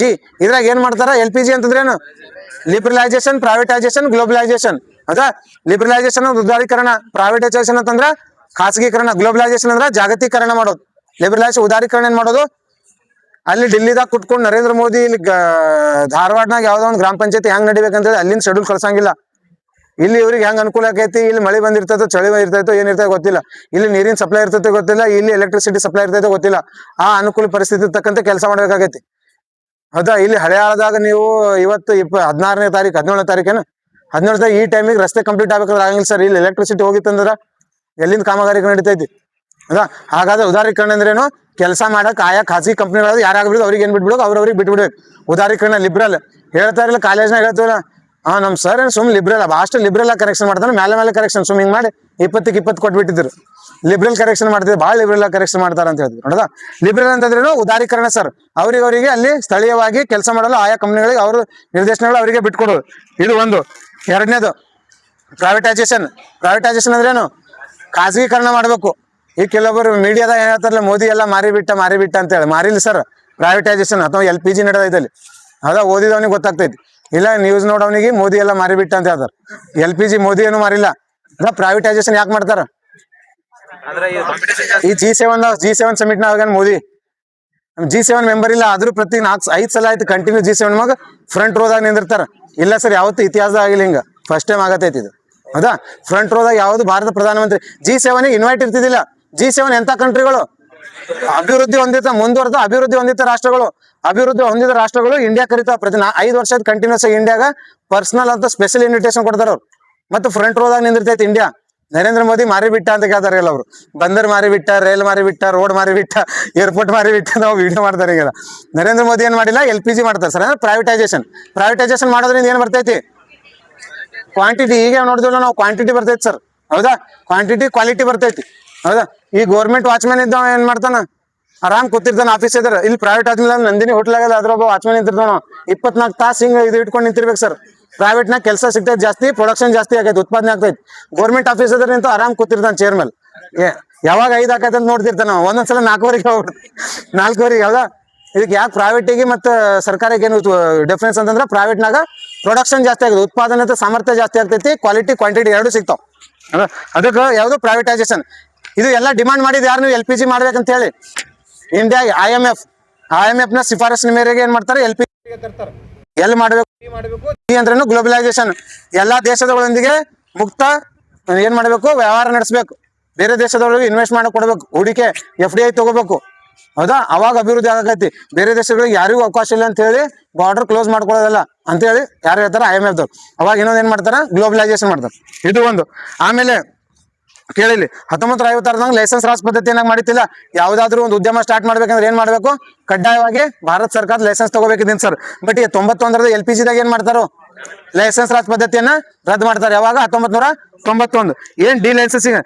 ಈಗ ಲೈಸೆನ್ಸ್ ಇರೋದ್ ಪದ್ಧತಿಗಳು ಯಾವ್ಯಾವ ಅಂದ್ರೆ, ಉದ್ಯಮಗಳು ಯಾವ್ಯಾವ ಅದಾವ? ಕೇವಲ 4 ಅದಾವ ಲೈಸೆನ್ಸ್ ತಗೋಬೇಕಾಗಿರೋದು. ಯಾವ್ಯಾವು? ಒಂದು ತಂಬಾಕು ಮತ್ತು ಸಿಗರೇಟ್, ತಂಬಾಕು ಮತ್ತು ತಂಬಾಕು ಸಂಬಂಧಿತ ಉತ್ಪನ್ನಗಳು. 2ನೇದು ರಸಗೊಬ್ಬರಗಳು. 3ನೇದು ಎಕ್ಸ್ಪ್ಲೋಷನ್ಸ್ ಅಂದ್ರೆ ಕೈಗಾರಿಕಾ ಸ್ಫೋಟಕಗಳು. ಇನ್ನೊಂದು ಯಾವುದು? ಔಷಧಿ ಮತ್ತು ಮೆಡಿಕಲ್ಸ್ಗಳು. ಹೌದಾ? ರೈಲ್ವೆ ಸರ್ಕಾರಿ ವ್ಯವಸ್ಥೆದಾಗ ಆಯ್ತದ. ಅದಕ್ಕೆ ಲೈಸೆನ್ಸ್ ತಗೊಂಡು ಬೇರೆದವ್ರಿಗೆ ಸ್ಥಾಪನೆ ಈಗ ಮಾಡತ್ತಾರ್ತಡೆ. ರೈಲ್ವೆ ಸರ್ಕಾರಿ ಇದ್ರಾಗದು ಅಂದ್ರೆ ರಿಸರ್ವ್ಡ್. ಸರ್ಕಾರ ಉತ್ಪಾದನೆ ಮಾಡುವಂತ 2 ವ್ಯವಸ್ಥೆಗಳು ಯಾವ್ಯಾವ ಅಂದ್ರೆ, ಒಂದು ರೈಲ್ವೆ, ಇನ್ನೊಂದು ಅಣುಶಕ್ತಿ. 2 ಸರ್ಕಾರ ಅಂಡದಾಗ ಅದಾವ. ಅದು ಲೈಸೆನ್ಸ್ ರಾಜ್ ಪದ್ಧತಿಯಲ್ಲಿ ಇಲ್ಲ. ಲೈಸೆನ್ಸ್ ರಾಜ್ ಪದ್ಧತಿಯಲ್ಲಿ 4. 1ನೇದೇನು? ರಕ್ಷಣಾ ಕೈಗಾರಿಕೆಗಳು ಅಥವಾ ರಕ್ಷಣಾ ಸ್ಫೋಟಗಳು. 2ನೇದು ಸಿಗರೇಟ್ ಮತ್ತು ಮೊದಲಾದ ತಂಬಾಕು ಸಂಬಂಧಿತ ಉತ್ಪನ್ನಗಳು. 3ನೇದು ಕೈಗಾರಿಕಾ ಸ್ಫೋಟಗಳು. 4ನೇದು ಫಾರ್ಮಾಸ್ಯೂಟಿಕಲ್ಸ್, ಮೆಡಿಕಲ್ಸ್ಗಳು ಮತ್ತು ರಾಸಾಯನಿಕಗಳು, ಕೆಮಿಕಲ್ಸ್ಗಳು. ಇದು ಗೊತ್ತಿರಿ. ಮೀಸಲಾತಿ ಪದ್ಧತಿ ರದ್ದು ಮಾಡ್ತಾರೆ. ಮೀಸಲಾತಿದಾಗ ಕೇವಲ ಎಷ್ಟದಾವ ಈಗ? 2. 1ನೇದು ಅಣುಶಕ್ತಿ, ಇನ್ನೊಂದು ರೈಲ್ವೆ. ಇವೆಲ್ಲ ಇದ್ರಾಗ ತಂದಿರೋದು. ನೆಕ್ಸ್ಟ್ MRTP ಆಕ್ಟ್ನ ರದ್ದು ಮಾಡ್ತಾರೆ. MRTP ಆಕ್ಟ್ ಯಾವಾಗ ಬರ್ತೈತಿ? ಯಾವ ಕೈಗಾರಿಕಾ ಕಾಯ್ದೆದಾಗ? 69ದಾಗ ಬರ್ತೈತಿ ಸರ್. ಇದ್ರಾಗ ರದ್ದು ಮಾಡ್ತಾರ. ಏನ್ ಹೇಳ್ತೈತಿ IMF? MRTP ಅಂದ್ರೆ ಏನು? MRTP ಅಂದ್ರೆ ಮೊನೊಪೊಲಿ ರಿಸ್ಟ್ರಿಕ್ಟಿವ್ ಟ್ರೇಡ್ ಪ್ರಾಕ್ಟೀಸಸ್. ಯಾವ್ದಾದ್ರು ಒಂದನ್ನ ಅಥವಾ ಒಂದು ಬಿಸ್ನೆಸ್ ಅನ್ನ ಏಕಸ್ವಾಮ್ಯ ಮೊನೊಪೊಲಿಯಾಗಿ ಬೆಳಕ್ ಕೊಡ್ಬಾರ್ದು ಅಂತೇಳಿ IMF ಏನ್ ಹೇಳ್ತೈತಿ? ಹೆಂಗ್ ಬೆಳಕ್ ಕೊಡಂಗಿಲ್ಲ, ಕಾಂಪಿಟೇಷನ್ ಹೆಂಗ್ ಹೆಚ್ಚಬೇಕು, ಅದ್ರ ಮಧ್ಯೆ ನೀವು ಅವ್ರಿಗೆ ರಿಸ್ಟ್ರಿಕ್ಟ್ ಮಾಡಬಾರ್ದು. ಇವತ್ತು ₹100 ದುಡಿಯೋ, ನಾಳೆ ₹150 ದುಡಿಯೋ ಸಾಮರ್ಥ್ಯ ಇರ್ಬೇಕು ಅವ್ನಿಗೆ. ಮುಂದಿನ ವರ್ಷ ₹200 ದುಡಿಯೋ ಸಾಮರ್ಥ್ಯ ಹೆಚ್ಚಿಸ್ಕೋಬೇಕು. ಹಂಗಂತೇಳಿ ಅದಕ್ಕೆ ಕಾಂಪಿಟೇಷನ್ ತಗೊಂಡ್ಬರ್ಬೇಕು ಅವ್ರವ್ರ ಮಧ್ಯೆ. ಅದಕ್ಕೆ ಕಾಂಪಿಟೇಟಿವ್ ಆಕ್ಟ್ ತರ್ತಾರೆ. ಯಾವಾಗ? ಸ್ಪರ್ಧಾತ್ಮಕ ಕಾಯ್ದೆ ಯಾವಾಗ ಬರ್ತೈತಿ? 2000 ಗೊತ್ತಿರ್ಲಿ. ಯಾವ ಸಮಿತಿ ಶಿಫಾರಸು ಮೇರೆಗೆ ಸ್ಪರ್ಧಾತ್ಮಕ ಕಾಯ್ದೆ ಬರ್ತೈತಿ? ರಾಘವನ್ ಕಮಿಟಿ. ಕ್ವಶನ್ ಕೇಳ ನೋಡಿದು. ಎಷ್ಟು ಗೊತ್ತಿರ್ಲಿ. ಇದೇನಪ್ಪಾ ಅಂತಂದ್ರೆ ಇದು. ನೆಕ್ಸ್ಟ್ ಕೈಗಾರಿಕಾ ಸೂಚ್ಯಂಕ. ಇದು ಕೈಗಾರಿಕಾ ಸೂಚ್ಯಂಕ ಯಾರು ಬಿಡುಗಡೆ ಮಾಡ್ತಾರ? NSO ದವ್ರು. ಕೈಗಾರಿಕಾ ಸೂಚ್ಯಂಕದಾಗ ಎಷ್ಟು ಭಾಗಗಳದಾವ? 3. ಯಾವ್ಯಾವು? ತಯಾರಿಕಾ ಸರಕುಗಳು, ಗಣಿಗಾರಿಕೆ ಸರಕುಗಳು, ವಿದ್ಯುತ್ ಸರಕುಗಳು. ಕ್ವಶನ್ ಕೇಳ ನೋಡು. ಕೈಗಾರಿಕಾ ಉತ್ಪನ್ನ ಸೂಚ್ಯಂಕದಲ್ಲಿ ಅತಿ ಹೆಚ್ಚಿನ ವೇಟೇಜ್ ಹೊಂದಿರುವಂತ ಯಾವ್ದು ಅಂತಂದ್ರ ತಯಾರಿಕಾ ಸರಕುಗಳು. ಅತಿ ಕಡಿಮೆ ಅಂದ್ರ ವಿದ್ಯುತ್ ಸರಕುಗಳು. ನೆಕ್ಸ್ಟ್ ಮೂಲ ಕೈಗಾರಿಕೆಗಳು. ಎಷ್ಟು ಕೈಗಾರಿಕೆಗಳದ? ಮೂಲ 8. 1ನೇದು ಅತಿ ಹೆಚ್ಚಿನ ವೇಟೇಜ್ ಹೊಂದಿರೋದು ಯಾವುದು? ರಿಫೈನರಿ ಪ್ರಾಡಕ್ಟ್ಸ್, ಸಂಸ್ಕರಿಸಿದ ಉತ್ಪನ್ನಗಳು. 2ನೇದೇನು? ಎಲೆಕ್ಟ್ರಿಸಿಟಿ, ವಿದ್ಯುತ್ ಶಕ್ತಿ. 3ನೇದೇನು? ಕಚ್ಚಾ ತೈಲ, ಕಲ್ಲಿದ. 2ನೇದು ಸ್ಟೀಲ್ ಅಂಡ್ ಐರನ್. ಐರನ್ ಮತ್ತು ಸ್ಟೀಲ್ ಸಪರೇಟ್ ಆಗಿ ಕೊಟ್ಟಿದ್ರೆ ಐರನ್ ಇಲ್ಲ ಅಂತ ಆಗ್ಬೇಕು. ಗೊತ್ತಿರ್ಲಿ, ಕ್ವಶನ್ ಆಗಿದೆ ಆಲ್ರೆಡಿ. ಐರನ್ ಮತ್ತು ಸ್ಟೀಲ್ ಸಪರೇಟ್. ಈ ಕೆಳಗಿನಲ್ಲಿ ಯಾವುವು ಮೂಲ ಕೈಗಾರಿಕೆ ಅಡಿಯಲ್ಲಿ ಬರುತ್ತವೆ? ವಿದ್ಯುತ್ ಶಕ್ತಿ, ಐರನ್ ಕಬ್ಬಿಣ, ಸ್ಟೀಲ್ ರಸಗೊಬ್ಬರ, ಇದರ ಕೂಡ ಸಂಸ್ಕರಿಸಿದ ಉತ್ಪನ್ನಗಳು. ಯಾವುವು ಮೂಲ ಕೈಗಾರಿಕೆ ಅಂತ ಹಾಕಿದ್ರೆ ಏನಾಗಬೇಕು? ಕಬ್ಬಿಣ ಇಲ್ಲ ಸರ್, ಕಬ್ಬಿಣ ಸ್ಟೀಲ್ ಜೊತೆ ಕೊಟ್ಟಿದ್ರೆ ಅಷ್ಟೇ ಆಗ್ಬೇಕು. ಇದು ಗೊತ್ತಿಲ್ಲ, ಕ್ವಶನ್ ಕೇಳೋಣ ಭಾಳ ಸಲ. ಅದಾவது ಒಂದನೇದು ಯಾವುದು? Refinery products. ಎರಡನೇದು ಎಲೆಕ್ಟ್ರಿಸಿಟಿ. ಮೂರನೇದು ಸ್ಟೀಲ್ ಅಂಡ್ ಸ್ಟೀಲ್. ನಾಲ್ಕನೇದು ಕೋಲ್ ಅಂತಂದ್ರೆ ಏನು? ಕಲ್ಲಿದ್ಲು. ಐದನೇದು ಕ್ರೂಡ್ ಆಯಿಲ್, ಕಚ್ಚಾ ತೈಲ. ಆರನೇದು ಸಿಮೆಂಟ್ ನ್ಯಾಚುರಲ್ ಗ್ಯಾಸ್, ನೈಸರ್ಗಿಕ ತೈಲ. ಏಳನೇದು ಸಿಮೆಂಟ್. ಎಂಟನೇದು ಫರ್ಟಿಲೈಸರ್ಸ್ ಅಂದ್ರೆ ರಸಗೊಬ್ಬರಗಳು. ಹೌದಾ? ಇವೆಲ್ಲ ಗೊತ್ತಿರ್ಬೇಕು ನೋಡಿ ಸೀಕ್ವೆನ್ಸ್ ನ. ಎದ್ರಾಗ ಮೂಲ ಕೈಗಾರಿಕಾ ಕಾನ್ಸೆಪ್ಟ್ ಎದ್ರಾಗ ಬರ್ತೈತಿ? ಯಾವ ಕೈಗಾರಿಕಾ ಕಾಯ್ದೆದಾಗ? 73ದಾಗ. ಮತ್ತೆ ಅದ್ರ ಜೊತೆಗೆ ಫೇರಾಯ್ ಆಗ್ತದೆ. ಎರಡು ಅದ್ರ ಬಂದವ. ನೆಕ್ಸ್ಟ್ ಈ ಸ್ಪರ್ಧಾತ್ಮಕತೆ ಹೆಚ್ಚಿಸ್ಬೇಕಲ್ಲ, PSU ಪಬ್ಲಿಕ್ ಸೆಕ್ಟರ್ ಎಂಟರ್ಪ್ರೈಸಸ್ನಾಗ, PSUಸ್ನಾಗ. ಅದಕ್ಕ 3 ತತ್ತಾರ. ಒಂದು ನವರತ್ನ, ಮಿನಿ ರತ್ನ, ಮಹಾರತ್ನ ಅಂತೇಳಿ. ಹೌದಾ? ಮಿನಿ ರತ್ನ ಅಂತಂದ್ರೆ ಏನು? ಮಿನಿ ರತ್ನದಾಗ 2 category. Mini Ratna category 1, mini Ratna category 2. Mini Ratna category 1 ಅಂದ್ರೆ ಏನು? ಒಂದು ಕೈಗಾರಿಕೆ ಸತತ 3 ವರ್ಷಗಳಿಂದ ಲಾಭ ಪಡಿತಿರ್ಬೇಕು. ಒಂದನೇದು. ಎರಡನೇದು, ಆ 3 ವರ್ಷಗಳಲ್ಲಿ ಯಾವ್ದಾದ್ರು 1 ವರ್ಷ ಏನಾಗಿರ್ಬೇಕು? 30 ಕೋಟಿ ಲಾಭ ಹೊಂದಿರ್ಬೇಕು. ಇದಕ್ಕೆ ಏನಂತಾರ? Mini Ratna category A. Simple. Mini Ratna category 2 ಭಾಗ ಕೈಗಾರಿಕೆಗಳಿಗೆ. ಒಂದನೇದು ಸರ್, ಸತತ 3 ವರ್ಷಗಳಿಂದ ಲಾಭ ಪಡಿತಿರ್ಬೇಕು. ಆ 3 ವರ್ಷದಲ್ಲಿ ಯಾವ್ದಾದ್ರು 1 ವರ್ಷದ 30 ಕೋಟಿ ಲಾಭ ಹೊಂದಿರ್ಬೇಕು. ಅದಕ್ಕೆ ಮಿನಿ ರತ್ನ ಕ್ಯಾಟಗರಿ ಎದ ಹಾಕ್ತಾರ. ಇಂಥ ಕೈಗಾರಿಕೆಗಳಿಗೆ ಸರ್ಕಾರದ ಅನುಮತಿ ಇಲ್ಲದೆ 500 ಕೋಟಿ ರೂಪಾಯಿ ವೆಚ್ಚ ಮಾಡುವಂತ.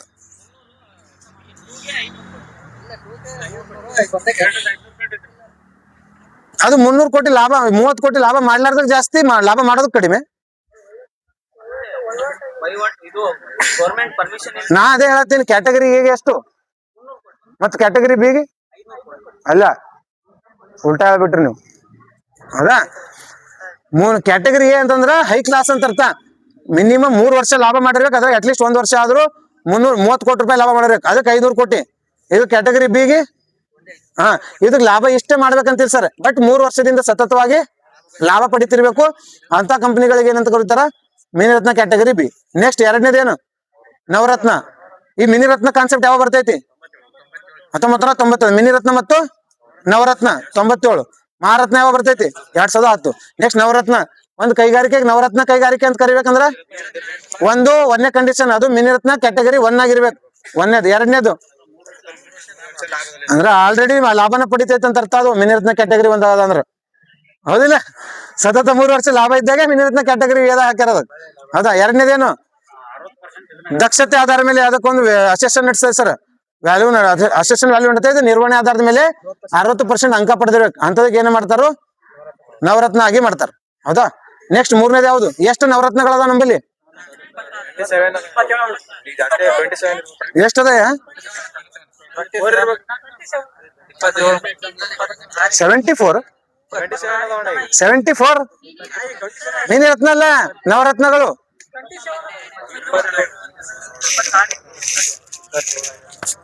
ನವರತ್ನಗಳು ಎಷ್ಟದಾವ ನೋಡು? 26 ಯಾವುದು? 26 ಯಾವುದು? ನೋಡೋದು ಒಂದು ಯುವರಾಜ್. ನೆಕ್ಸ್ಟ್ ನೋಡು, ನವರತ್ನ 26 ಅದಾವ. ನಾವು 26 ಅಲ್ಲ, ಯಾವ್ದು 26? Indian railway finance corporation. ಅದಲ್ಲ, ಅದು ಒಳ್ಳೇದದ.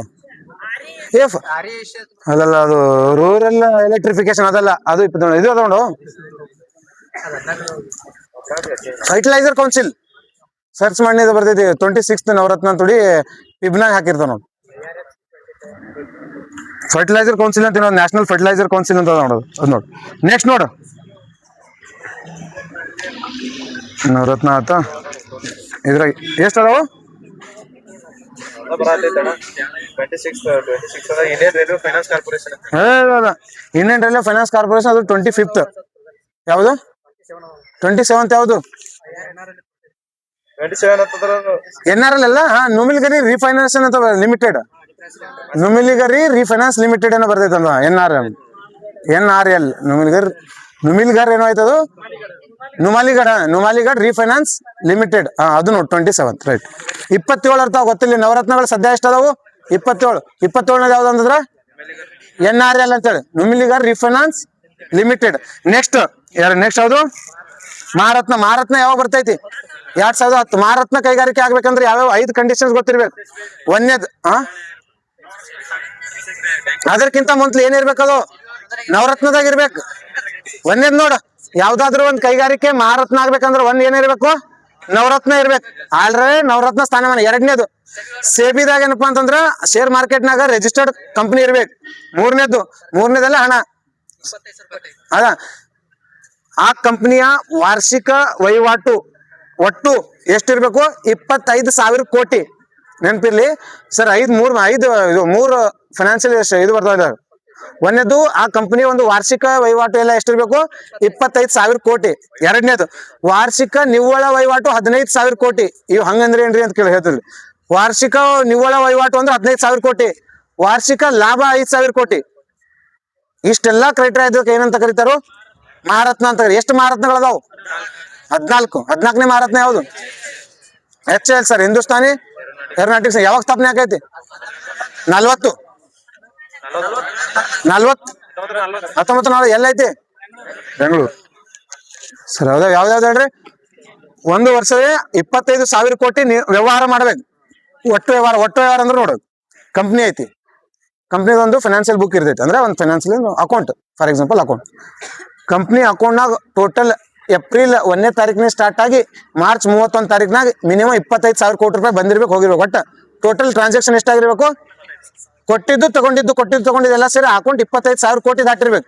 ಅದಕ್ಕೆ ವ್ಯವಹಾರ ಅಂತ ಕರೀತಾರ. ನಿವ್ವಳ ವ್ಯವಹಾರ ಅಂತಂದ್ರೆ ಇವ್ರಿಗೆ ಬಂದಿರೋದು 15,000 ಕೋಟಿ ಇರ್ಬೇಕು. ಇವ್ರು ಕೊಟ್ಟಿರೋದಕ್ಕಿಂತ ಜಾಸ್ತಿ ಏನಿರ್ಬೇಕು ಬಂದಿರೋದು ಇರ್ಬೇಕು ಅವ್ರ ಅಕೌಂಟಿಗೆ. ಅಕೌಂಟಿಗೆ ಮಿನಿಮಮ್ 15,000 ಕೋಟಿ ನಿವ್ವಳ ವ್ಯವಹಾರ ಅಂತಂದ್ರೆ ಅವ್ರಿಗೆ ಬಂದಿರೋದು ಅವ್ರ ಅಕೌಂಟಿಗೆ ದುಡ್ಡು ಬಂದಿರೋದು ಮಿನಿಮಮ್ 15,000 ಕೋಟಿ ಇರ್ಬೇಕು. ಎಲ್ಲ ಟ್ಯಾಕ್ಸ್ ಕಟ್ಟಿ ಎಲ್ಲ ಉಳ್ಕಿದ್ ಮಾಡಿ ಆಮೇಲೆ ಎಷ್ಟು ಉಳಿಬೇಕು 5,000 ಕೋಟಿ ಮಿನಿಮಮ್ ಲಾಭ. ಇಂಥ ಕಂಪ್ನಿಗಳಿಗೆ ಇಂಥ ಮಹಾರತ್ನಕ್ಕೆ ಸರ್ಕಾರದ ಅನುಮತಿ ಇದೆ. ಎಷ್ಟು ಖರ್ಚು ಮಾಡ್ಬೋದು 5,000 ಕೋಟಿ. ಹೌದಾ? ಎಷ್ಟು ಅದಾವ ಅಂತಂದ್ರೆ 14. ನೆಕ್ಸ್ಟ್ ನೋಡು ಪ್ರೈವೇಟೈಸೇಷನ್ ಮತ್ತು ಇನ್ನೊಂದು ಯಾವುದು ಡಿಸ್ಇನ್ವೆಸ್ಟ್ಮೆಂಟ್. ಖಾಸಗೀಕರಣ ಮತ್ತು ಡಿಸ್ಇನ್ವೆಸ್ಟ್ಮೆಂಟ್ ಏನು ವ್ಯತ್ಯಾಸ? ಖಾಸಗಿ ಆಗ್ಬೇಕಂದ್ರೆ 51ಕ್ಕಿಂತ ಹೆಚ್ಚಿನ ಪರ್ಸೆಂಟೇಜ್ ಏನ್ ಮಾಡ್ಬೇಕು ಸೇಲ್ ಮಾಡ್ಬೇಕು. ಅದು ಖಾಸಗಿ ಅಂತ ಕರೀತಾರೆ ಸರ್. ಡಿಸ್ಇನ್ವೆಸ್ಟ್ಮೆಂಟ್ ಅಂದ್ರೆ 49 ತನ ಹೂಡಿಕೆ ಹಿಂತೆಗತ್ತೆ ಅಂದ್ರೆ ಏನು ಅಂತ ಕ್ವಶನ್ ಕೇಳ್ತಾನ. ಏನ್ ಹೂಡಿಕೆ ಹಿಂತೆಗತ್ತ? ರಂಗರಾಜನ್ ಸಮಿತಿ. ಡಿಸ್ಇನ್ವೆಸ್ಟ್ಮೆಂಟ್ ಅಂದ್ರೆ ಮೊದಲ ಬಾರಿಗೆ ಡಿಸ್ಇನ್ವೆಸ್ಟ್ಮೆಂಟ್ ಅಂತ ಹೂಡಿಕೆ ಹಿಂತೆಗತ್ತಕ್ಕೆ ಶಿಫಾರಸ್ ಮಾಡಿದ ಸಮಿತಿ ಅಂದ್ರೆ ರಂಗರಾಜನ್ ಸಮಿತಿ. ಏನ್ ಡಿಸ್ಇನ್ವೆಸ್ಟ್ಮೆಂಟ್ ಅಂತಂದ್ರ ಸರ್ ನಾನು 100 ರೂಪಾಯಿ ಇನ್ವೆಸ್ಟ್ ಮಾಡೀನಿ. 100 ರೂಪಾಯಿ ಇನ್ವೆಸ್ಟ್ ಮಾಡೀನಿ. ಕಂಪ್ನಿ ಓನರ್ ಇದೀನಿ. ನನಗೆ ವಾಪಸ್ ಬೇಕಾಗೋ ದುಡ್ಡು ನನ್ನ ಕಡೆ ಖರ್ಚಿಗೆ ದುಡ್ಡಿಲ್ಲ. ನಾನು 49 ರೂಪಾಯಿ ತನಕ ದುಡ್ಡು ವಾಪಸ್ ತಗೋಬಹುದು. ಅವಾಗ್ಲೂ ನಾನೇ ಓನರ್ ಇರ್ತೀನಿ. 49 ರೂಪಾಯಿನ ವಾಪಸ್ ತಗೊಂಡಿನಿ. ಇನ್ವೆಸ್ಟ್ ಮಾಡೀನಿ. ಈಗ ಡಿಸ್ಇನ್ವೆಸ್ಟ್ ಮಾಡತ್ತೀನಿ ಅಂದ್ರೆ ಹೂಡಿಕೆನ ಮಾಡಿದ್ ಹಿಂದೆ ತಗೊಳತ್ತೀನಿ. ಅಂದ್ರೆ ನಂಗೆ ಲಾಭ ಆಕೈತು ನಷ್ಟ ಆಕೈತು? ಲಾಭ ಆಗ್ತೈತಿ ನಷ್ಟ ಲಾಭ ಆಗ್ತೈತಿ ಸರ್. ಹೌದಾ? ನಾನು 100 ರೂಪಾಯಿ ಹಾಕಿ ಮಾಡಿದ್ದೆ. ಆ ಕಂಪ್ನಿ ಇವತ್ತು 200 ರೂಪಾಯಿ ಆಗೈತಿ. ಅದ ಡಿಸ್ಇನ್ವೆಸ್ಟ್ ಮಾಡ್ಕೊಂಡ್ರ ಆ ಉದ್ಯಮದ ಮಾಲೀಕನಿಗೆ ಲಾಭ ಆಗುತ್ತೋ ನಷ್ಟ ಆಗುತ್ತೋ? ಲಾಭ ಆಗುತ್ತೆ. ಖಾಸಗೀಕರಣ ಅಂದ್ರೆ ನಾ 51% ಇನ್ನೊಬ್ರಿಗೆ ಕೊಟ್ಬಿಡೋದು. ರಿಲಯನ್ಸ್ ಕಂಪ್ನಿ ಓನರ್ ಯಾರಾದ್ರ? ಅಂಬಾನಿದ 53% ಐತೆ. ಅದ್ರ ಉಳಿದ 47% ಬೇರೆ ಅದಾರ. ಟಾಟಾ ಗ್ರೂಪ್ಸ್ ರತನ್ ಟಾಟಾ ಇದ್ರಲ್ಲ ಅವ್ರು ಒಬ್ಬರೇ ಓನರ್ ಅಲ್ಲ. ಅವ್ರದ್ದು 51% ಟಾಟಾ ಗ್ರೂಪ್ನಾಗ ಐತಿ. 49% ಇಡೀ ದೇಶದ ಬೇರೆ ದೊಡ್ಡ ಉದ್ಯಮಿಗಳದೈತಿ. ಆರ್ ಸಿ ಬಿ ಯಾರು ಓನರ್ ಅದಾರ? ಅನನ್ಯ ಬಿರ್ಲಾ. ಅವ್ರದ್ದು 51% ಐತಿ. ಇಷ್ಟ ಅದಾಳ ಆಕಿ. ಅಂದ್ರೆ ಆಕಿ ಓನರ್ ಅಂತಂದ ಎಲ್ಲಿಂದ ತಂದ ಅವ್ರದ್ದು ಸ್ಟೇಕ್ ಎಷ್ಟಾಯ್ತು ಅಂದ್ರೆ 51% ಐತಿ. ಉಳ್ಕಿದಿಲ್ಲ 51 ಯಾರ್ದು ಇರ್ತೈತಿಲ್ಲ ಅವ್ರ ಯಾರು ಓನರ್. ಅದ್ರಾಗ ಇನ್ವೆಸ್ಟರ್ಸ್ ಪ್ರೀತಿ ಜಂಟಾ 51% ಇಲ್ಲಿ ಪಂಜಾಬ್ ಲೆವೆನ್ಸ್ನಾಗ ಆಕಿನ್ 39% ಐತಿ. ಬಟ್ ಅತಿ ದೊಡ್ಡ ಹೂಡಿಕೆದಾರ ಅಂದ್ರೆ ಆಕಿನ ಅದಾಳ. 39ಗಿಂತ ದೊಡ್ಡ ಓನರ್ ಆಗ್ಬೇಕಂದ್ರೆ ಆಕ್ಚುಲಿ 51ಕ್ಕಿಂತ ಜಾಸ್ತಿ ನಿನ್ ಕಡೆ ಶೇರ್ ಇರ್ಬೇಕು. ಆ ಶೇರ್ನ ಅದ್ರಲ್ಲಿ 51ಕ್ಕಿಂತ ಹೆಚ್ಚು ಶೇರ್ ಯಾರಿಗಿಲ್ಲ. 39% ಶೇರ್ ಐತಿ. 39ಗಿಂತ ಎಲ್ಲರೂ ಸಣ್ಣ 5%, 10%, 20% ಶೇರ್ ಇರೋರು ಭಾಳ ಜನ ಅದಾರ. ಹಾಗಾಗಿ 100% ಶೇರ್ ಆಗಿದೆ. ಅಂದ್ರೆ ಅತಿ ದೊಡ್ಡ ಷೇರುದಾರರು ಓನರ್. 51ಕ್ಕಿಂತ ಹೆಚ್ಚಿದ್ರೆ ನೀನೇ ಮಾಲೀಕ ಅಂತ. ಇವು ಎರಡು ಡಿಫ್ರೆನ್ಸ್ ಗೊತ್ತಿರ್ಬೇಕು ನೋಡಿ. ಕ್ವಶನ್ ಕೇಳ್ತಾನೆ. ನೆಕ್ಸ್ಟ್ ಅದಾದ್ಮೇಲೆ ಇವೆಲ್ಲ ರೋಗಗ್ರಸ್ತ ಕೈಗಾರಿಕೆಗಳ ಅವಶ್ಯಕತೆ ಇಲ್ಲ. ನಿಮ್ಸ್ ಇದ್ರ ಫುಲ್ ಫಾರ್ಮ್ ಕೇಳ್ತಾವ. ನಿಮ್ಸ್ ಅಂದ್ರೆ ಏನು? ನ್ಯಾಷನಲ್ ಇನ್ವೆಸ್ಟ್ಮೆಂಟ್ ಮ್ಯಾನುಫ್ಯಾಕ್ಚರಿಂಗ್ ಝೋನ್ಸ್ಗಳು ಸರ್. ಯಾವಾಗ ಬರ್ತಾವ? ಯಾವ ಕೈಗಾರಿಕೆ ಯಾವ ಕಾಯ್ದೆ ಅಂತ? ರಾಷ್ಟ್ರೀಯ ತಯಾರಿಕಾ ನೀತಿ 2011 ರಾಷ್ಟ್ರೀಯ ತಯಾರಿಕಾ ನೀತಿಯಲ್ಲಿ ಬರ್ತಾವ. ಗೊತ್ತಿರ್ಬೇಕು. ಫುಲ್ ಫಾರ್ಮ್ ಕೇಳೋಣ ಭಾಳ ಸಲ ಎಕ್ಸಾಮ್. NIMZ ಅಂತ. ನಿಮ್ಸ್ ಅಂತಂದ್ರೂ ನ್ಯಾಷನಲ್ ಇನ್ವೆಸ್ಟ್ಮೆಂಟ್ ಮ್ಯಾನುಫ್ಯಾಕ್ಚರಿಂಗ್ ಝೋನ್ಸ್ಗಳು. ಹೌದಾ? ಹೂಡಿಕೆ ಮಾಡಕ ಒಂದು ಮ್ಯಾನುಫ್ಯಾಕ್ಚರಿಂಗ್ ಝೋನ್ಸ್ಗಳನ್ನು ರೆಡಿ ಮಾಡ್ಬೇಕು ಸರ್. ಹೌದಾ? ನೆಕ್ಸ್ಟ್ ಹೊಸ ಕಂಪನಿ ಕಾಯ್ದೆ ಯಾವಾಗ ಬರ್ತೈತಿ ಕ್ವಶನ್ ಕೇಳಿದ್ನ ಮೊನ್ನೆ ಸಾಮಾಜಿಕ ಜವಾಬ್ದಾರಿ ಕ್ವಶನ್ ಕಾರ್ಪೊರೇಟ್ ಸೋಷಲ್ ರೆಸ್ಪಾನ್ಸಿಬಲ್ ಅಂತ ಹೇಳಿ ಸಿ ಎಸ್ ಆರ್ ಯಾವ ಕಾಯ್ದೆ ಬರ್ತೈತಿ 2013 ಕಂಪನಿಗಳ ಕಾಯ್ದೆ ಬರ್ತೈತಿ ಸಿ ಎಸ್ ಆರ್ ಅಂತಂದ್ರೆ ಏನು 1% ಸಮಾಜಕ್ಕಾಗಿ ಕೊಡಬೇಕು. ಒಂದು ಕಂಪನಿ ಅಥವಾ ಒಂದು ಉದ್ಯಮ ಒಂದು ವರ್ಷದ ಅವಧಿಯಲ್ಲಿ ಏನ್ ವ್ಯವಹಾರ ಮಾಡ್ತೈತಲ್ಲ ಅದಕ್ಕೆ ಮಿನಿಮಮ್ 5 ಕೋಟಿಗಿಂತ ಹೆಚ್ಚಿನ ಲಾಭ ಪಡ್ಕೊಳ್ಳುವಂತ ಉದ್ಯಮ ತಮ್ಮ ಲಾಭದ 2% ನಷ್ಟು ಸಾರ್ವಜನಿಕ ಇದ್ರ ಮೇಲೆ ಏನಪ್ಪಾ ಅಂದ್ರ ವೆಚ್ಚ ಮಾಡ್ಬೇಕು sir. CSR corporate social responsibility, corporate ಸಾಮಾಜಿಕ ಜವಾಬ್ದಾರಿ ಐತಿ. SBI ನೋಡ್ ಹಂಗ ಒಂದೊಂದು ಡಿಸ್ಟ್ರಿಕ್ಟ್ ಗಳನ್ನ ತಗೋತೈತಿ, ಒಂದೊಂದು ಡಿಸ್ಟ್ರಿಕ್ಟ್ ದಾಗ ಒಂದೊಂದು ಹಳ್ಳಿಗಳನ್ನ ಪ್ರತಿ ವರ್ಷ ಡೆವಲಪ್ ಮಾಡ್ತೈತಿ. ಅಂದ್ರೆ ಆ ಹಳ್ಳಿಗಳಲ್ಲಿ ಮೂಲ ಸೌಕರ್ಯಗಳು, ರಸ್ತೆ ಆಯ್ತು, ನೀರಿನ ವ್ಯವಸ್ಥೆ ಆಯ್ತು, ಚರಂಡಿ ವ್ಯವಸ್ಥೆ ಆಯ್ತು, ಎಲ್ಲ ಅಭಿವೃದ್ಧಿ ಮಾಡ್ಕೊಡ್ತೈತಿ. ಏನೋ CSR ಕ್ವಶನ್ ಕೇಳಂಗ್ ಗೊತ್ತಿರ್ಬೇಕು. ಕಾರ್ಪೊರೇಟ್ ಸೋಷಲ್ ರೆಸ್ಪಾನ್ಸಿಬಿಲಿಟಿ ಯಾವ ಆಕ್ಟ್ನಾಗ ಬರ್ತೈತಿ? ಎಷ್ಟೈತಿ ಕಾರ್ಪೊರೇಟ್ ಸೋಷಲ್ ರೆಸ್ಪಾನ್ಸಿಬಿಲಿಟಿ ಅಂದ್ರ 2%. ಎಷ್ಟಕ್ಕಿಂತ ಜಾಸ್ತಿ ಇದ್ದವ್ರಿಗೆ 2%, ತಮ್ಮ ಆದಾಯ 5 ಕೋಟಿಗಿಂತ ಹೆಚ್ಚು ಒಟ್ಟು ಆದಾಯ ವಾರ್ಷಿಕ ಆದಾಯ ಹೊಂದಿರೋರಿಗೆ ಏನಂತೈತಿ 2% CSR ಇರ್ಬೇಕು. ಇದು ಗೊತ್ತಿಲ್ಲ. ನೆಕ್ಸ್ಟ್ ಈ NCLT ಅಂತ ಇದೆ, ಅವಶ್ಯಕತೆ ಇಲ್ಲ ಸದ್ಯ ಪಟ್ಟಿಗೆ, ಎಕ್ಸಾಮ್ಗೆ ನೀವು ಕೇಳಂಗಿಲ್ಲ ಇಲ್ಲಿ. ನೆಕ್ಸ್ಟ್ ನೋಡ ನೆಕ್ಸ್ಟ್ ನೋಡ್ ಹಣಕಾಸು ಮಾರುಕಟ್ಟೆ, ಫೈನಾನ್ಸ್ ಮಾರ್ಕೆಟ್ ಸರ್.